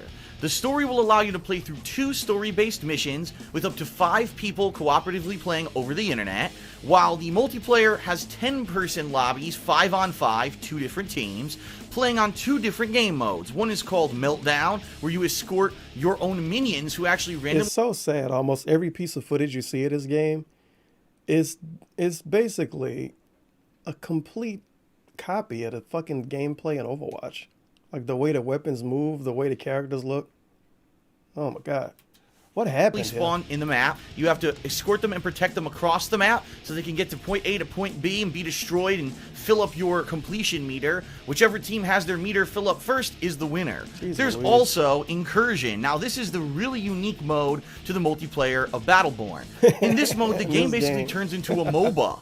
There are NPCs man. on the map that you're able to This is fight and very kill. special. If you kill them, more NPCs of that type spawn, but they're actually on your side. You can now lead them throughout the map and have them attack enemies. You can also collect crystals, which are the currency of the game, which allow you to craft. You can craft turrets at certain points. You can upgrade those turrets to have shields or deal more damage. You can also summon NPC minions who will come down and help you in the fight as well. The goal of this mode is simple. There are 2 large-scale minions of yours that have large shields over them on the map. Each team is trying to attack both of those minions and destroy them within the certain time period. If a team does that before the time expires, they automatically win. If the time does expire, then whichever team has dealt most damage to both of these robots will be the winner. So it's kind of a unique take. It's a MOBA combined with the gameplay of a first-person shooter. I haven't really seen it done before, and it did feel quite refreshing. Yeah, because he plays so many fucking One of the games. staggering things about Sheesh. Wait, is he gonna? What is the staggering thing? military-style shooters to generic characters that will be seen it done before, and it did feel quite refreshing. One of the staggering things about Battleborn is the amount of selectable characters that will be available once you unlock them Oh yeah, that's so all. cool and unique. A lot of them are going to be more rare enemies, so they're bullet sponges. You'll have 1 or 2 Think maybe Destiny. mini-boss fights during the course of this stage. There'll be a little bit of funny story in the Gearbox Software style with humor and stuff mixed into it. But for the most part, if you've played Destiny, you've been here and done that. Wow, it he kind actually of said performs Destiny, almost too. I didn't- exactly like Destiny. Whoops. And really, the only main reason to play story mode are the unlocks. There you get This tons of dude. items and loot and things that drop during these modes that are going to allow you to progress in the game to level up your characters by completing challenges, to unlock other characters by completing certain challenges, and to get loot that you're going to equip to your loadout so that the next match that you play, whether it's in multiplayer or single player, your characters will be buffed. So ultimately, is it anything amazing? Is it anything that hasn't been done before? Absolutely not. And again, if you've played Destiny, you're going to feel right at home here. Speaking of the loot system, I do want to point out that at least in this beta, it is drastically different from what you're used to from games like Borderlands and Destiny. Oh my god. You're not going to be finding random... Okay. Getting the credits, building the turrets. Acceptable in the modern era. What? This isn't 10 years during large firefights. Dips below 20 frames per second, sometimes even kind of almost locking up for a short period of time. Not even 30 This is FPS. absolutely unacceptable Congrats. in the modern era. This isn't 10 years ago when we were first experimenting with HD graphics on consoles. These game developers have had ample time to figure out how to harness and use the power of the hardware that's available to them. Because the PS4 was out 10 Battleborn, years unfortunately, ago. at least in the beta, did none of that. I mean, I said it multiple times as I was playing. This game would look gorgeous if it ran at 60 frames per second. Sure it would. And quite honestly, with all the different kind of abilities and things that the 25 classes have, when all of them are kind of being implemented at once in a big firefight, and the game chops up to a low frame rate, it's I don't even see absolutely the frame rate getting low, though. impossible This isn't even to showing keep it your off. sights on any kind of an enemy. Many times I saw enemies kind of jumping around the screen, and I couldn't get a kill because it was so hard with a low frame rate to Yeah, I don't maintain see my it. sights and be able to keep continuously shooting how them. fucking big It was the gun is. absolutely That's ridiculous. high And in console quality, dude. 2016, this Come is not an acceptable issue anymore. In If you want my 2016, $60 to buy your if you want game, my you $60? better well make sure. It was absolutely $60, ridiculous. man. And in 2016, this is not an acceptable issue anymore. If you want my $60 to buy your game, you'd better well make sure that the game is going to be playable at a compatible. If you want DSP to buy your game and shit on it, you better make sure it runs at 60 FPS. Overwatch releasing just around the same time from Blizzard, and they really have to kind of stack up and say, look, this is why our discussion, game is going to have. Unacceptable to release a new game in 2016 like this. So I think this may be the deciding factor for a lot of people, especially with a lot of competition that Battleborn is going to have. You've got another game called Overwatch releasing just around the A lot of competition. He name drops one game. Okay.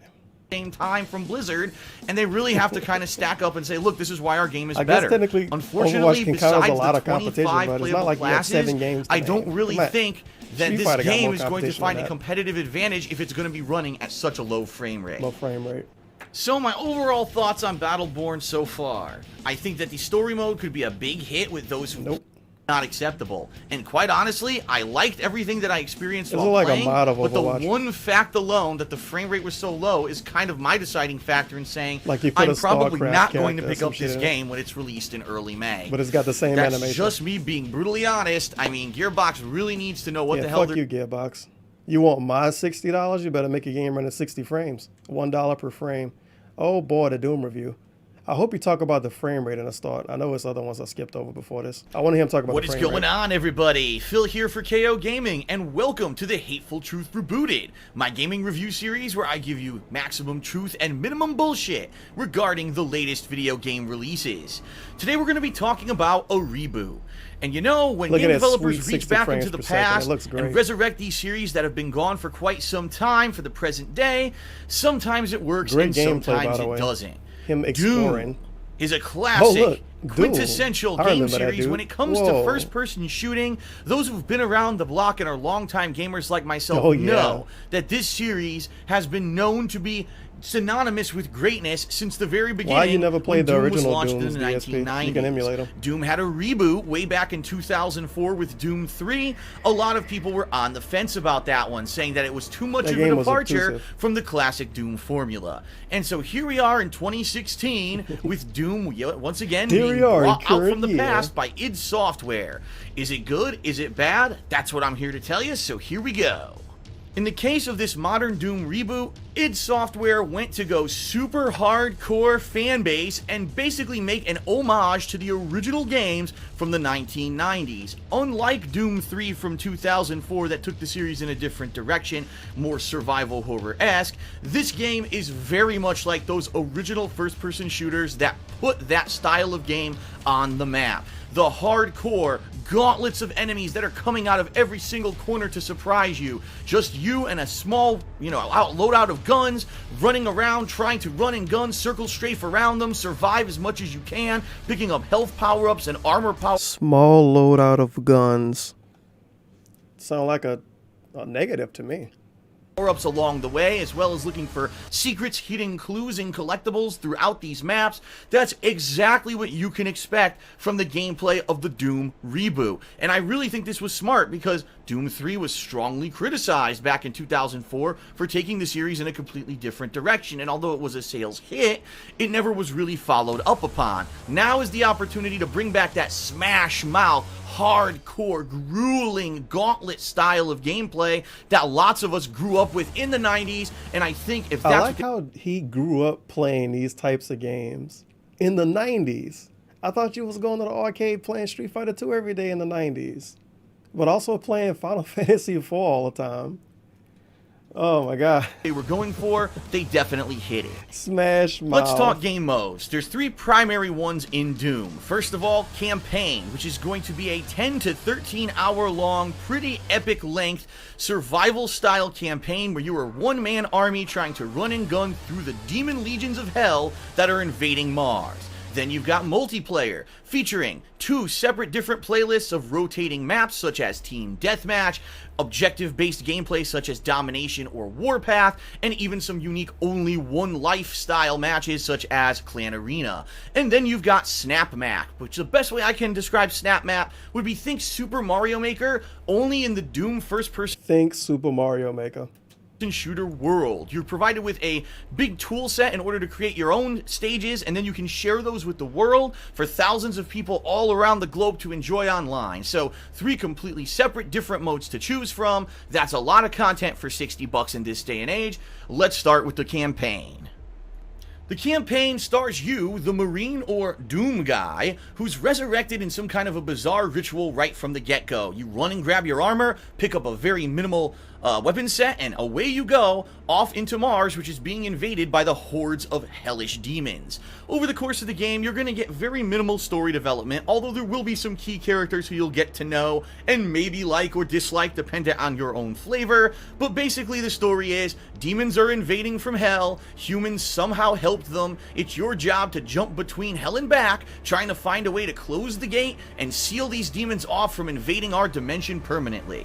Although, I'll be honest, the story really does take a back seat. The campaign of Doom is primarily focused on the gameplay, of which there are basically 2 facets. First, the combat. And of course, like I said, this game is a total throwback to classic Doom. No regenerating health here, your health is your health, and you're going to have to be finding health power-ups and or armor to put on your body to protect you from the damage that these crazy demons will be throwing at you.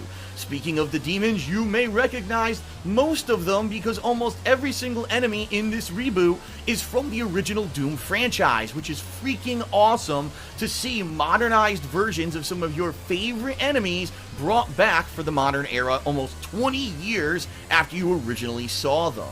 The gunplay, again, very reminiscent of the classic Dooms. You'll have a limited amount of weapons to start. Bro, if you make this game sound like ass. It plays like a fucking 25-year-old game, and you have limited weapons except you get more weapons, so it's not a limited weapon choice. All right.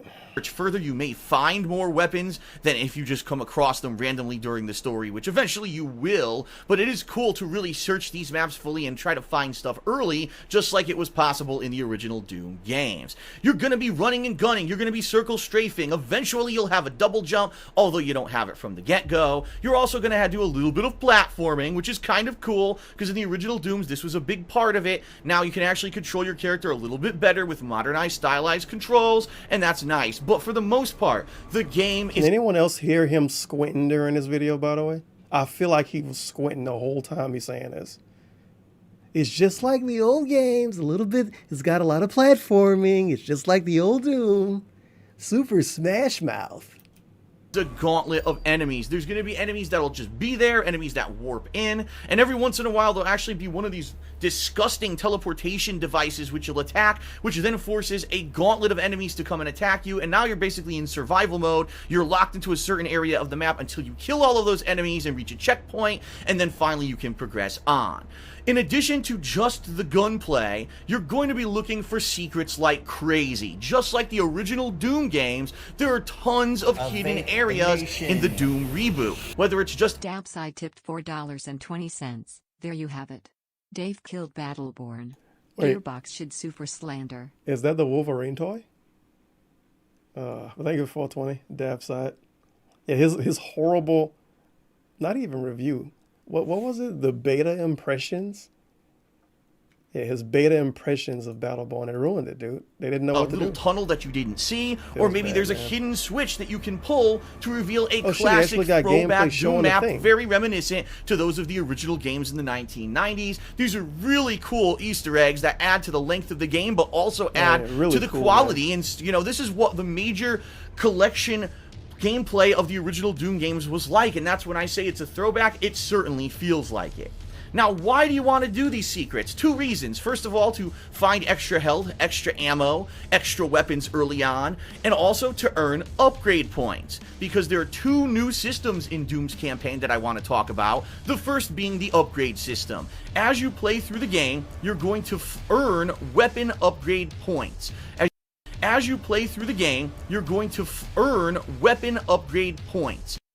As you play through the game, you're going to earn weapon upgrade points. As you earn these points, you're able to add new abilities and customizations to your weapons that make them better. So, for example, even though you have a shotgun, you may have the ability later on to make that shotgun shoot a grenade. You may have a plasma rifle, but later on you may have the ability to let that plasma rifle knock back enemies. So basically it gives a secondary fire kind of feature. This kind of reminds me of a Soulja Boy song. It's a lot of Soulja Boy songs that do this.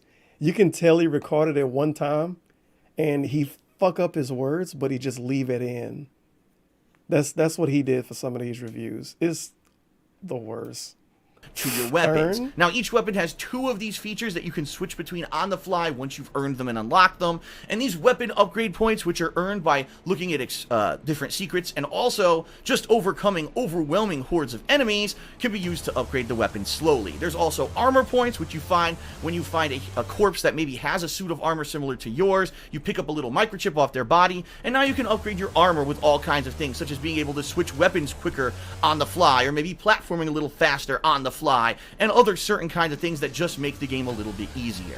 The other new feature of the Doom reboot is the melee combat system called Glory Kills. Unlike the previous Doom games, once you deal enough damage to an enemy, they'll eventually get stunned and start to glow. By using your right thumbstick, damage to an enemy, they'll eventually get stunned and start to glow. What is glow game?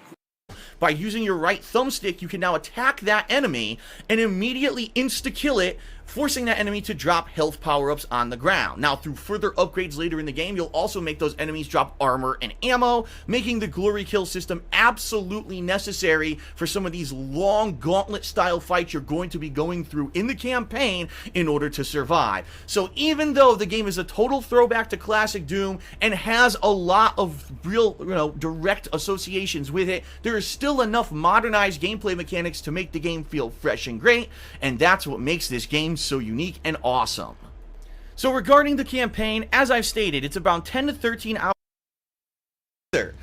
Wow, again, another amazing throwback to that classic style arena deathmatch kind of deal that you had back in the late 90s and early 2000s. Very reminiscent of games such as Quake, Quake 3 Arena, and Unreal Tournament. You're going to be using the basic loadouts from the game, the campaign of Doom, but you're going to be able to customize that loadout over time. There's various different game modes, such as Deathmatch, Warpath, where there's actually an objective that you need to capture, but it moves live through the the stage, and so your team has to kind of stay with it in order to control it on the fly. There's also domination and other standard game modes that you probably are pretty familiar with based on other first-person shooters of this style. The one unique thing about Doom multiplayer not only is that it is this kind of smash-mouth run-and-gun gameplay. No, there's no wall running. There's no ridiculous flying. There's no warping in droids and fucking kill streak bullshit. You can do so much dumb it's your stuff run, in this. What are you you talking kill, about? you do your objective, you win. That simple.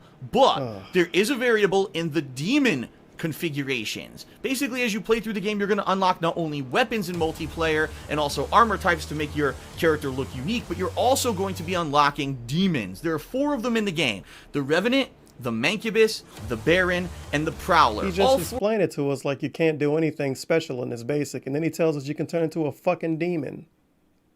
Oh my god. Demon system that make it feel unique. It's weird because when he shit on games like Call of Duty Black Ops 4, he always try to talk like he played these games back in the 90s when they was relevant. But then when he played this, he didn't even fucking know how to play it. Pretty bad Smash stuff. In addition, trying to actually vote up a map after I had played it completely crashed my game. Whoops. One time I tried to join one map and the game for some reason put me into another one. For some and reason. even just trying to get the lobby system to work to play some of these games in a multiplayer kind of style doesn't work very much. I could definitely see SnapMap having potential in the long run, but at least for now on the PlayStation 4 it seems like more of an afterthought. There's so much content just between the campaign and the PlayStation Phil Burnell, what is this self-doxing? Oh my god. 4, it seems like more of an afterthought. There's so much content just between the campaign and the multiplayer that unless you really have sucked everything dry, you're probably not going to be too interested in this unless you're one of those people that absolutely loves creating their own levels. Then I say take a stab at it. It's absolutely nice that it's there. It would have been nice if it was a little bit more functional or interesting, but for now I kind of say meh, something that I'll ignore, but other people might be interested in. And so ultimately, weighing everything in regards to the Doom reboot, I'm actually going to score it a 9 out of 10 with an asterisk. That asterisk being the following. I am a fan of the original. Oh, so it's bullshit. Well, there you go. He's a fan of the original. He told us fucking platforming was a big point in the original. You can't even jump in the original game. God damn it, dog. Oh, Star Fox Zero. Well, screw that game. Overwatch first impressions. Oh, shit. I hope you explain the whole game. What's up, everyone? Phil here for KO Gaming. And after 2 solid days of in-game experience in the Overwatch beta, I'm here to relay my thoughts on what I thought. Now, this beta was available a little bit early for those who had pre-ordered. Wait, what? Relay my thoughts. 2 solid days of in-game experience in the Overwatch beta. I'm here to relay my thoughts on what I thought. One nigga run to the front door. I hop out, I start shooting. Bow, bow, bow, bow, bow. Shot the nigga. Bow, shot his ass. Bow, bow, bow, bow. In-game experience in the Overwatch beta. I'm here to relay my thoughts on what I thought. Now, this beta was available a little bit early for those who had pre-ordered the game, but actually will be publicly available in an open beta format starting tomorrow. So before you jump in, allow me to give you some stuff that you can expect. The best thing about it is this is an edited video. He had to listen to himself talk the whole fucking time before he finished this in Premiere. My thoughts on what I thought. Come on, dude. Off, Overwatch is the first competitive FPS. Come on, dog. Come on, man. Game from Blizzard Entertainment, Shout out to Blizzard. a company that's otherwise known for doing MMOs, card games, and RTS games, and all kinds of other stuff. They're finally jumping into this genre, and a lot of people I think are a little bit skeptical, since it doesn't seem like they have any previous experience. However, I can certainly tell you that all of the bells and whistles of Blizzard Entertainment are present in Overwatch, including high production value, great voice work, a wide selection of... You know my favorite bell and whistle from a Blizzard game? Loot boxes. You fell for it. Congrats. You fell for the marketing scheme. Characters, a large amount of locations. It has all those little touches and attention to detail. The quirkiness, the comedy of the Blizzard Entertainment kind of game is very much present in Overwatch. So if you're a fan of Blizzard, you're probably going to end up liking the game. Now, right up front, I'm going to be honest, there's going to be a lot of comparisons to Battleborn in this video, simply because Battleborn is the direct competitor to Overwatch this month, being another competitive and cooperative first-person shooter that came out from 2K Games and Gearbox Software this very same day of the release of the Overwatch beta. So obviously these games are going head-to-head. Oh yeah, So Diablo is my favorite comedy style game, obviously. It's hilarious. allow me to start with some of the comparisons. So many First funny, off, epic unlike moments. Battleborn, Hey, Overwatch Zarya. has 21 selectable characters a second that you boot Oh, the man, look at all game. these cool Battleborn characters, made dude. you do all kinds of crazy challenges Very and nice. requirements in order to unlock the Smelly characters in an fucking attempt to Lucio. almost pad the length of their course, beta. Road Hag. In regard to DSP loves Overwatch, Road that's Hag. not the case. You can select every kind It's a of big character dude. He right loves from the big dudes. get-go, Great which is a gameplay, by the way. We see him looking at the fucking characters and talking. We can't even hear him talk. So he's obviously talking to the chat. And he got some unique situation going on with his hand in the back. It's just kind of poking up in the back. big improvement. In addition, Very the nice. graphics of Graphics, by the Battleborn way. versus the graphics of Overwatch. If you actually look at the resolution and the detail of the characters, they're pretty much identical. But the difference here is the frames per second. Overwatch may pretty much identical, but the difference here is the frames per second. Overwatch manages to run at a silky smooth 60 frames per second at all times. The only maybe instance being when there's a crazy amount of stuff going on the screen at once. It may dip a little bit here and there, but it's supposed to be a competitive first-person shooter, and most first-person shooters have already achieved 60 frames. You fell for it. Congrats, you fell for the marketing scheme. I'm just a crazy old man. I don't know what the fuck I'm talking about. Which sounds good. Battleborn did not do that and could only run at 30 frames, so right out of the get-go and out of the gates, Overwatch already has two major positives on its side. Much like Battleborn, Overwatch's character selection has a wide Now, variety he told us the frame rate was silky smooth, but was it blazing fast? That's a pretty big difference. of playstyles. You'll have characters that are more like your typical soldier from a first-person shooter game. You'll have characters that... Soldier? Like Soldier 76? I wonder where you got the word soldier from. have a mix of Soldier melee, boy. teleportation, and speed. You have some characters that are just slow tanks who can take tons and tons of damage, some of which can Oh, this actually some hot deal game, back boy. that damage in kind, You're and not gonna some who float really at all, can't, and are more to be most of a supportive class in the game. Very nice. There's also healing and slash supportive classes, which are meant to do various tasks. Maybe they need to buff your teammates so that they have extra shields, or that they could deal more damage, or maybe that they have added health or can actually recover their health over time. Some classes allow you to actually build turrets, a la Team Fortress 2 time. Some classes allow you to actually build turrets, a la Team Fortress 2 time. Some classes allow you to actually build turrets, a la Team Fortress 2, the engine. Well, the people that wanted the Team Fortress 2 reference, you got your a la. Engineer class, where you can actually have these strategically placed to take out enemies who are maybe trying to reach an objective. And so the 21 characters in Overwatch are varied in a lot of ways. A lot of people actually have complained about Battleborn, saying that a lot of the characters are almost very similar to each other, and that they really did that just to claim that there were more characters. I don't know, because I didn't necessarily unlock all the characters in that beta. However, I can tell you that a lot of the characters in the Overwatch beta are very viable and are very different in their play styles. So that's another great positive. 21 characters, a lot of variety to the game when it comes to the gameplay and the character selection. Trying to get an impression of every character quickly, this is probably the game mode that you're going to want to play until it kind of rotates out, because it is a weekly. Probably the game mode that you're going to want to play until it kind of.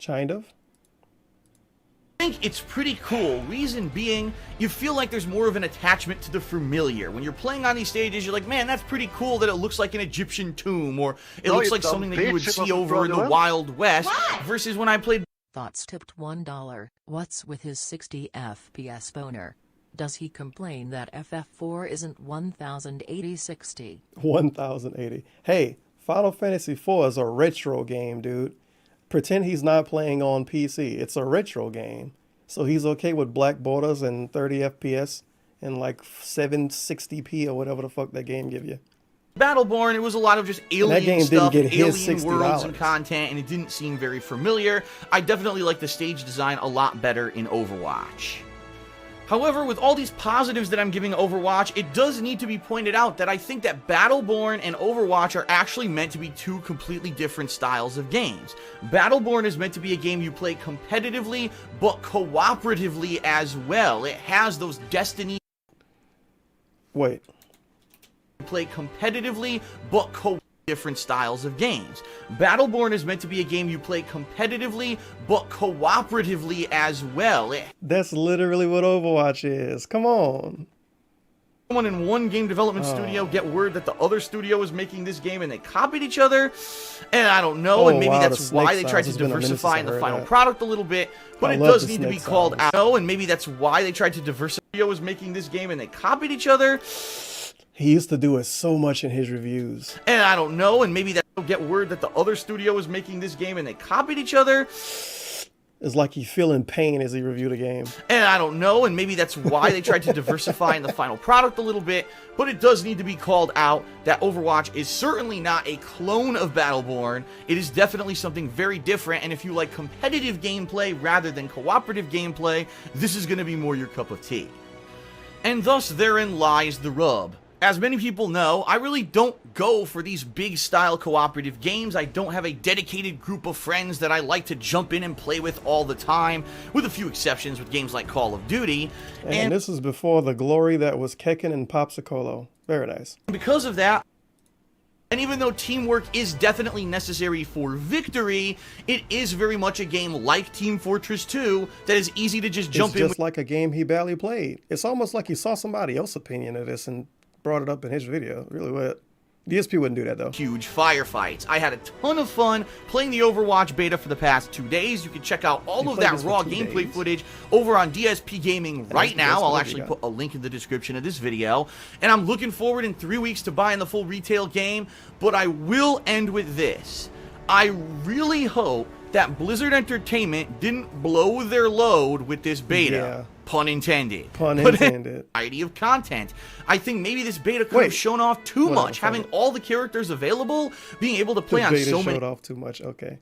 But I'm really hoping that Blizzard held back during the beta and that they've got a lot more to show us in the final game. I guess it remains to be seen. He didn't expect that. And so that's it for my impressions. I hope that you enjoyed the video, and if you did, please consider giving it a like here on YouTube, as well as checking the description. Overwatch, dude. That's why he's never gonna go back to it. Very nice. Oh man, fitting into a masterpiece, Uncharted 4. That can get out of here. 1 million views. The worst game I've ever played. Homefront: The Revolution. Now this is the video that changed DSP's life. May 17th, 2016. Biggest video of DSP's recent career. Maybe the biggest video he uploaded in the whole 10 years he's been on YouTube. And it was blatantly negative. Like, the definition of a negative video. Calling a game the worst game he's ever played. Definition of a negative video. But he's Mr. Positive with his 10-year legacy. Ladies and gentlemen, my name is Darkside Phil. I've been on YouTube for the greater 15,000 likes, 12,000 dislikes. Part of 8 years, covering pretty much every major release that I could, ranging from console. This brand new game is the worst game ever. Whoa.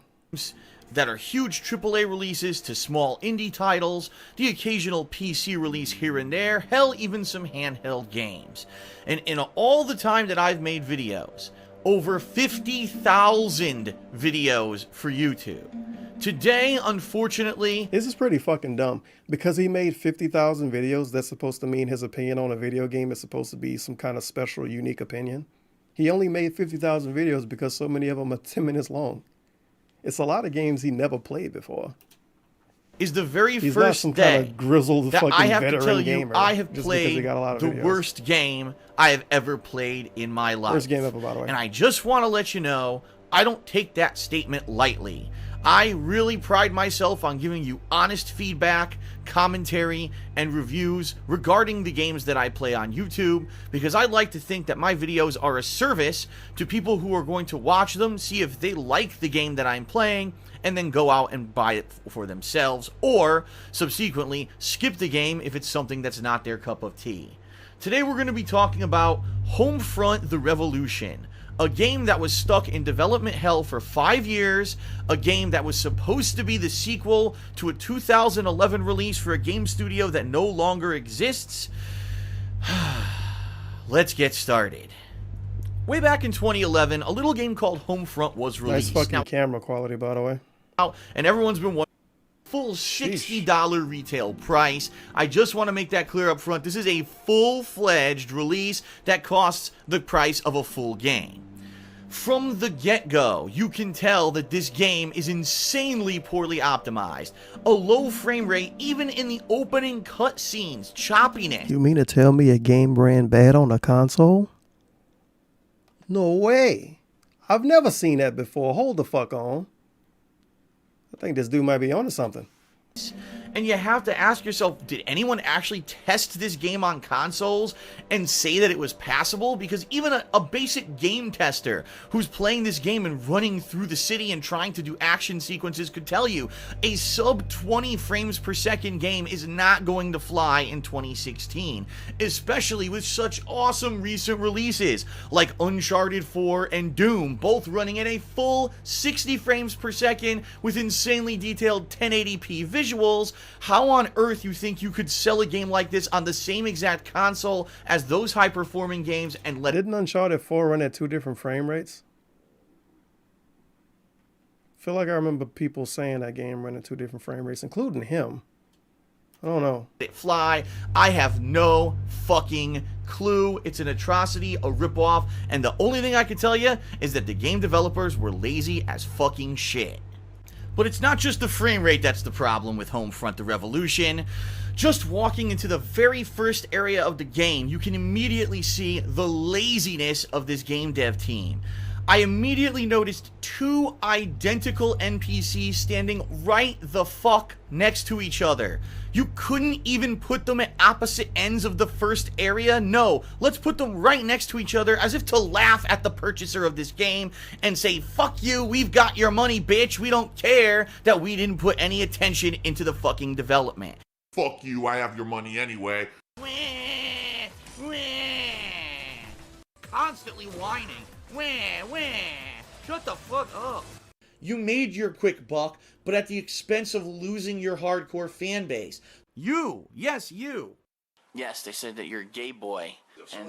And you'll actually notice over the course of the game that most of the NPCs of those who are in the Revolution, the rebel faction fighting against the North Korean invaders, are almost all the same characters repeated over and over and over. It's a joke, it's disgusting, it's incredibly lazy that they couldn't even be bothered to make more than a dozen characters for this game. What the fuck? The gameplay of Homefront: The Revolution is similar to those kind of first-person platforming action running gun Dude, it's like he purposely got bad footage for this. What the hell is this? Games of previous years. Think Far Cry, or maybe last year's gun shooter games of previous years. Think Far Cry, or maybe last year's Dying Light sans the zombies. Sans the zombies. And you'll probably That's my get favorite the Undertale character. Dependent on the situation. For example, customization. Incredibly annoying because the frame rate's so bad and the performance of the game is so poor on PlayStation 4 that you're gonna die a million times just trying to do basic things like shoot the fucking enemy that's 2 inches in front of your goddamn face who's a fucking idiot and walks directly in front of your gun, but you still can't manage to fucking hit with bullets. Idiot and edited video, by the way, with this fucking temper tantrum in it. Fucking enemy that's 2 inches in front of your goddamn face who's a fucking idiot and walks directly in front of your gun, but you still can't manage to fucking hit with bullets. Idiot and fucking you're gonna die a million times just trying to do basic things like shoot the fucking enemy that's 2 inches in front of your goddamn face who's a fucking idiot and walks directly in front of your gun, but you still can't manage to fucking hit with bullets. This game is a fucking piece of shit. It's terrible. It's not worth $60, and after playing it for 3.5 hours, I never want to fucking play it again. He bought this game for $60, played it for 3.5 hours, called it the worst game he's ever played, which is pretty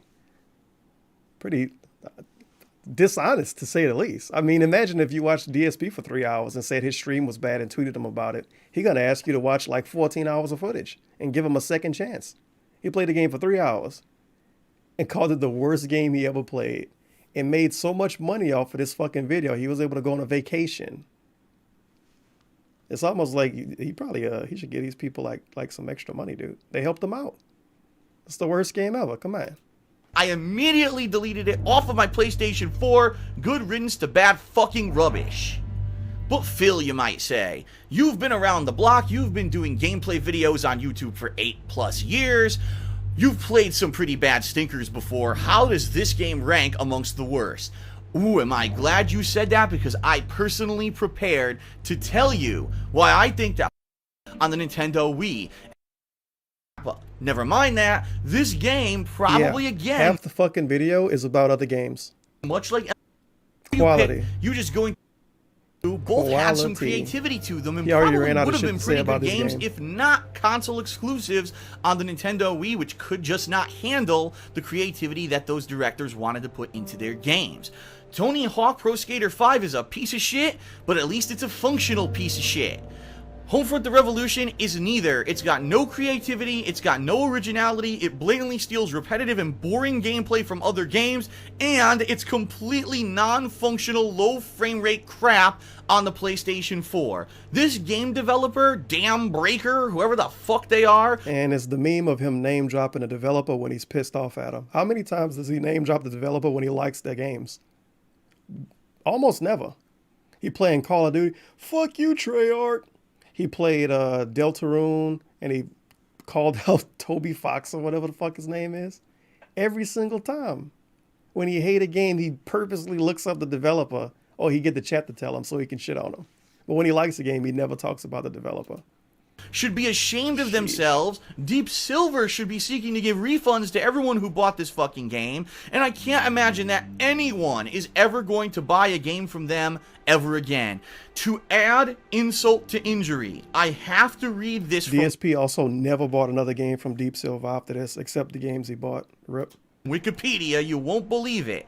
In March of 2015, Deep Silver announced that Homefront: The Revolution was delayed until 2016 for the reasons that they wanted to ensure their development staff would have every opportunity to turn it into a best-selling title. What the fuck did Damn Breaker Studios do for a fucking year? Because they certainly didn't optimize the game, they certainly didn't add any kind of gameplay that's fun. They probably sat there with their thumbs up their motherfucking asses and spinning, saying, I can't wait for the money to pay off all the hard work. Interrupting the video, tipped $1. Hello friends, I'd like to introduce you to Negi, Manu, girl. She's not like my ex, thumbs up, who was bonkers and super sensitive. She's a boxer and will protect me from Turvin Bill and that Greek dude. She is undoxable, so good luck, Kiwi Farms ACK. Thank you for the $1. Interrupting the YouTube video. That we didn't put into this fucking garbage game. This is the worst game I've ever played. Stay the fuck away from me.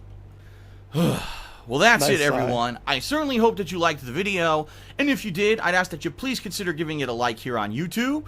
Please also check out the description of the video for my raw gameplay of Homefront: The Revolution over on DSP Gaming, my partner YouTube channel, as well as my Amazon associate link, and you can check out my Patreon as well. Yes. Thanks for watching. I love this video so much, I want to watch the raw gameplay of the worst game ever and buy diapers on Amazon.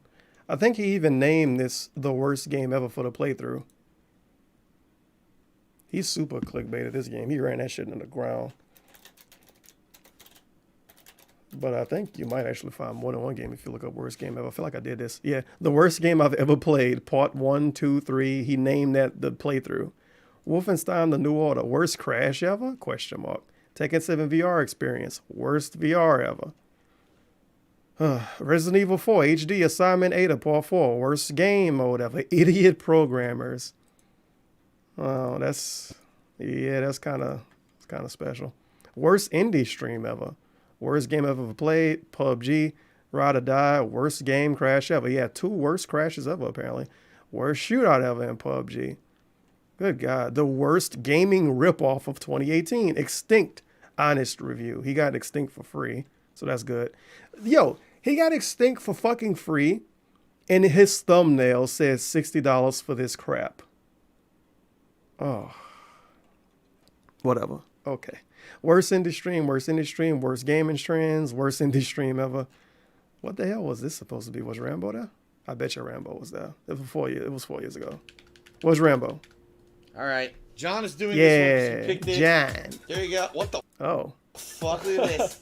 Great. Great John. God. Sending out mice to fight each other. Really Money good. they're not. All right, that's enough of that. Scottie Pippen Slam City. Why the hell is it worse than this? Oh, want to see the worst basketball game ever made? Of course it is. Of course it is. Worst gaming trends. PUBG again. PUBG again. Worst match I've ever played. Modern Warfare Remastered. Of course. PUBG again. And he really hated on PUBG. Sims 4. Worst museum ever. She's a man, baby. Wait a minute, Doc. It's not being too inclusive.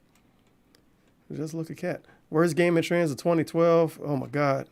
Okay, that's enough of the worst. Best and worst of Heavy Rain, of course. Best and worst of a fucking 10-year-old playthrough. Oh man. One hell of a reboot. Fallout 4 DLC review. Okay. Now this is when he realized that the negative videos was popping off on. So he did Avoid Like Turtle Soup. Teenage Mutant Ninja Turtles review.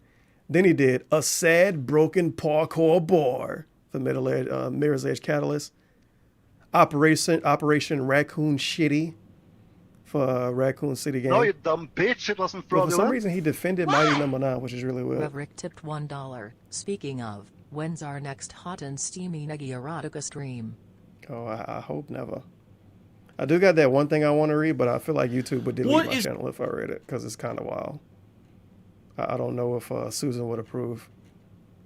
Nice thumbnail, by the way. It's probably a picture he stole. What's up, everyone? Phil here for KO Gaming, and welcome to the Hateful Truth video game review series, where I give you maximum truth and minimum bullshit regarding the latest video game releases. I am a huge fan of Ninja Turtles. Growing up as a kid of the 1980s and early 1990s, Ninja Turtles And one weird thing, because I might forget to bring this up, one weird thing about the Mighty Number 9 video, he basically said the behind-the-scenes stuff was irrelevant, and all that matters was if they made a good game or not.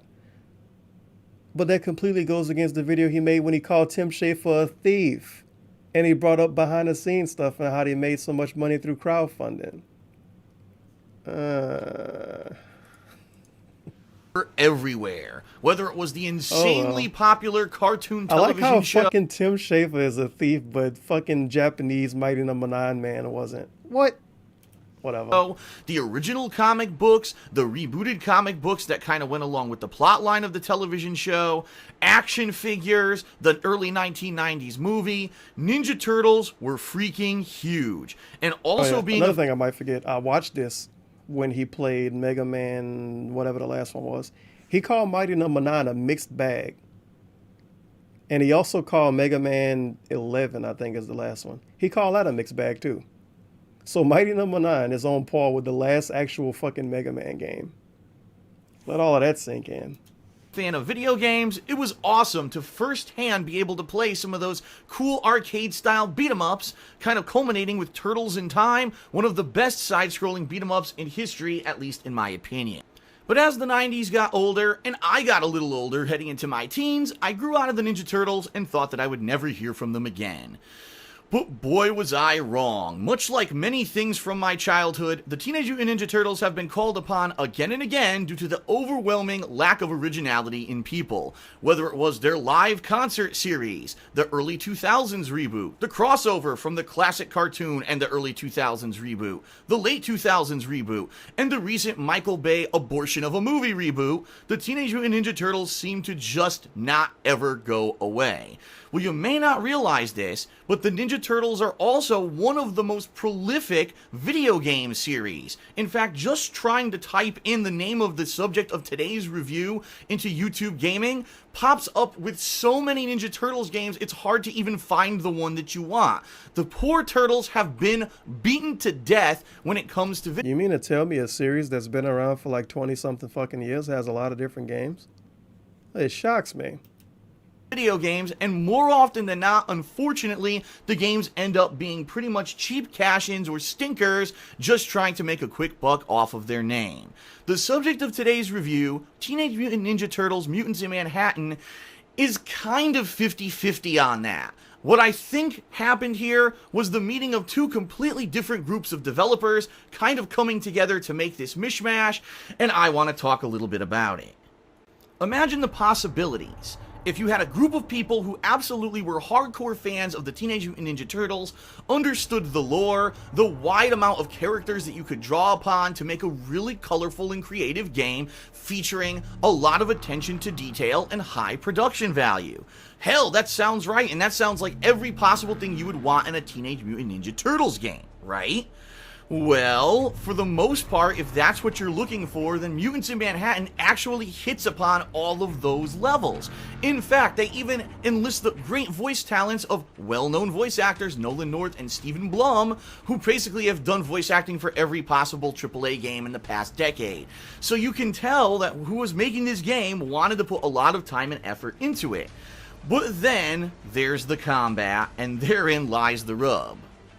4-player cooperative combat, beat-em-up style, sounds really cool at its core. And in fact, I think what they were going for with Mutants in Manhattan was a modern take on those classic Teenage Mutant Ninja Turtles arcade-style games from the early 1990s.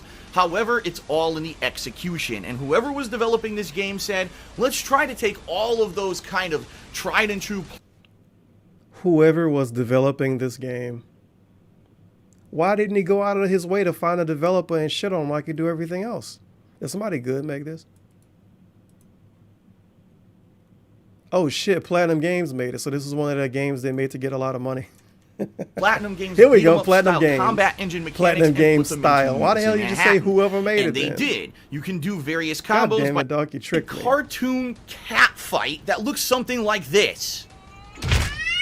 Wow.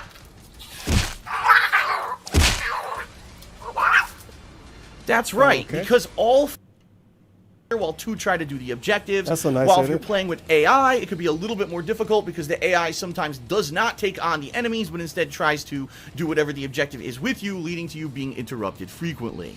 However, the problem here is that it's wash, rinse, repeat. Oh, here's some enemies. Well, I'm going to mash some buttons. I can't meaningfully do anything against them because they're so chaotic during the combat. Next thing you know, all the enemies are dead. And then you go to the next... Tell me this is a beat 'em up?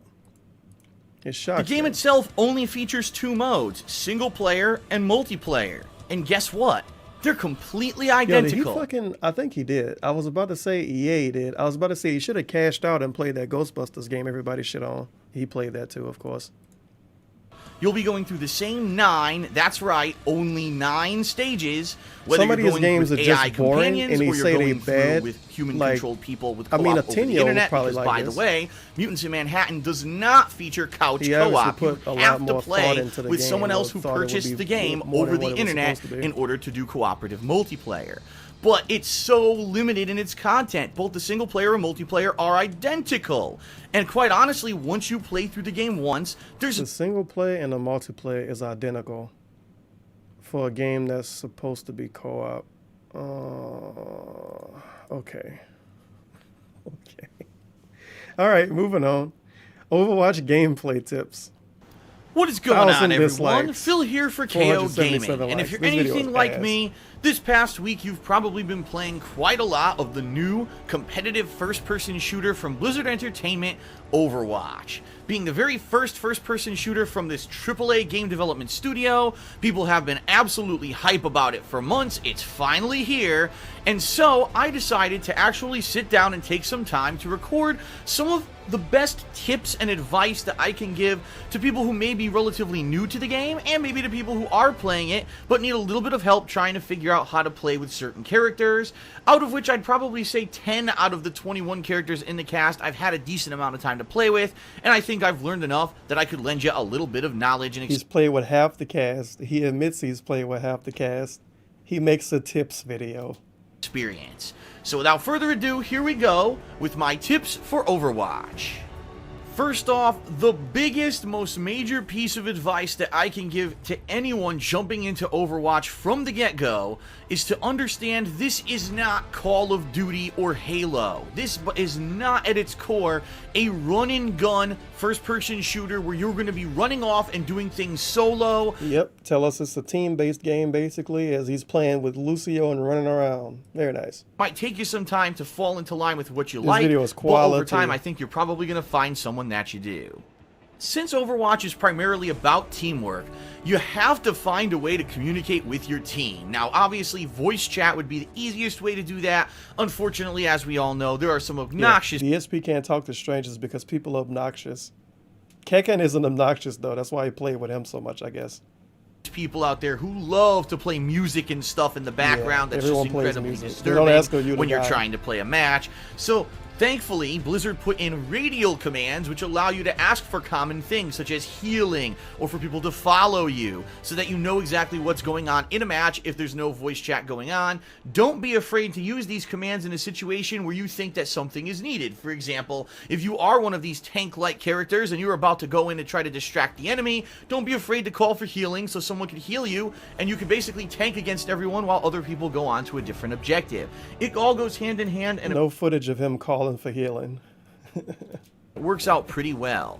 In He's addition, not even doing don't it. be Come on, afraid man. to support your fellow players. And what I mean by that is a lot of these first-person shooters, again, have been about just running off and getting kill streaks and having the best kill-death ratio. That is not what Overwatch is about. There's entire classes based around just simply getting... Have some more solo Lucio gameplay.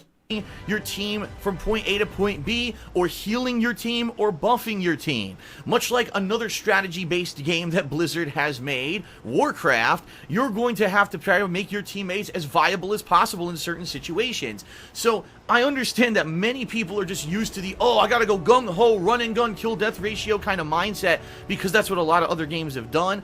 Don't be afraid to delve into other classes and try other styles of gameplay, because overall it's refreshing, and you're probably gonna like it.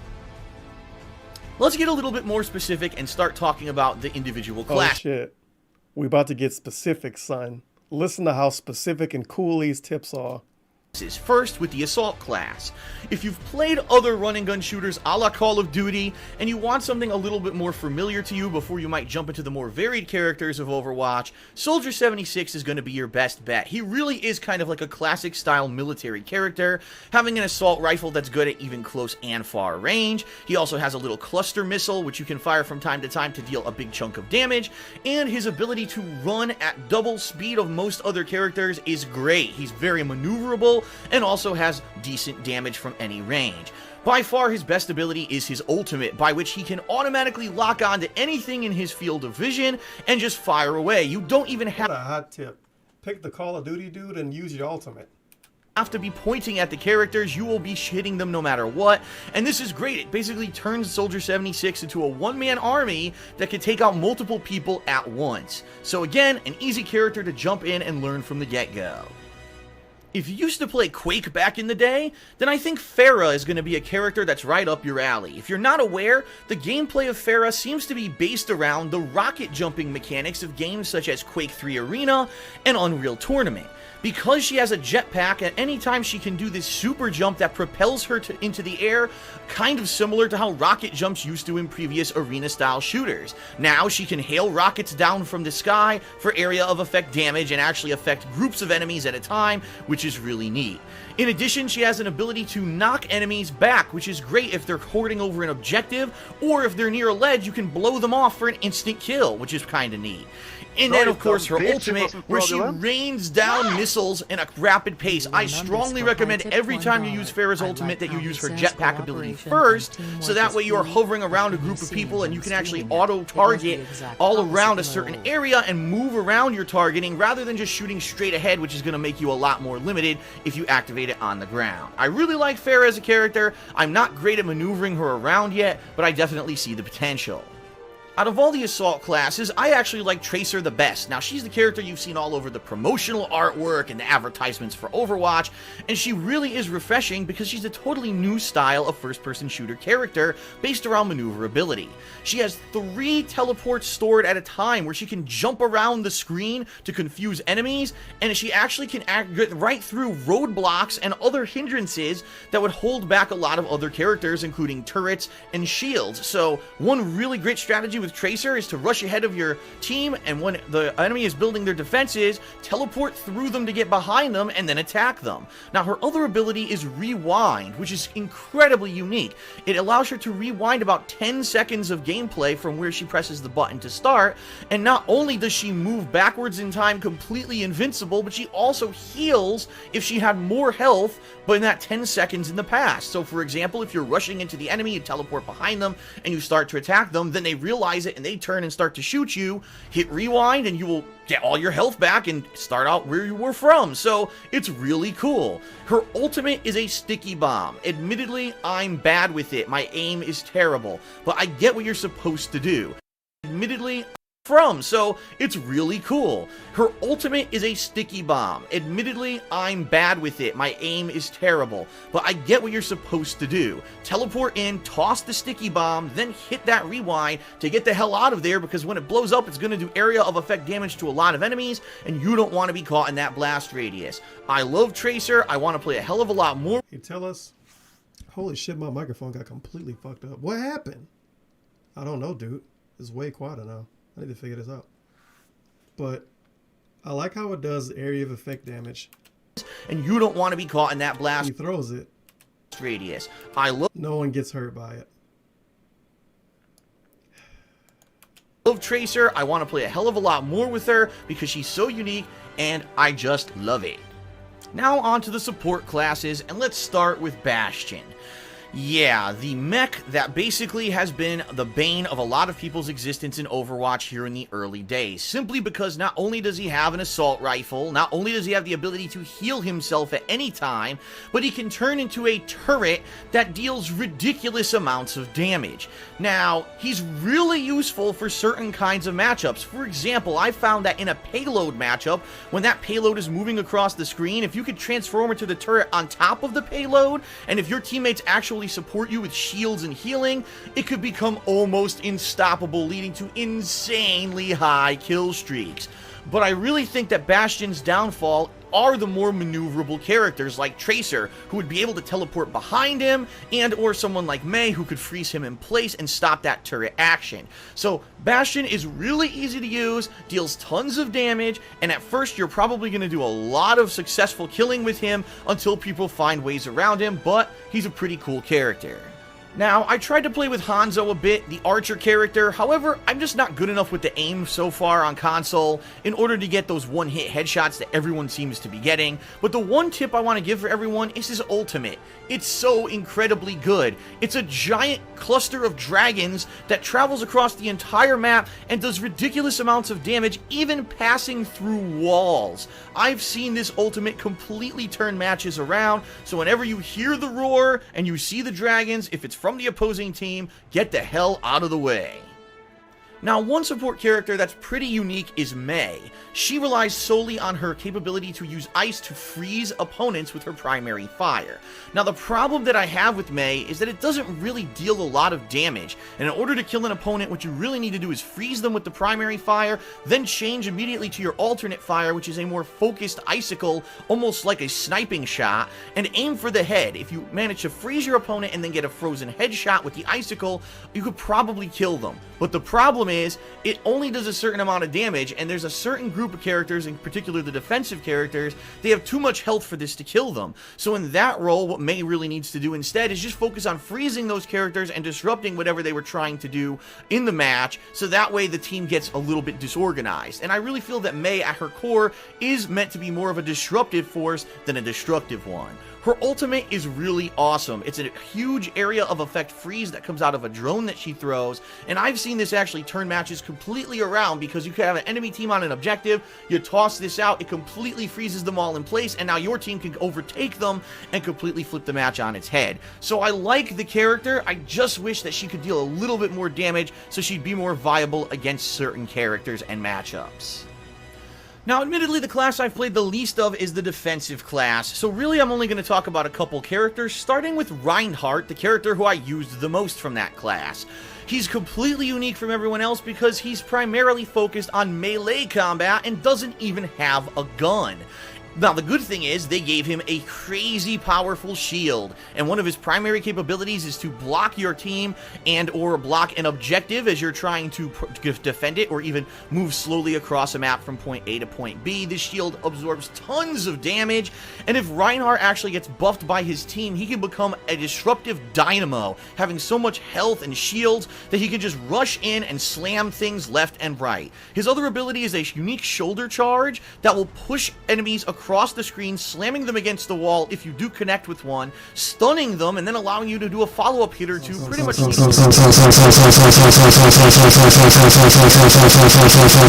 hit anyone. Reinhardt will continue to dash until he hits a wall, and if there's not a wall, he will dash right off of a cliff, leading to a suicide. So be very careful. Okay, hold on. Let me see, because apparently it sounds really, not even apparently, it does sound bad, and I don't know why, and it's really fucking quiet. I hit something and it's terrible now.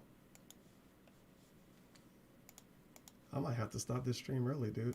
I broke something. Let's see. Well, he will dash right off of a cliff, leading to a suicide.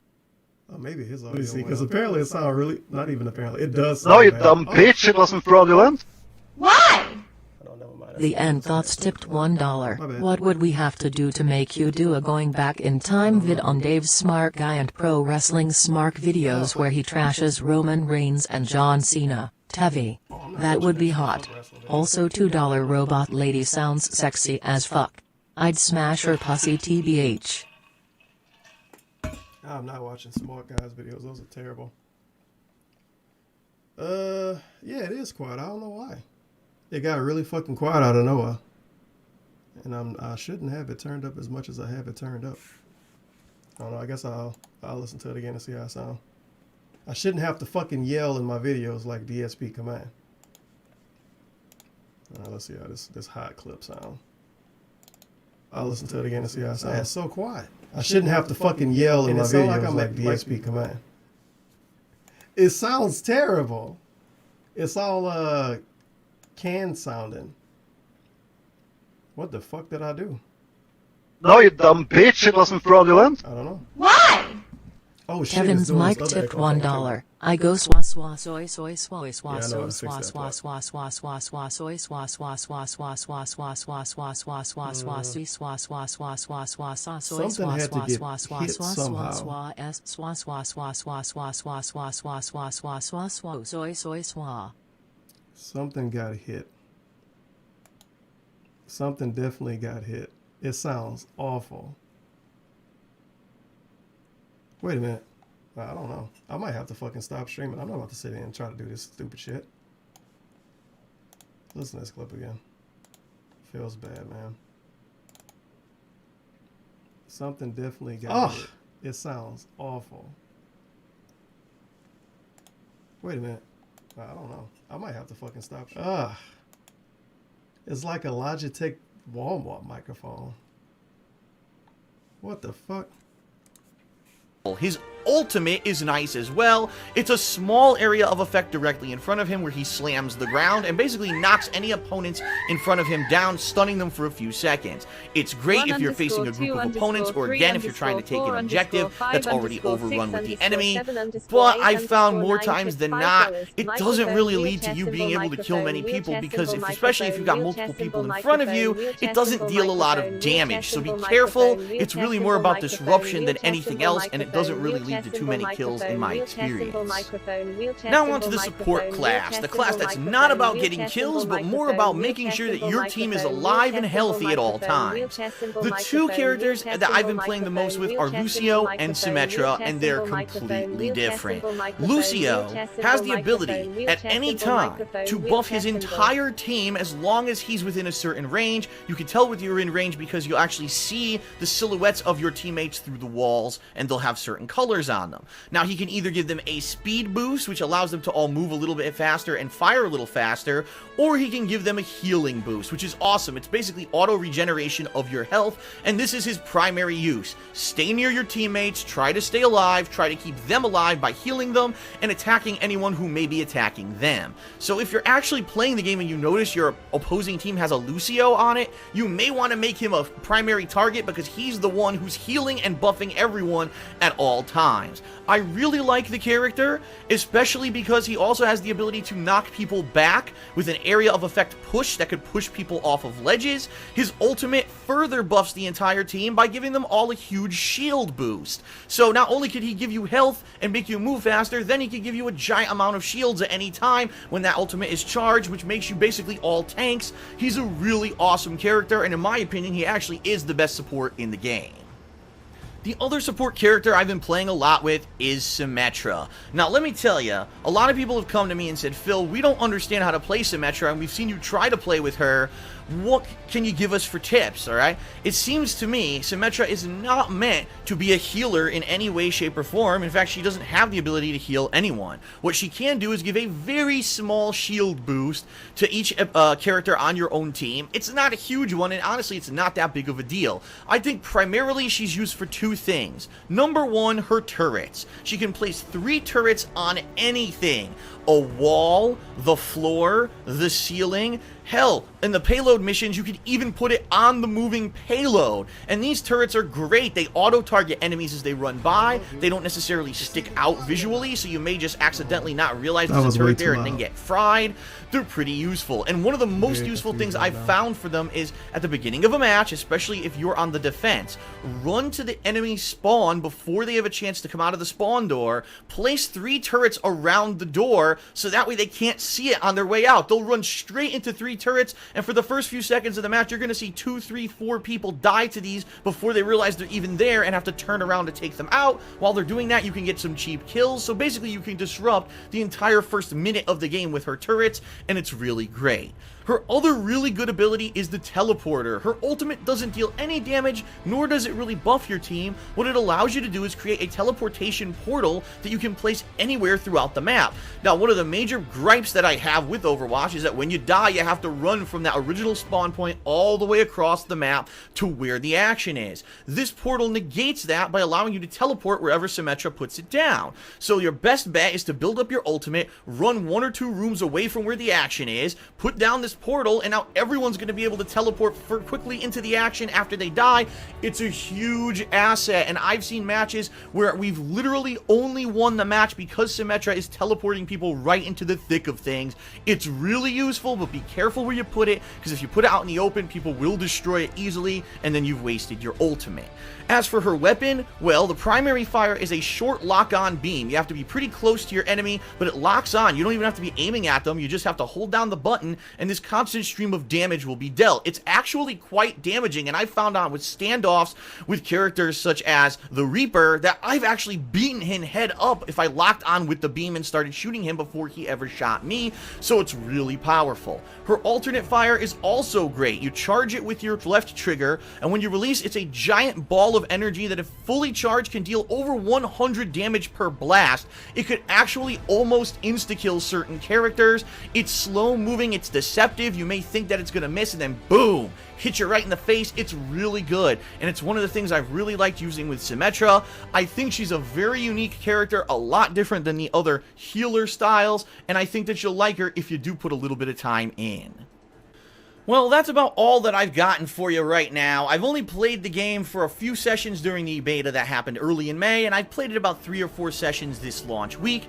I do plan on playing more Overwatch in the future, especially when the new characters are released, and I will be also kind of giving my take on the new characters and DLC maps and such in the future. I hope that this video is enough to at least help you out, again, whether you're a beginner or someone who's jumping into Overwatch and trying to absorb as much as you can. And let me know in the comments if you found this video useful. If you did, I may make more tutorial and tip style videos like this in the future. Thanks a lot for watching, everyone. I hope that you enjoyed this video, and if you did, please consider giving it a like here on YouTube. Also, be sure to check the video description. What the fuck? Wait a minute. Is it louder now?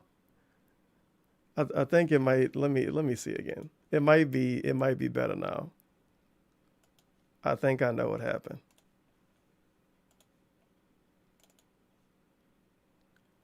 I don't know. Oh my fucking God. Are you kidding me? Ugh. Ugh. I'm mad at myself. I don't even want to fucking explain what happened. That was massive fucking boomer moment. I guess this mixer work a different way with this microphone. But what happened was the microphone, I pretty much knocked it, reaching for something else, and it completely spent around. So I was talking. Let me see if I can do it again. I was talking into this part of the microphone. It legit just doesn't, it barely picks up what comes behind the mic. I didn't know it worked that way with this mixer. So this is the way it's supposed to sound. I thought I could have it rotated for a second and not fix it and it'll sound right. What the fuck? Oh, man. Because the other mixer, it didn't do that. It sounded the same through both sides. So I guess this mixer really did fix the audio quality a lot. Because if something happened on the opposite side, you barely hear it. Well, there you fucking go. Guess I'll play this again. No, you dumb bitch. It wasn't fraudulent. What? The karma tipped $1. Ha ha ha ha ha. I have finally come to get you, Tevin. This is what you get for making It's supposed to illegal record from, restreams it's and supposed to making sound the cat. same all Thumbs up. around. Leave the house. Come on. The ice cream man, the honking man and yapping dog were also me.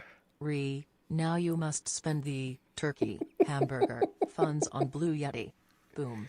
The turkey hamburger funds. I got a Blue Yeti in the closet. I fucking hated that microphone because the USB port isn't phenomenal.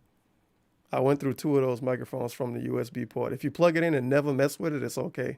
But if you mess with it a little bit, it fuck up. What a special issue. The microphone was back.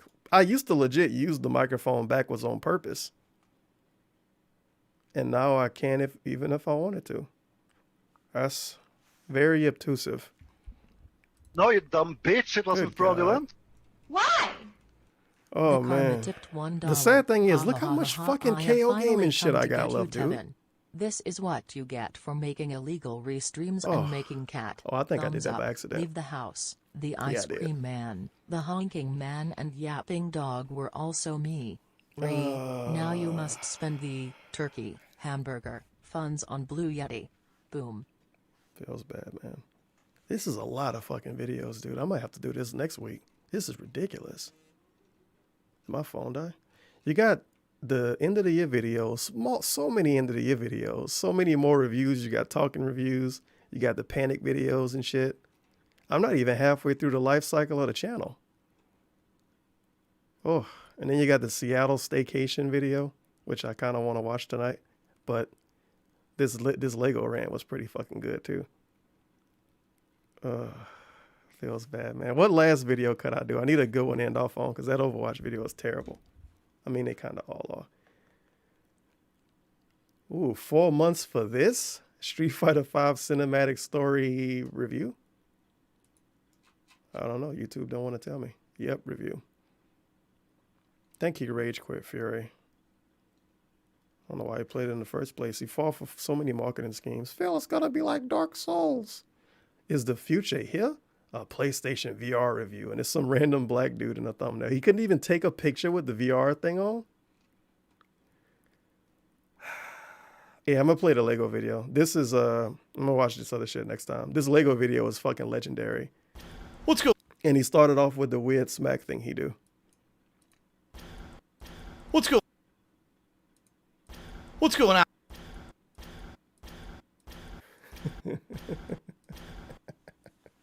How was that not edited out? It sounds so weird. 897 dislikes, 794 likes. Yeah, this I think this was after he rage quit a game that he was playing with Panda Lee. He really wants us to know he has a girlfriend, huh? Yep. That was the original thumb emoji.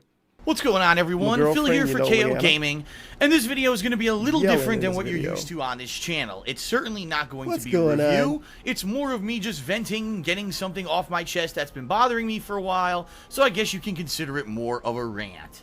Let's talk about Lego in regards to video games. Lego video games are huge. They are everywhere. They're covering every major movie franchise, from Star Wars to Harry Potter to Indiana Jones. They've covered multiple different comic book worlds, including both Marvel and DC.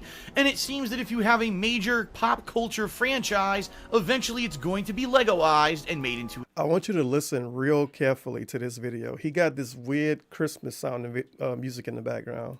A video game. These games have become big business as of late, becoming major bestsellers that usually are catered more towards a family-friendly setting or kids in particular. I've only played a few Lego games over the years. In fact, it was before my time on YouTube when I enjoyed playing through certain games like some of the original Star Wars and Indiana Jones, at a time when the Xbox 360 was hot and I was just trying to earn some new achievement points for playing through some pretty easy games. Over the years, since I have been doing YouTube videos, there's been a few Lego games here or there that I've touched upon, including ones such as Batman, as well as Lord of the Rings, and then in particular last year, my girlfriend Leanna and I decided to sit down and play Lego Jurassic World. Here, my girlfriend Leanna and I decided to sit down and play Lego Jurassic World. Here, my ones such as Batman, as well as Lord of the Rings, and then in particular last year, my girlfriend Leanna and I decided to sit down and play Lego Jurassic World. You can't even make this shit up. You seriously can't make it up. I will fucking deck a bitch. This is so becoming not worth it. Now let me tell you something. We had a fun time playing this game. It's actually rare when I sit down with my girlfriend and we take the time to do time playing this game. It's actually rare when I sit down with my girlfriend and we take... Do you know he had a girlfriend back then? That's pretty crazy. Take the time to do any kind of a cooperative playthrough, so it was kind of a special thing for us, and boy did it turn out well. The game covered all three of the major motion pictures of Jurassic Park that had already been released, as well as the new Jurassic World movie that at the time was newly released in theaters. It did it really awesomely, using the voice acting from the movies that admittedly didn't sound great in all situations, sometimes taking upon some pretty old audio clips, but for the most part, reliving those franchises in a video game, doing all those kind of really epic movie moments and being interactive with them was a really awesome experience to share with my girlfriend. And in addition, interactive with them was a really awesome experience to share with my girlfriend. And in addition, the tongue-in-cheek humor, the little quirkiness of the Lego games just added to the overall experience. There were a few frustrating parts, but for the most part, Lego Jurassic World was an awesome experience to play with my girlfriend Leanna, and we decided that we would probably want to check out other Lego games in the future. So fast forward to about a month later, the midsummer of 2015, Leanna and I said, let's play another Lego game as a fun cooperative thing that we can do over the pretty dead... Yeah, this is totally what Panda Lee said. Let's play a fun cooperative Lego game. Summer when there weren't a lot of new game releases. So we decided to play Lego Batman 3, which covered this expanse of the entire DC universe, including such heroes as Superman, Wonder Woman, and a bunch of other supervillains as well. I'll be honest, even though we didn't absolutely love the game, it still was a pretty fun experience. I think one of the main differences between Lego Jurassic World and Lego Batman 3 is that this Batman game is a unique plot. You're not reliving epic movie moments or things that are synonymous with your growing up plot. You're not reliving epic movie moments or things that are synonymous with your is a unique plot. You're not reliving epic movie moments or things that are synonymous with your growing up and watching movies over the course of 10 or more years. For this was just an original plot, so it was kind of doing something a little different than Jurassic World was, and so it didn't resonate within us as much as that previous game had. But it was about a few hours into the playthrough, after playing an incredibly long stage, about 45 minutes in, all of a sudden we hit a game-crippling bug. Now you may say, what, did the game just crash and completely not work? No, nothing like that, but we got to this certain puzzle that you needed to solve in order to enter the next room and continue on with the stage, and for whatever reason, we just couldn't figure out what we were doing wrong. We had built everything that was in the room, we had basically destroyed everything once, twice, 3 times over, we had used all of our characters' abilities, and we just couldn't figure out what it was that we were doing wrong. So after about literally 30 minutes of trying to figure this out and saying, man, we just must be really stupid or something, because Lego games are supposed to be for kids, we took to the internet to try to figure out what exactly had happened. Well, we weren't exactly satisfied with our answer, because the answer was that the game decided to not load properly and not actually have the component. Don't worry, you guys. It wasn't their fault. Nothing they can do in the room to complete a puzzle and therefore move on to the next area of the game. So after being so frustrated, over 45 minutes trying to figure out this puzzle, having to look up the answer, we said, all right, what the hell, we'll just reload the checkpoint and we'll move on from there. Unfortunately, it wasn't that easy. Now, in any other game, we would have just reloaded the checkpoint, right? But in Lego games, there is no option to reload from a checkpoint. You'll go and look in your menu, up and down all around. The only options are to resume or to completely exit the game, upon which you're warned if you quit the game, you will lose all of your checkpoint progress. So, what exactly are you supposed to do? Leanna even brought up during that time period, gee, why isn't there an option to say kill off all of the characters a la Little Big Planet? Period. Gee, why isn't there an option to say kill off all of the characters a la Little Big Planet so that maybe you could just restart from a checkpoint? Or why isn't there just a simple menu option to reload from the previous checkpoint? It doesn't exist in Lego games, and it just baffled us. We sat there staring at the screen, wondering what we were supposed to do. Well, after basically figuring we were going to have to replay the stage from the start, that's about a 45-minute replaying of a stage that we were at the very end of. We threw our hands up into the air and said, enough is enough. We're not playing Lego Batman 3 anymore. Maybe we just had bad luck or whatever. We'll take a break from the Lego franchise. Wait a minute. Maybe we'll return at a future. Is half the fucking video about other games? Oh my god, it might be.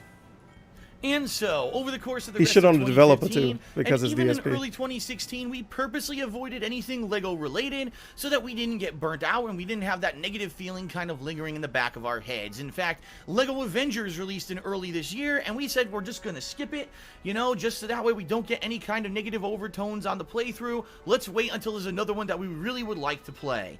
And it finally came to fruition late this June when Lego Star Wars The Force Awakens was released. Now, Leanna and I had actually seen this movie in theaters. We had recently purchased the Blu-ray of the movie in order to watch the movie and be kind of caught up on the plot lines of it and be familiar with it. So when we played this game as a cooperative playthrough, we remember all the scenes and be able to say, oh, I remember that from the movie or this and that.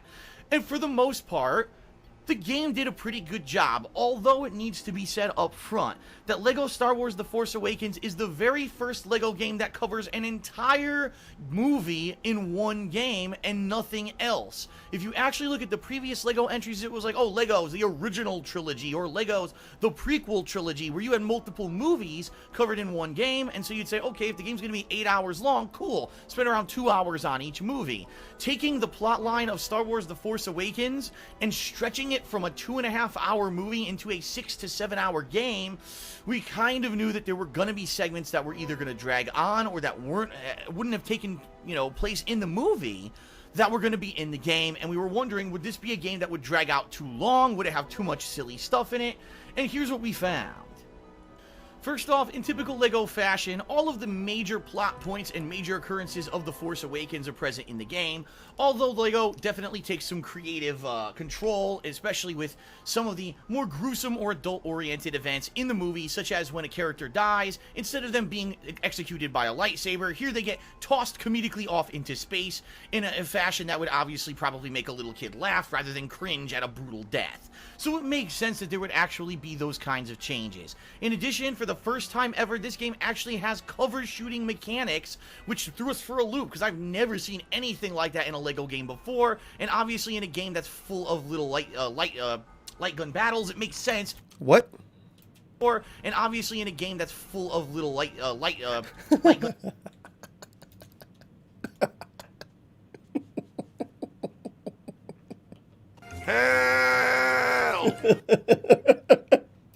like that in a LEGO game before, and obviously in a game that's full of little light he legit only edited out his snorts and his long, like the long moments when he had to check his phone, and he'll be like, what I mean is, what I was meaning is, he edited that stuff out in the snorts. What the hell was that? Like that in a LEGO game before, and obviously in a game that's full of little light gun battles, it makes sense to have it in this one like as the first one with that kind of mechanic. And then there's some things that I definitely think didn't need to be in the game, including some open world roaming segments where you're going from point A to point B, and it's obvious you can't do much in these segments right off the get-go. You need to unlock characters optionally later on in the story of the game in order to even open them up. But for the most part, it wasn't too boring or taking too much away from the story advancement, in my opinion. However, there were a few points in the game where it was a simple cutscene or a simple little plot elaboration during the movie that maybe took 5 seconds that this game drew out to 45-minute stages. In particular, it was a couple of these stages that ended up causing some game-crippling bugs that completely annoyed Leanna and I. Let's talk a little bit about them. First off, in the movie when Han, Chewie, and Finn meet up with Princess Leia once again and the Resistance, and they talk a little bit about laying out their plans on how the Rebels are going to try to take over the Starkiller base, the scene lasts about maybe 5 minutes tops and has some cool character interactions. In the game, it's a 35-minute long stage full of puzzles and just silly side jokes that make absolutely no sense. Okay, I can understand that this is the LEGO style of humor, but when I have to spend 35 minutes collecting Wookiee cookies and trying to get ice cream to give to an alien so he'll open a door so I can load my X-Wing to go attack the Starkiller base, I mean, really, it's a lot of padding and it gets pretty excessive. Now, in particular, during this mission that really has nothing whatsoever to do with the movie, if you can believe it, it was getting the crate of ice cream that led to a game-crippling bug. Game-crippling bug. Did Leanna like it? At one point, his girlfriend, you have by the to way, control a conveyor belt by using BB-8 to hack into a computer system and get it to start moving this golden crate that apparently is filled with Beebleberry ice cream. Well, when I was moving this conveyor belt, that crate got all the way down to the end and then decided to get stuck instead of landing into the final platform that would have flipped it outside and allowed us to continue the puzzle. The problem being, as I already previously mentioned with LEGO Batman 3, there is no option to load from a checkpoint in LEGO Star Wars The Force Awakens. The checkpoints exist, but they don't actually resume anything. So we tried everything. We tried different characters. We tried restarting the puzzle. We tried killing each other multiple times. Everything. The thing is, if you watch these actual clips, he was way more annoyed than Panda Lee was. Panda Lee was just kind of along for the ride. But DSP was fucking furious during this dumb shit. And he was so mad, he made an entire video dedicated to complaining about LEGO games. That's so specific. Nothing worked. And eventually we resigned and said, well, after trying to get this to work for about 10 minutes, it seems there's just no way around it. We're going to have to quit out of the game, lose all of our checkpoint progress, and we're going to have to re-enter this stage at a future date, replay through it, and continue on with the play. Future date, by the way. playthrough. We did, because you know what? Up to that point, we were pretty much having a decent amount of fun with the game, and we said, all right, this is really annoying and silly, and we laughed about it, and we said, we're not going to let it get too much to us. Let's just continue on with the playthrough. And the next time that we did play the game, it took about 25 minutes to rush through the stage at maximum speed and beat it again, but indeed we did and continued on with the game. Little did we know that the next game bug would happen in the exact same session as replaying that stage for 25 minutes. This one took place during the invasion of the Starkiller base during the segment in the movie when Han Solo and Chewie are laying bombs to blow it up. Well, in the game, once again, they decide to put in massive padding by making this 2-second thing during the movie get stretched out to about a 15-minute segment of solving several puzzles and such, by which they're building and then setting the bombs to destroy the base. Unfortunately, there's this one part where there's a drone trapped in some kind of a contraption. I'm not sure what the heck it's supposed to be. And basically, Leanna and I thought, oh, maybe there's some hidden items in this thing. Because the bottom line is with these Lego games, it's not just about building things and progressing on, but it's about collecting and finding secrets, right? How many mini kits can you find? How many hidden red blocks can you right? How many mini kits can you find? How many hidden red blocks can you right? How many mini kits can you find? How many hidden red blocks secrets, right? How many mini kits can you find? How many hidden red blocks can you right? How many mini kits can you find? How many hidden red blocks can you find? How many little Lego pieces can you find hidden throughout the stages? So we thought, oh, there's probably something hidden back here. Well, we go back there, we start building. Next thing you know, Leanna is trapped inside. So now I'm frantically trying. It was Leanna's fault, you know, his girlfriend.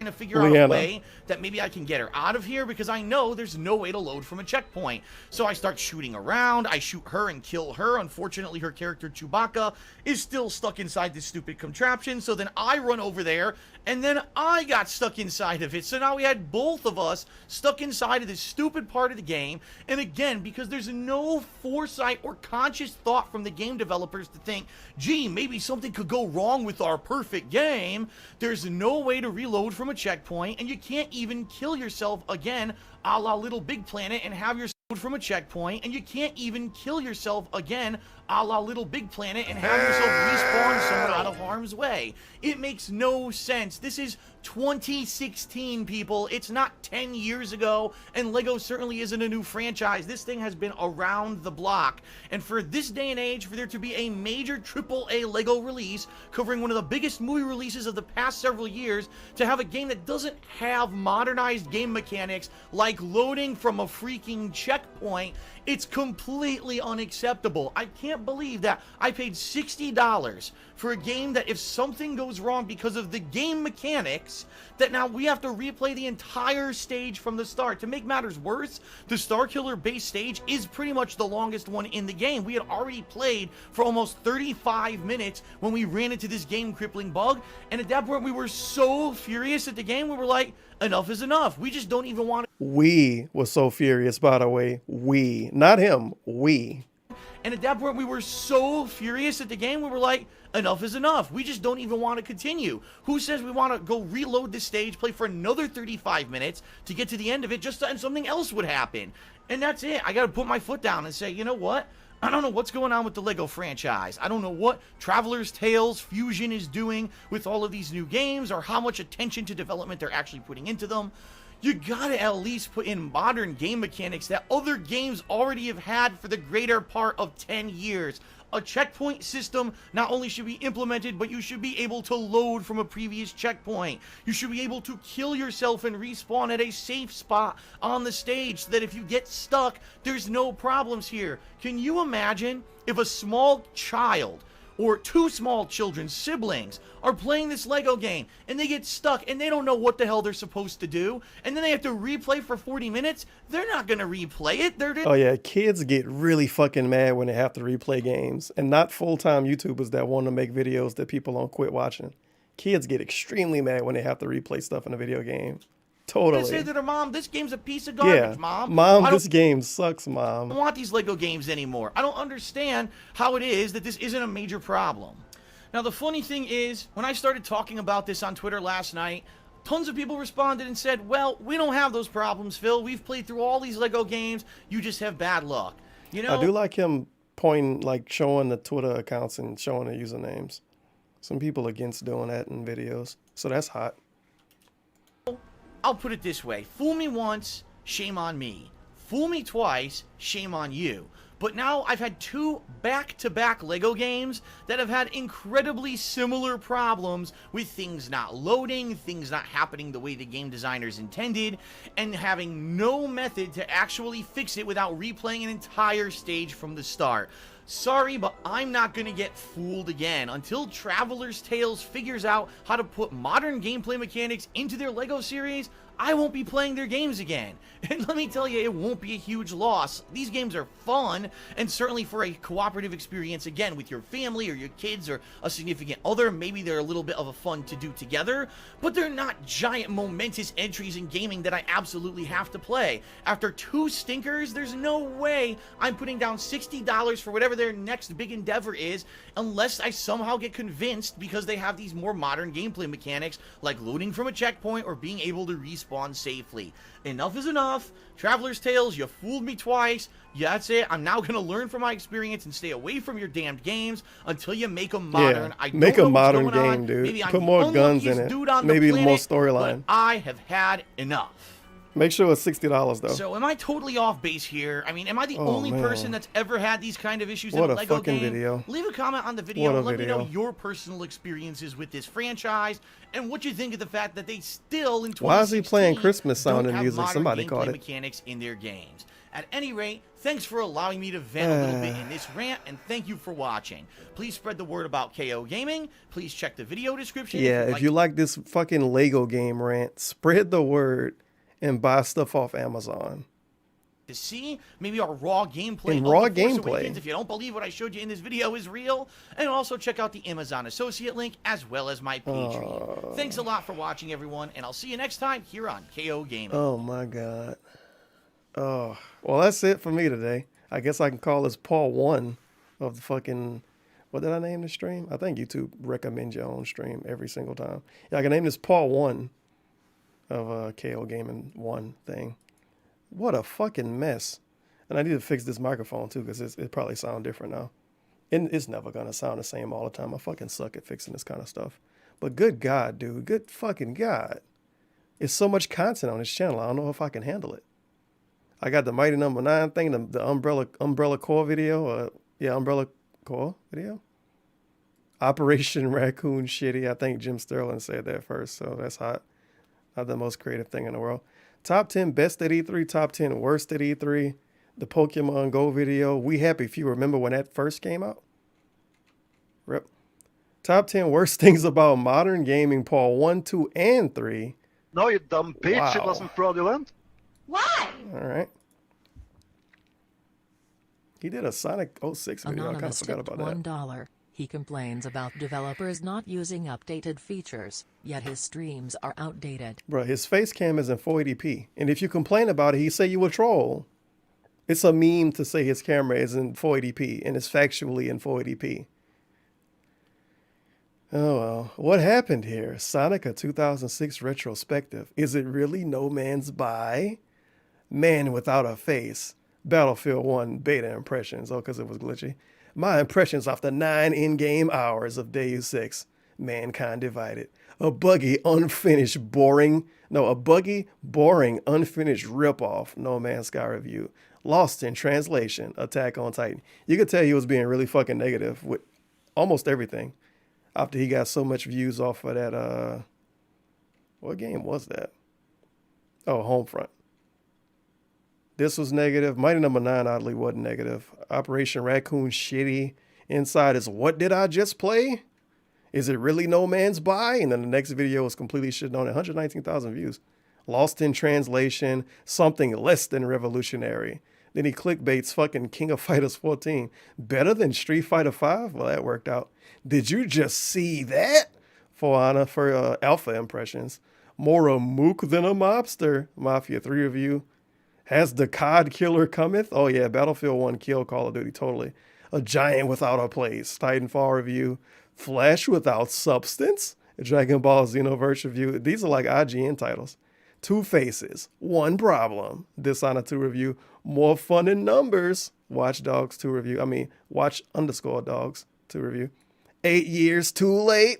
The Sad Story of the Last Guardian. Not the Frank You Remember. Dead Rising 4. The toughest review I've ever made. Final Fantasy 15? Yep, 15. Bullshit videos. A terrifying return to form. Resident Evil 7. Wow, he used the cowboy hat? Okay. Does Resident Evil 7 need the PSVR? Oh my God. Are there 2 different versions of Neo? Oh. And he got this weird death montages and shit that other people made. For shame. 4 big reasons why For Honor sucks. Look at these epic titles. Persona 5 review in progress. I don't think he ever reviewed the full game. Game of the Year 2017 already? Horizon Zero Dawn First Impressions. A beautiful story you've already played. Horizon Zero Dawn review. Yeah, he pooed on that game. A bigger, better, modern Zelda? See, because they made Zelda open world, dude. So it's modern now. They should put some loot boxes in now. A galactic disappointment. Mass Effect Androgynous. Very excited. The Backwoods Ain't So Scary. Outlast 2 review. A creepy sci-fi thrill ride. Pray. Every fucking review is like meme titles. A sequel worth fighting for. Injustice 2 review. Alert! I'm back. Huge changes to KO Gaming. Yeah, we're gonna stop editing videos. Agents of Mayhem, Hateful Truth, DSP game. Whoops! And now we got emergency videos. Oh damn it! And then a bunch of bullshit. All right, I'll watch a good bit of these next Sunday. This stream was already too long, and then I fucked the microphone up. Good God! But thank you for showing up. It's been a fun time. I guess I'll just let this archive go live because, well, I mean, even when I wasn't talking, at least something was playing on screen. Obviously. Let's see if Kekken 3 is still streaming. I love watching that guy's content. He's a very great content creator. Oh no, Sonic Fox. Oh, that's Cuddle kind of keeps doing when I afford one. Kekken. Of course you host Sonic Fox. Of course you do. Why wouldn't you? Yeah, so I can close these, huh? Oh no, I need to save all of these tabs for a fucking week. Well, that totally won't blow up in my face. Oh well, see you next week, next Sunday, for Back in Time KO Gaming Thing Part 2. Well, we're going to really get the hot videos. We're going to have No Man's Sky videos, some top 10 videos, some clickbait fighting game videos, Pokemon Go, a Seattle adventure, because people go on vacations to Seattle to sit in a hotel room and play Pokemon Go. Does that make a lot of sense? And a hot PSVR video. Blows my mind. He legit really couldn't take a picture with the thing on his head. He stole a picture from Google. With just black dude with the thing on his head. Come on, man. Oh, well, it's all right. He put some font on it. So that's perfectly fine. And I guess he just downloaded the PlayStation VR logo. Yeah, it looked like the Sony font. You know, praise be to Allah, because apparently he compares video games, I guess. And what is Glow Gang and all of that? I'll be back whenever I'm back. I'm not playing any weird videos to end this stream, because then I will have to fucking edit it out and then re-upload it. That's too much effort, dude. And effort is horrible. That's why DSP just streams every day. Obviously. What is Glow Gang? Well, Glow Gang is GLOGANG. It is Glory Boys. We are Glory Boys Entertainment. It is GBE, but it's shortened. It's shortened. You know what I'm saying? So it's GLO Gang instead of Glory Boys. You can say either one though. It don't really matter. You know what I'm saying? I won't get offended. Gang won't get offended. You know that's what we are. Glory Boys. You know what I'm saying? But Glow Gang is just a short abbreviation for Glory Boys. You know what I'm saying? It's just GLOGANG. You know, we be on a lot of gang shit, you know. We got everybody saying gang now. Get him out of here. Get him out of here. Get him out of here. Get him out of here. Get him out of here.